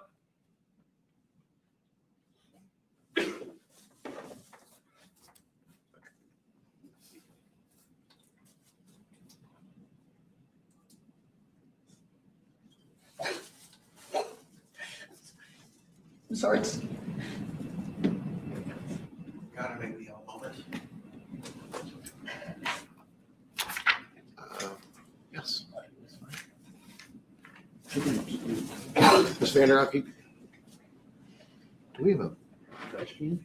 I did. I placed a You trash did? can. Would you like to hear it removed? All right, please rise.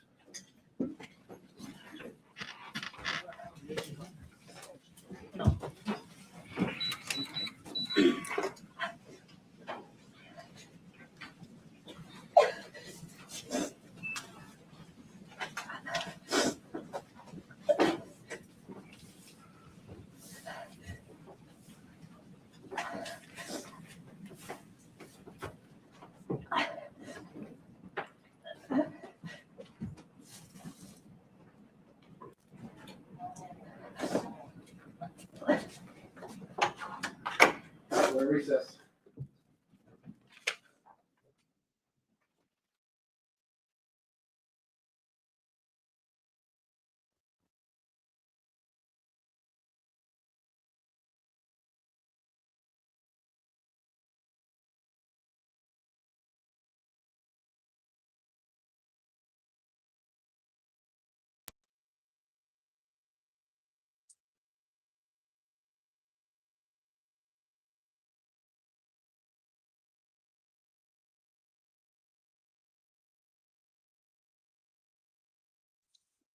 Well, I cannot believe how phony she is.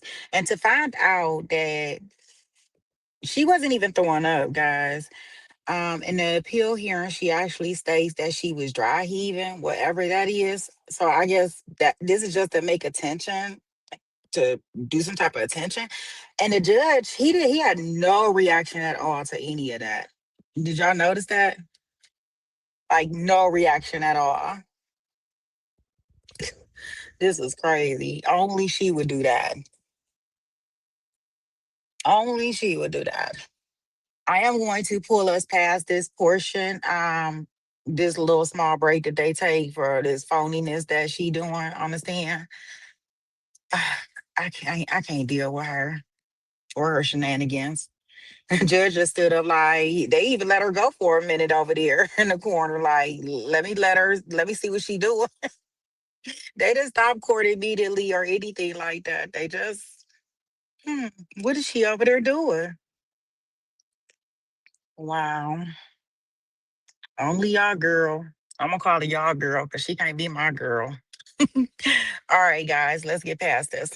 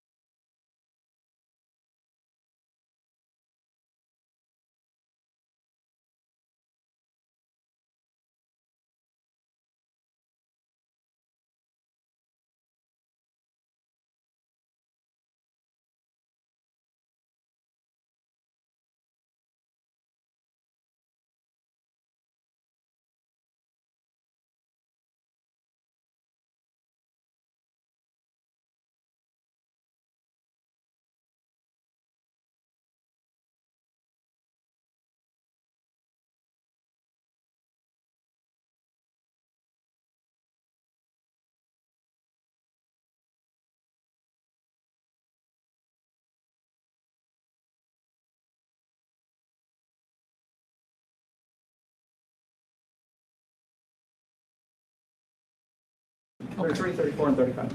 All right, Ms. Vander Ark, you feel well enough to continue, ma'am? Yes, sir. All right, let's bring the jury out. Please rise.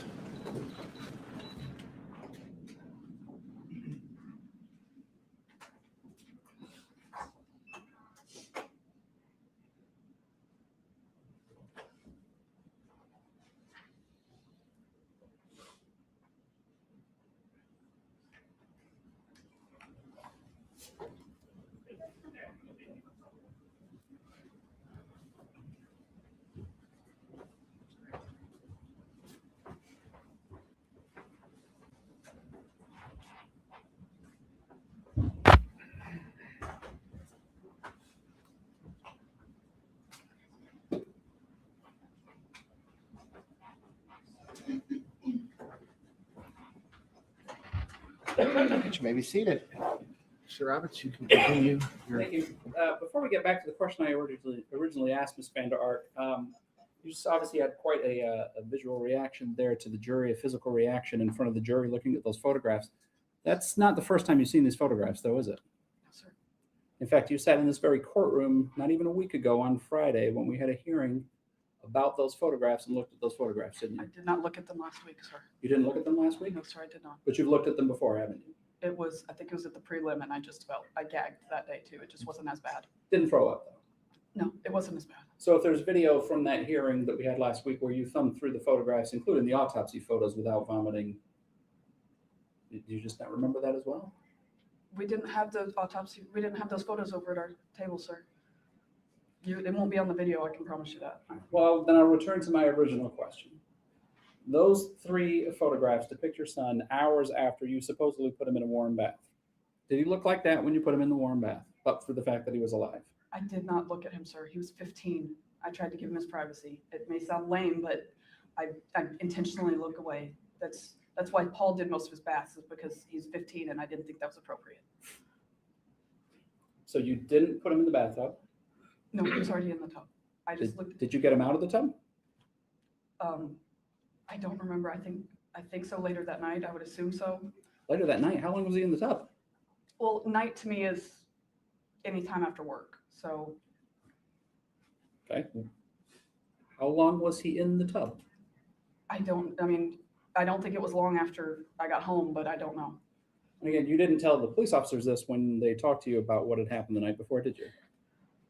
I don't remember. Apparently I didn't. Well, so you don't remember what you told the police officers?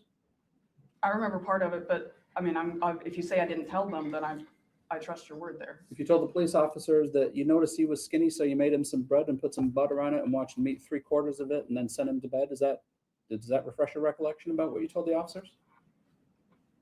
I mean, I hear what you're saying. I don't remember saying it, but So you don't remember saying those things to the police officer? no, sir. And those things clearly didn't happen, did they? No, sir. How did he get into his room that night? I don't remember, sir. Last page of the text messages. You can go ahead and read that very top text message, please.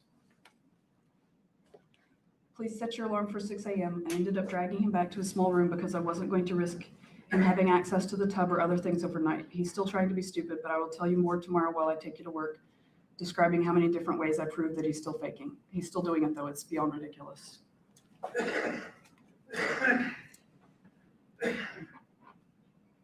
I ended up dragging him back to his small room because I wasn't going to risk him having access to the tub or other things overnight. Plan was for him to sleep in the bathroom, wasn't it? I don't remember, sir. I mean, I know that in the text message, but if that's what the text message says. Okay. And you had to drag him back to the small room. Again, the small room being the closet, right? Yes, sir. Supposedly that he wanted to sleep in. Yes, sir. But you had to drag him there. Why was that? Well, dragging, I mean, that could be anywhere from grabbing a hold of an arm and because someone's not being cooperative. That can be a range of things, sir. So I don't know what I was referring to there. You've seen the video, haven't you? No, sir. I haven't seen any videos. Do you need your memory refreshed about him getting back in the small room that night? No, sir. I mean, like I said, I don't remember actually doing it. Did you physically pull him into the room that night? Yes, sir. I mean, Did you push him down onto the ground so that he was laying and facing the camera? if that's what it shows, then yes, sir. And did you position his face towards the camera? If that's what it shows, And did you tell him that he owes you the biggest apology on the face of the earth, and then maybe he can get out to go to the bathroom? if that's what it shows, sir, I don't remember. And did you return a little while later because he had rolled over away from the camera so that you couldn't see him on camera? If that's what it shows, I don't remember any of this. And did you tell him you don't need to open your mouth every time you breathe, dummy, and then hold his mouth shut? I don't know what I said, sir. I mean, I'll take your word for that's what the video Oh, you don't have to shows. take my word for it. Let's play the video for you. Sir, that's not necessary. If that's what you're saying it shows, I believe you. I'm So not. you're acknowledging that the night before Timothy died, hours before he died, you dragged him looking like that back into his small room. positioned him in front of a camera, told him he owed you an apology, then came back later because he rolled over away from the camera and held his mouth closed and said, see, you don't have to open your mouth when you breathe, dummy. You're acknowledging you did those things. If that's what the camera shows, yes, sir. You didn't put him in a warm bath that night, did you? Yes, sir, I did. But you had to drag him away from it? If that's what it says, I know that I know he had a hoodie on.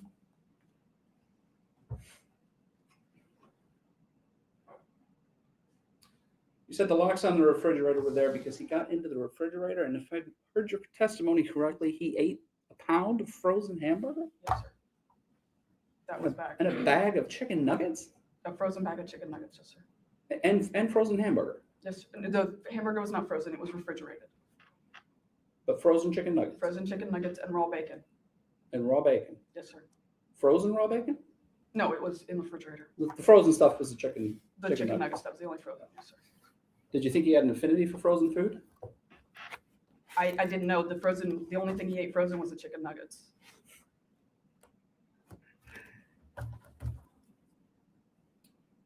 Is that why you sent a text message to Paul while he was in the ice bath at 3:43 that afternoon and said, oh, okay, crazy thought.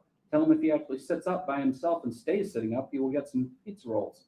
Don't tell him it's only 2, and I'm okay if they are frozen rather than cooked. Why'd you send that text message? I don't know. Don't remember that one either? No, sir. So you're not worried about him eating frozen pizza rolls if he sits up? If that's what it says. You've heard it read several times. Yes, You're not sir. doubting that's what it says, right? Yes, sir. Just another one of those memories that you just gone from your head, right? Yes, sir.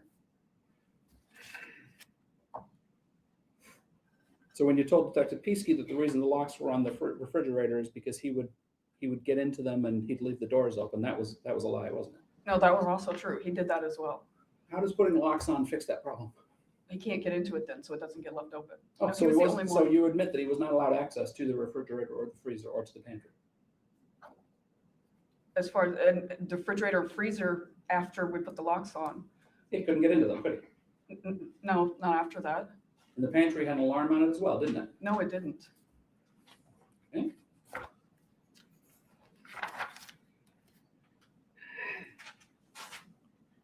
We'll move on. We can circle back to that one. Let's talk about some of the other things that you told Detective Peasky.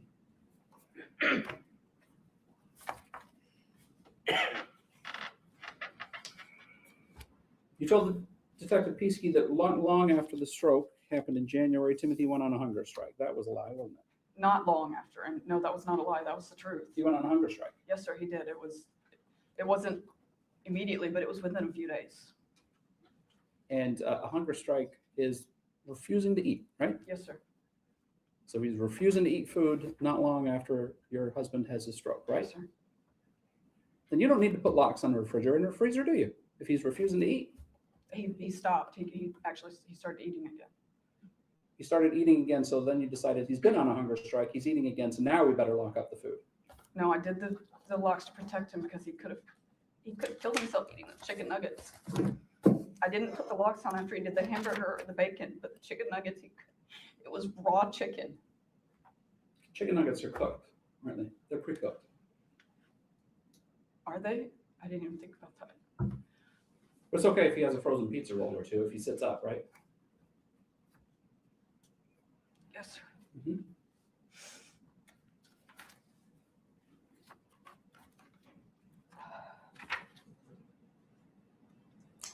February 18th, 2022. Find out what he has snuck right the heck now. Because I know he has snuck all stuff since you weren't doing what you were supposed to. What do you mean you didn't know he was awake? You both should have been awake at 10:30. I am not happy. You know he wasn't just sitting there. Check the brownies in the kitchen. Check everything not locked away. Check where the flipping keys have been.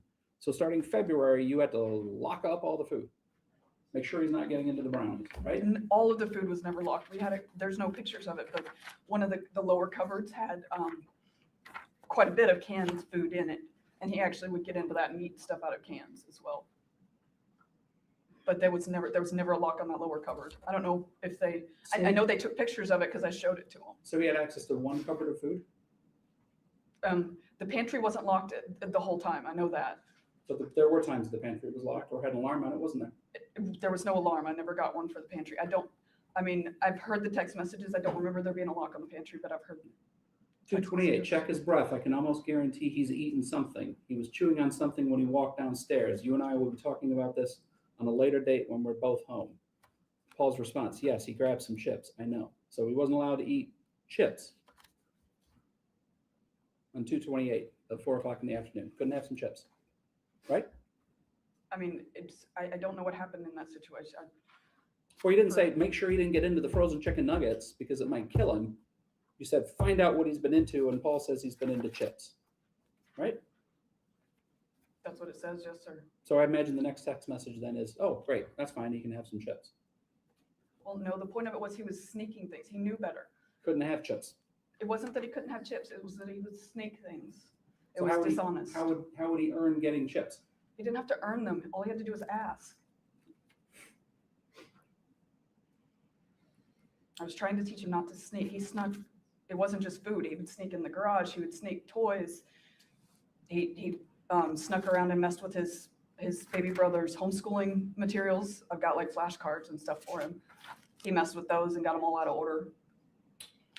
March 4th is around the time that you acknowledged that he was in zip cuffs. We talked about that a little bit earlier, but I don't think we clarified your final text message where you said, you know what? We will start cutting off the ends once they are tight, so he can't do that. Is that one of the can't remember texts too? Yes, sir. Mhm.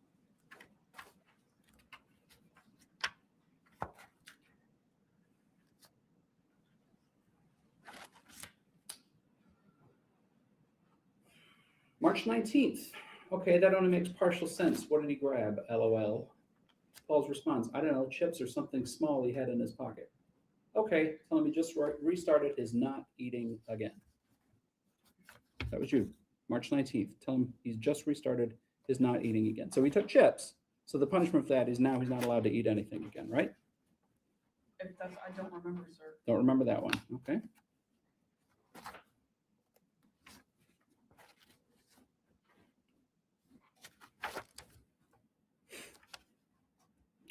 Talking about the punishment outside.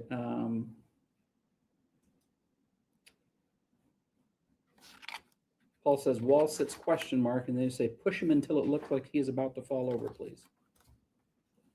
That was for running up and down the stairs, wasn't it, on April 14th? If that's what it says, yes, sir. So you wanted Paul to run him up and down the stairs until he was ready to fall over. That's what the text says. What crime had he committed to warrant being physically driven until you fall over? I have no idea, sir.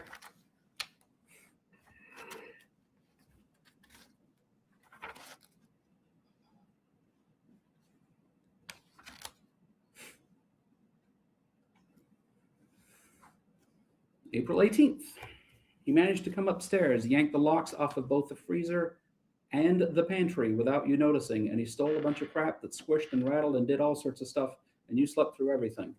KK, no devices until tomorrow, at least my lunch other than messaging, until at least my lunch other than messaging me, which would be very little. Remember that? I don't remember it, no, sir. So, but if the text message said he yanked the locks off the pantry, then there were locks on the pantry as of April 18th, right? Apparently.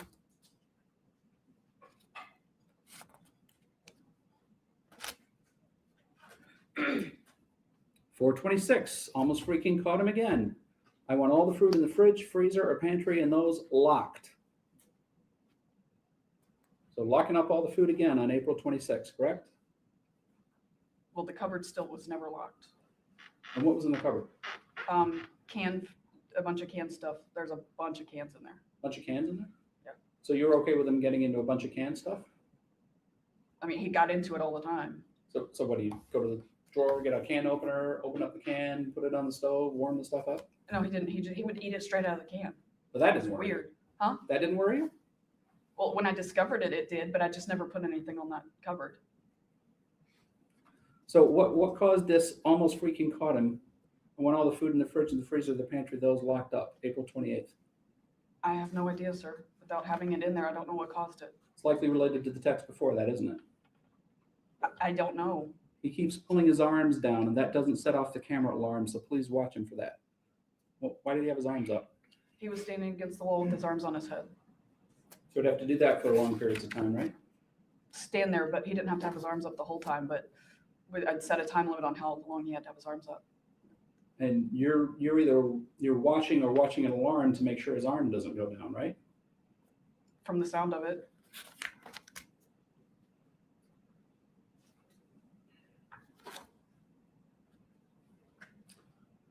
The response to you about from Paul about locking up the food, it's just he pulled the pantry door lock. What do you mean he just pulled it? Did he take it off? Paul says, yes, that part that attaches to the wall is dangling right now due to sticky locks. Okay, get another one on it right away.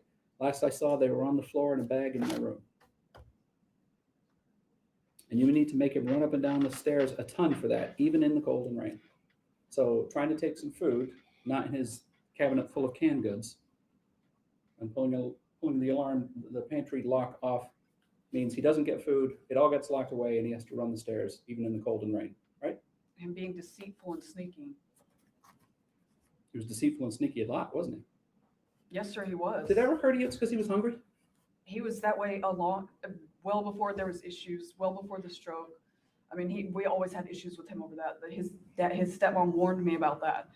Well before you said well before the issues. What issues? Before his first hunger strike, before any of this, he was extremely sneaky. Did it ever occur to you that this is not the way to deal with a person who's been on a hunger strike?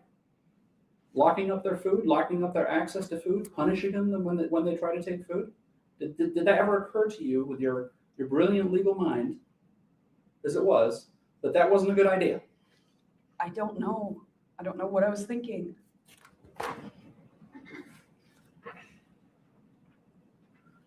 April 27th, Timothy is no longer allowed anywhere near the fridge, freezer, or pantry, or any other place where food is.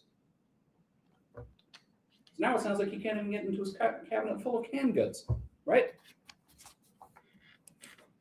I mean, that's what it said. There was never a lock on that. But he wasn't allowed near it. I mean, Right. if that's what it says, I don't. That was April 27th. Just a few days before, somehow he manages to be 104 pounds, which, as we've heard from the testimony this morning, is still a good 30 pounds under average weight, right? Well, my kids most of them are slim. Paul is 6'1" and 130. He doesn't even hit the 134 for a 5'8" person. And I lose weight extremely easily. So he at 104, he looked average.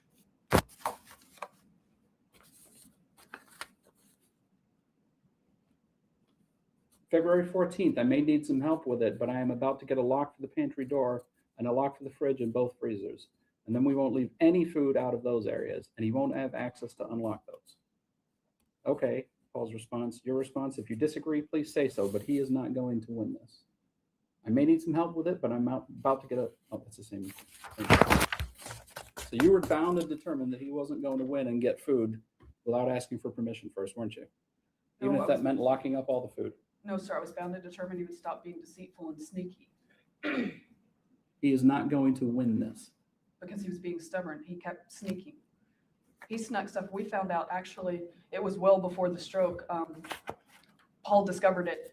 This was before his first hunger strike. I mean, before anything. Paul went down to the downstairs bathroom one day, and I want to say it was at least 3 cupboards, if not 4 across. And I guess he'd opened one of the cupboards, and Timothy had snuck a bunch of stuff. I mean, there was wrappers and cans and all sorts of stuff. He did that. I mean, that was, I don't remember if it was before or after my oldest son's wedding, but it was around that time. And again, your response to all of this, rather than to seek some professional help for him, because of these eating issues that he apparently has, is to restrict even further his access to food, right? And then watch his every move on a camera or with a motion sensor or with an alarm, right? My response was to try to prevent him from being deceitful and sneaky. April 28th, do you want to have just the one on the pants for tonight? When I leave, you will have to have both of them on so it doesn't get away with anything. So by April 28th, you were putting multiple alarms on his person, weren't you? If that's what it says, I didn't realize he even owned more than one. I only remember ordering one. Okay, take off the arm one, but warn him that I will count how many times he moves his arm from the camera picking it up, and he'll be doing stairs for that tomorrow. That's at 11 o'clock in the evening on 4/28. So you're watching to see how many times he moved his arm when he was in his room? How many times he dropped his, was he in his room?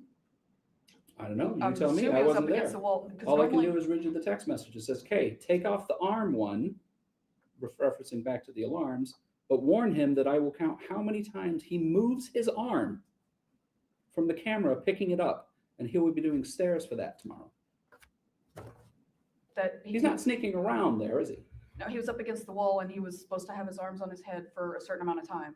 Okay, so at 11 o'clock at night, he's supposed Sometimes. to be up against the wall, and you want to make sure that he knows you're going to know how many times he moves his arm. And if it's not satisfactory, he gets to do stairs for that the next day. Yes, sir, apparently.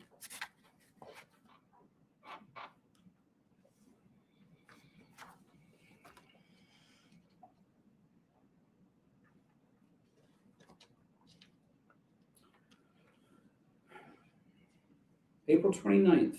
What did he eat? I ate my burger already. Paul's response, he ate the crust. You remember what your response was? I don't remember. I heard it the other day, but I don't remember sending that. Go try to make him throw up, please. That was your response, wasn't it? If that's what it says. Don't remember? No, I'm going to sir. put that one in the don't remember category. Like I said, unfortunately, between January and the time he passed away, I don't have a lot of memories in general of Gabriel, of G, of Timothy, of Paul. I know that there's times that I went over to my in-laws' house and I don't remember a lot of that. It's not just this. So the crime he committed here, just so we're clear, wasn't sneaking frozen chicken nuggets or a bag of chips. It was eating the crust of what sounds to be an already half-eaten burger or an eaten burger. And your response to that is go make him throw up, please. If that's what it says. And the crime was, again, it's being sneaky and deceitful. It was never about it wasn't about the food. It was because he every time we turned around, he was sneaking something. It wasn't just food. He snuck toys. Like I said, he snuck batteries. May 5th, did Timothy work hard enough to sleep tonight so you and I can both get some sleep? He will still have to work super hard tomorrow to earn the same, but wanted to ask about tonight first. You want to explain how that falls in with your statement that the reason he wasn't allowed to sleep was because he would keep you guys awake? I actually do remember that. Timothy asked if he could trade off not getting to sleep for something else, and I had him doing chores. There's a lot to unpack in that sentence, so I think I'll just start at the end. So he had to ask for permission to sleep. No, Right. this was because he had kept us up. Like I said before, he had kept us up, so he wasn't going to get to sleep. And he asked if he could trade that punishment for another punishment. How is that not having to ask for permission to go to sleep, Ms. Vander Ark? It wasn't because it was a punishment. It wasn't anything about, he didn't have to ask to go to sleep. Yeah, I'll do something else if you let me sleep, right? It was trading a punishment for a punishment. That's,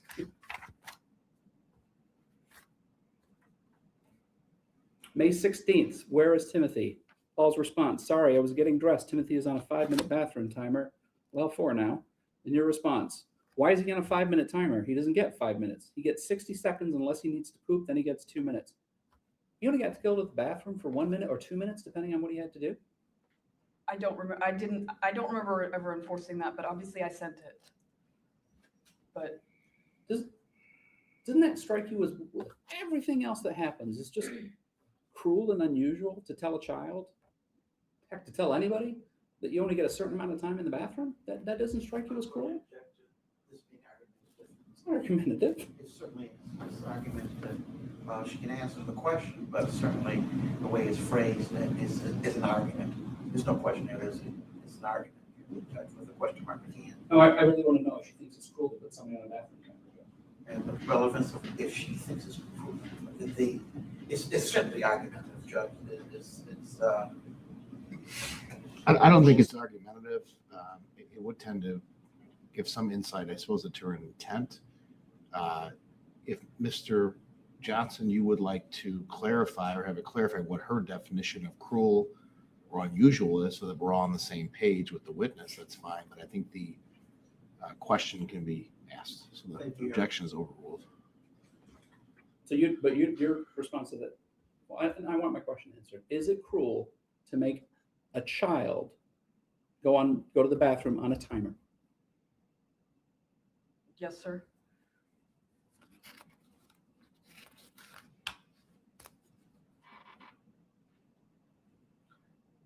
May 17th, before I left, when I was having you sign into the camera and turning on the sound for the camera so you would hear the alarm if it went off. And by the way, I told him yesterday that if he did that in the garage again, he would sleep in the garage for a night. So let him know that he would be doing that as soon as the temperatures are safe enough for him to make him do it. So you were going to have him sleep in the garage for a night. I actually remember that text message and I was frustrated. I never would have done it, but I was frustrated. I type really fast and I admit I have a bad habit of saying stuff when I'm upset and then calming down later and it being totally different. But I do remember that and it never happened. It didn't happen? What didn't happen? You didn't make him sleep in the garage? No. Oh. Yes, thank goodness for that. Same day, 12:53. Did he heat the pancake in a cup? Otherwise, it's just powder and it's not safe to eat without being heated either. When it actually says, did he hear the pancake in the cup? I assume he meant heat the pancake in the cup, right? Do you remember this text exchange? Vaguely. And Paul's response, no, he just ate the powder. And your response, that could make him sick, the dummy. Tabasco in his mouth and make him swallow, and lots of it, and do it every 30 minutes until you leave. This was May 17th. Do you remember this exchange? I don't remember the Tabasco because I never called it. I said Tabasco. Tabasco in the mouth and make him swallow, and lots of it, and do it every 30 minutes until you leave. I don't remember that being a part of it. I remember part of the conversation, but I don't remember that part of it. Well, But Timothy obviously didn't like Tabasco, did he? We didn't have any Tabasco sauce. That's why it doesn't make any sense. We had hot sauce, but we didn't have Tabasco sauce. Okay, so the punishment for eating pancake in a cup is Tabasco or some type of hot sauce in the mouth. Is that right? Sneaking something dangerous. If that's what, I mean, if you're asking what he was punished for, it would be for sneaking. You were concerned for his well-being. Yes, sir. Right. That's why you're having this text exchange, right? Yes, sir. You're really concerned for him at that point. Yes, sir. Those pancakes in a cup had, if I remember correctly, it's been a while, but I think they had eggs in them. That could make him sick, the dummy. Do you always refer to him as a dummy when you're worried about him? No, sir. You can look at the text messages. I hardly ever said anything like that. Hardly ever said anything like that? It's not a good idea to call a child a dummy, is it? I never would to him. I was frustrated, like I said. Later on in that same text exchange, Paul says he also crapped himself. And your response is, what? In his pants? Seriously? Paul, I told him to take a 5-minute shower. Make him do the work in the garage with nothing on below the waist. Just make sure the garage door stays closed, and then he can stand down against the wall with nothing on below the waist until you leave. Just please make sure G does not go downstairs at all while he's standing there like that. Break that up again. So make him do the work in the garage with nothing on below the waist. So his punishment for having an accident was that he had to do chores without pants and underwear on, right? If that's what it says, I don't remember this. That's pretty humiliating, isn't it? I mean, he was by himself. It wasn't, I would never, I mean, I don't remember this at all, sir. You don't remember that at all. No, sir. But you did have the presence of mind at that time that says, just make sure the garage door stays closed because you don't want anyone seeing him doing that, do you? Well, I didn't want the garage door open ever because we had a lot of stuff out there. So, And then he can stand against the wall with nothing on below the waist until you leave. So in addition to cleaning the garage, then he has to stand against the wall with no pants and underwear on, correct? I mean, if that's what it says, I don't remember this. Please make sure G does not go downstairs at all. Don't remember that either. No, sir. Didn't want, but you physically typed these words into your phone and sent them to Paul to make sure that G doesn't see Timothy like that, right? Yes, sir.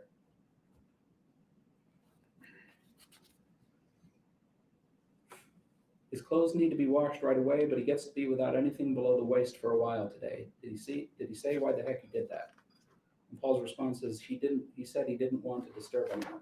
He had to ask for permission to go to the bathroom, didn't he? No, sir, not usually. If he was on the wall, he did. Because he was supposed to be standing still. Just the handcuff transactions, we've talked about that. So let's get back to your statement to to Detective Peasky.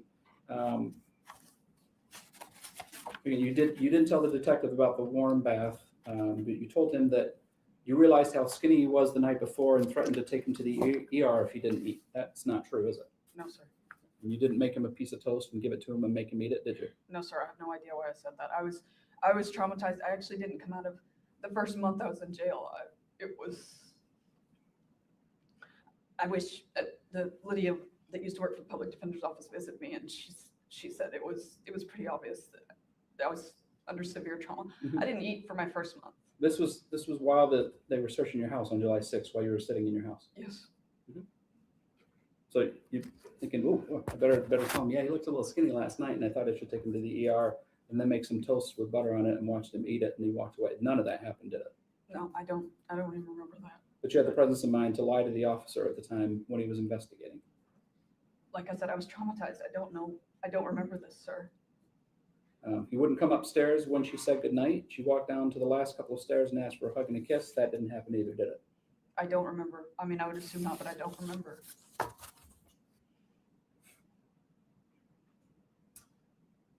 In fact, you're acknowledging that video that shows you dragging him into a small room, looking like he does when he dies,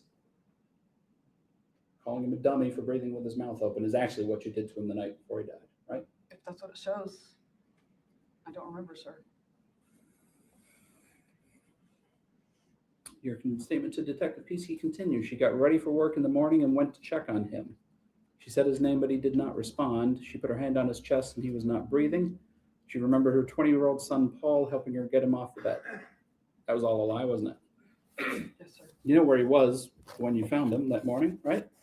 In the closet. In the small room. And prior to that, you told Officer Stefanich, well, it was about 5:30. He fell out of bed and I had to go and put him back into bed. Also a lie, right? Yes, sir. I have no idea why I said that, sir. Like I said, I was traumatized. You told Detective Peasky that Timothy stated he was on a hunger strike 2 weeks ago. This is 2 weeks before he dies. He goes on a hunger strike. Yes, sir. Did he go on a hunger strike? Yes, sir, he did.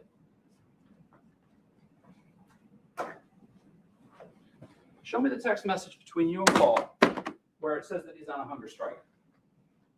I don't know if I ever texted him about it, sir. We talked about it, but I never texted. I mean, if it's not in there,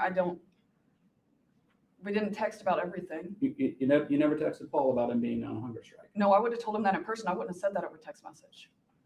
That would have been important. But Paul has to watch him for the day when you're not home, right? Yes, sir. So it'd be Paul's responsibility to get him some food, right? Yes, sir. So while he's on a hunger strike, instead of talking about the hunger strike, your response to that is give him 4 slices of bread with hot sauce on it. And if he eats them and waits 30 minutes, he can eat 4 without. Right? I don't know what day that was, sir. If you're Well, let's find it and make sure. I mean, we tried to, eating just bread because he with- wasn't eating, we tried to feed him. That was, And the best solution you come up with is force him to eat the bread with hot sauce on it. That was the response to the hunger strike? I don't remember. I mean, it wasn't, we tried to feed him. That's all I remember. So when would that hunger strike have started? End of June, late June. Again, you never looked at the bone thin photo to see what kind of condition he was in before he goes on this hunger strike, right? No, sir. And did it ever occur to you, like, he's on a hunger strike now? And I know Paul had sent me that text about, he's bone thin. I think we actually need to feed him. We need to actually feed him. It never occurred to you that maybe you should go back and look at that text message now and see what condition he was in at the time? No, sir. When something's out of sight, it's out of mind. Once that's scrolled up, I don't scroll back on the text messages. Out of sight, out of mind. That applies to Timothy as well, doesn't it?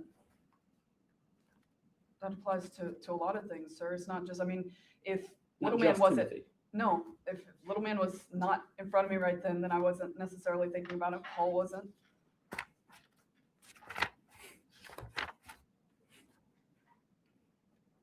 June 19th, you can do his bread with hot sauce at any time, though preferably sooner rather than later. Put more hot sauce on than you did yesterday, please. And he has to eat at least 3 slices with hot sauce, but he may have more as long as they have plenty of hot sauce on him. That was June 19th. Was he on his hunger strike then?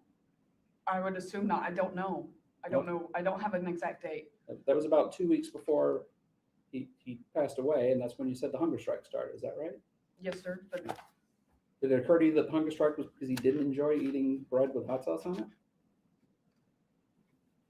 Did it occur to me? No, sir, because he did it way back in January and that wasn't the case. June 21st, how was everything? Did you make him eat his bread with hot sauce? Yeah, and that's when it's he gets 4 with hot sauce and then 4 more, 30 minutes. That was June 21st. You don't know if the hunger strike started there then? I don't know, sir. Like I said, I can only guesstimate. That's. The only reason I remember the 3 weeks the first time around is because it was right after the stroke and he started eating again before the end of January. Right. Did you think he's on a second hunger strike now? I really need to get him some treatment for this. Did I think along those lines? No, sir. He admitted to being, he told us very early on after the stroke that he was taking advantage of that because we didn't have the extra set of eyes with my husband and he was being difficult. He actually, Timothy told me that his dad and stepmom used to let him get away with everything. Whether that's true or not, I don't know, but I've always been the stricter parent anyway. And he told me on multiple occasions that if he thought that if he pushed me hard enough that I would just quit making him do stuff and I wouldn't make him cooperate. All right, well, here's an exchange from June 29th. Maybe this can shed some light on the hunger strike feeding situation. Trust me, I know he's thin. Trust me, I know he's thin. That was your text, no? Paul's, you sent I Paul don't that remember the right? text, but I mean, You don't remember that one either. no, sir. Trust me, I know he's thin. That being said, he told me a week and a half ago that he wanted to be thin to make me feel bad for punishing him. You don't get to grump at him for that, though I already lit into him plenty for it. Is this while he's on his hunger strike? I mean, I would assume so. Yes, sir. This is June 29th. This is Yes, about sir. 8 days before he dies. Yeah, I would assume so. And Paul's response is, of course he did. And your response to that is, yeah, so while I want to fix it, he will get most of his calories from plain bread and rice for, pulling that. He will get plenty of calories, but not get to enjoy them that way, That doesn't sound like somebody who's on a hunger strike to me. Can you clarify that for me, please? I don't remember, but I know he wasn't eating. There was. Continues on. KK. So yeah, we'll tell you more about what he can eat later, June 29th. Just because we offered him food doesn't, I mean, we offered him food when he was on the hunger strike in January. At least I did. I mean, I would assume Paul did as well. But just because you offered stuff, I mean, you couldn't, even though it says try to force him to eat, he couldn't force him to eat stuff. I mean, if he didn't. You heard Paul's testimony yesterday that he had to force him to eat the bread with hot sauce on it, didn't you? Yes, sir. I don't know what he means by that. It's interesting you use the phrase, we tried to tempt him with food. That came up while he was in the ice bath, didn't it? Tempting him with food. Do you mean the day before he passed? Mm-hmm. Yes. I mean, if I said yes, sir. I mean, You told Paul to heat up some pizza rolls because G needed the pizza rolls anyway, right? You remember that? yes, sir. You remember I this? don't remember the text message. Don't but remember. So this falls in the I don't remember category as well. Is that right? like most of it. Well, Yes, the sir. text message says, heat one up, hold it in front of him, but be ready to pull away if he tries to grab it. You don't remember sending any of that? I don't remember it. No, sir.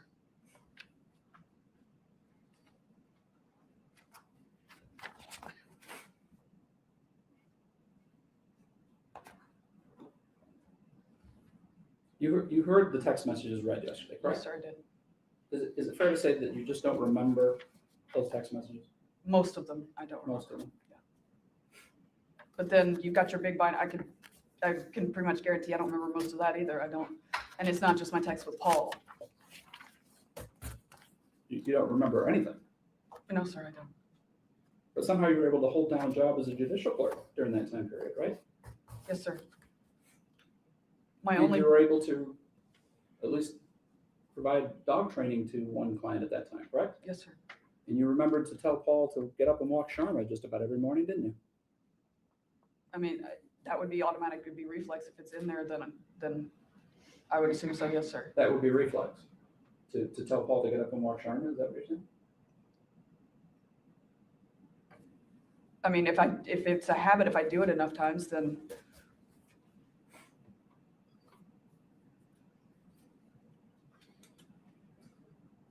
And plus it served to get Paul out of bed when I left. Because he'd like to go back to sleep.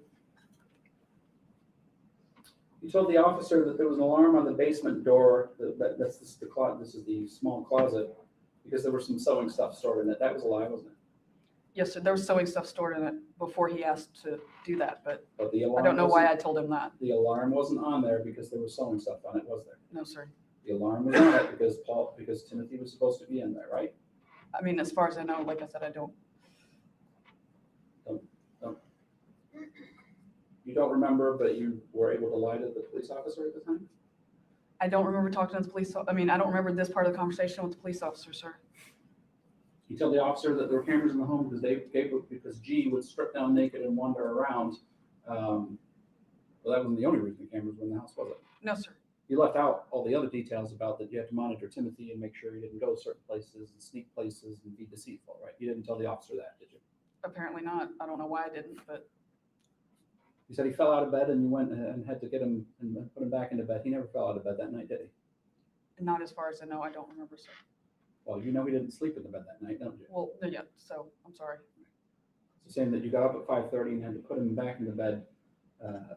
And then you changed it to 30 minutes because it's sometime with an ending in a 30 because you learned at that point the rigor mortis had already set in and he'd been deceased for a number of hours. That was still a lie, wasn't it? I mean, yes, sir. I don't remember any of this. I'm sorry.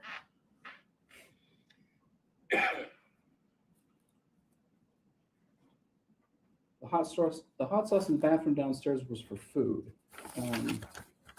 But it wasn't, was it? The hot sauce was for punishment, right? It was also to put on food. But you didn't mention that, oh, we also use hot sauce as a form of punishment, did you? Apparently not. I'm guessing you probably didn't mention to the officer, oh, we also had the crazy idea yesterday to pour some hot sauce on his penis for a punishment. You didn't mention that either, did you? Apparently not, sir. Like I said, I don't remember. You told the officer that you did not restrict Timothy's movement at night with shackles. That was also a lie, wasn't it? Again, I don't remember, sir. I know we talked about it, but as far as overnight, no. But you would restrict his movement with shackles, wouldn't you? Whether it was zip ties or handcuffs or leg shackles. I mean, I can only go back based on the text messages. I don't know.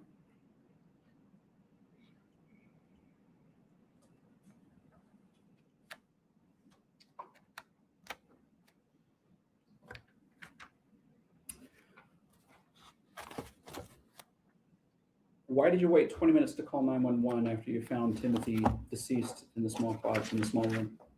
I have no idea, honestly. I learned of that gap, just a couple of days ago. The whole day is surreal to me, so I have no idea why we waited like that. I don't know. I can't imagine waiting, but apparently it happened. I don't know.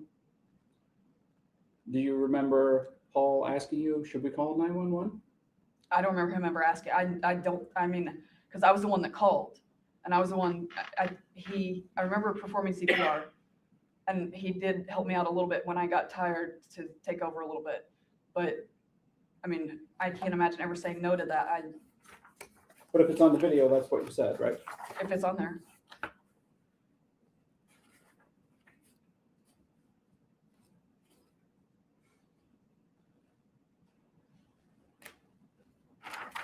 So if the video showed that it begins with you with movement outside of the room at about 6:19:21, and 911 is actually called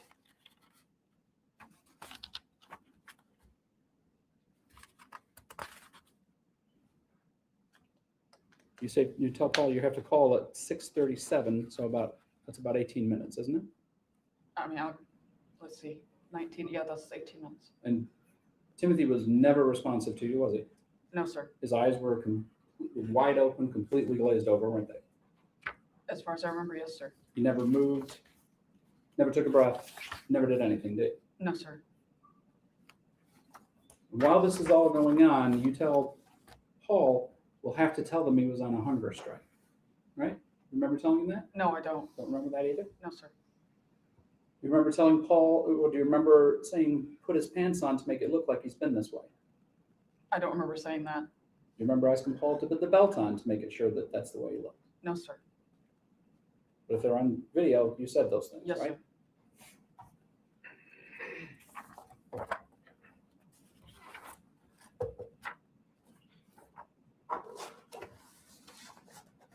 Ms. Vander Ark, isn't it true? Timothy had just become nothing more than an annoyance for you, and he wasn't even a human being in your eyes anymore. That is absolutely not true.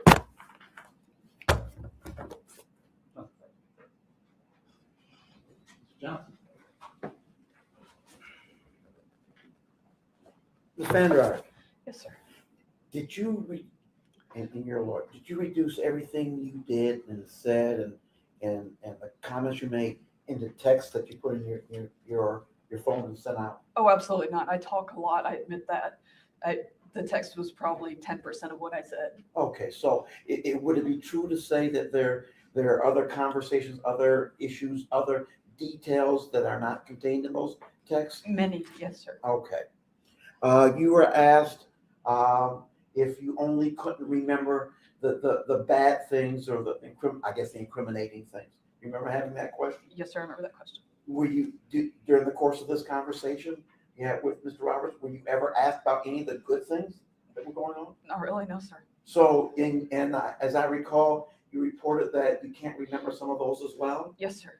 Okay. I know my son played baseball. I don't remember most of his games.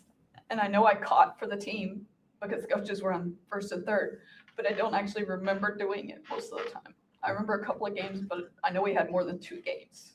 Let me ask you about this. You had children and you taught dogs. Yes, sir. Do you teach children and dogs conduct or responsibility in the same manner? Absolutely not. Did you ever deprive your son of water as far as your? No, sir. No, sir. There was conversation from Paul, and he said that you broke a chip into 4 places and you threw it out the window. Did you do that? No, sir. No. Show the jury in using your fingers how big a chip It's is. a micro.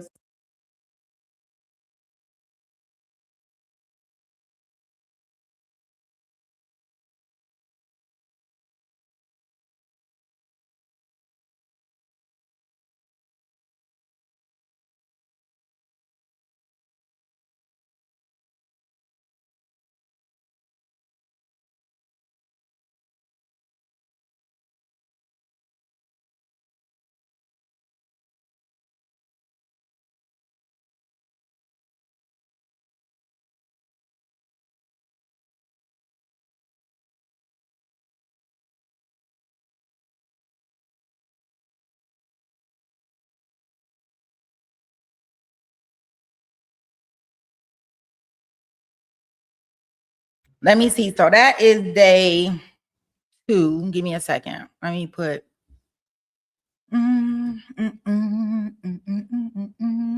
Let's see.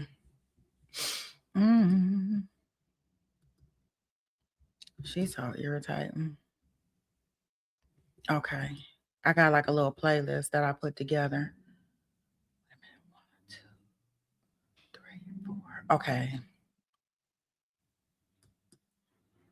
Yeah, because I think she's still on the stand. Let me see.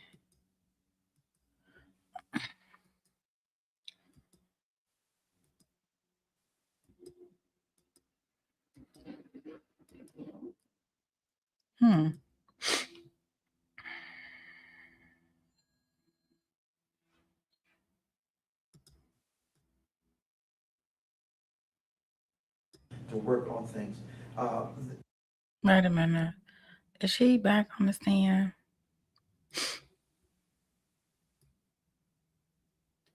Oh, no, it just goes into day 3. Yep. Yep. So it just goes into day 3. So I guess it's up to you. Is this a recent trial? No, it is an older trial. Hey, Cindy. We are rewatching it because it I guess I don't want to say it's active, but she is trying to appeal her conviction. So there's that in that regards. Okay.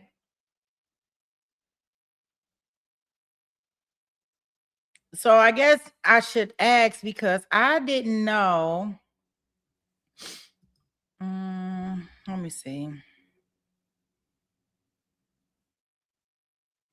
I thought she was gonna be back on the stand. Wait a minute.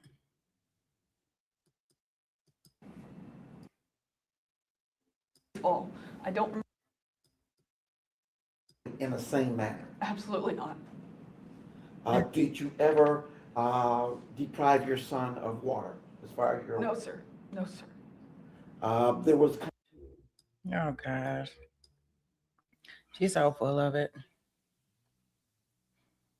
Okay, so I think that what we can do is that I do it's up to y'all. We can do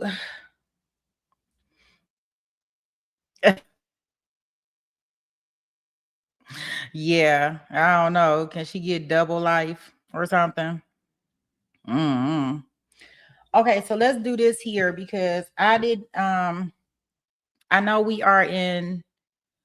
tomorrow we are going into Hawaii. For those that don't know, we are going into our Hawaii trial. And that'll be tomorrow afternoon. I heard that they are working on jury instructions. I did see something. I thought they was going to be streaming the jury instructions, but they did not. So not to say that I was going to be anywhere excited about listening to some jury instructions being created. Y'all know I don't know if I'm into all of that to that degree. So let's do this. I think what we'll do, if it's okay with y'all, we can go ahead and look at day 3, which is the last day of trial, and I'm assuming her closing statements and stuff.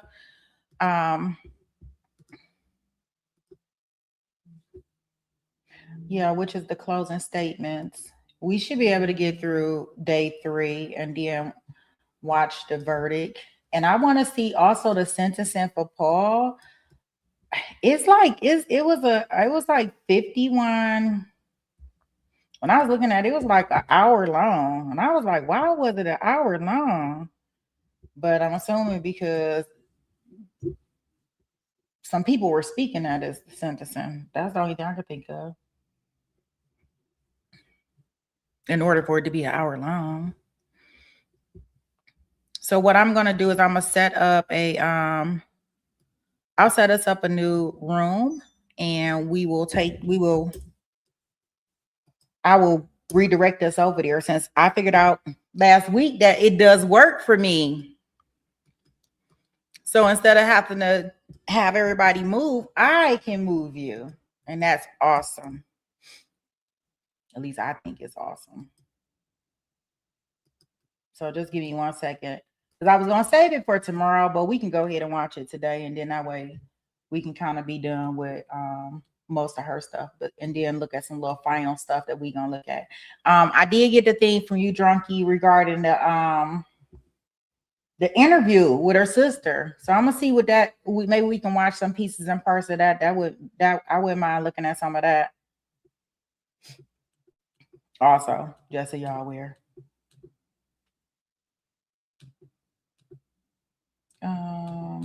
Let me get this up here for us. But I don't see anything that's like blatantly out there that her attorney did wrong. Like I think he's doing the best that he can. I think that video is very, very important that they were not able to get, that he kept from getting in. But other than that, like I don't even know what she's complaining about. I think it's because she want to go down this ulterior motive in regards to he could have been doing self-inflicted harm to herself and starving it. So I think she really wants to go down that whole avenue. And I just don't see it happening. Okay, let me get this redirect up for us so we can move. Only so I can keep them separate on our channel page for when people are looking to view. The 3 will be separated as far as the days. Try to keep it consistent. Consistency is the key, right? Yep. So let me get our redirect together. Details. Okay.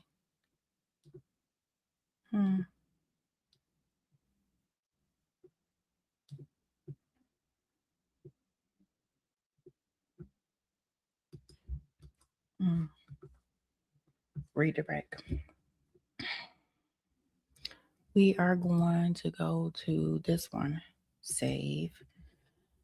Okay, guys. So what it's going to do is I am going to end this stream here. You don't have to do much. You don't have to do anything if you don't want to do anything. And it's going to actually move you guys over to the new stream where we'll watch day 3.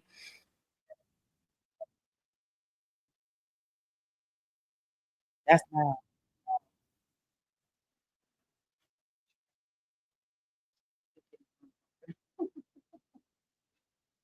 It's opening. It's opening. It's opening.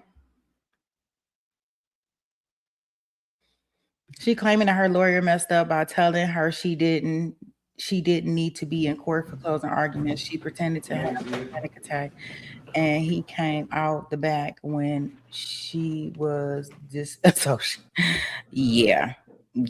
Okay. We believe anything we ain't not believing that mess that she talking about. All right, we're back on the record in file 23110 FC. Okay, so this is day 3. We have that over there. So guys, y'all see when I end this, it's gonna kind of like place us in the new room and we'll watch day 3 of her testimony and kind of go from there. Okay, guys, let me put this thing in here just in case. Just in case it don't work right. Because sometimes it may not work right.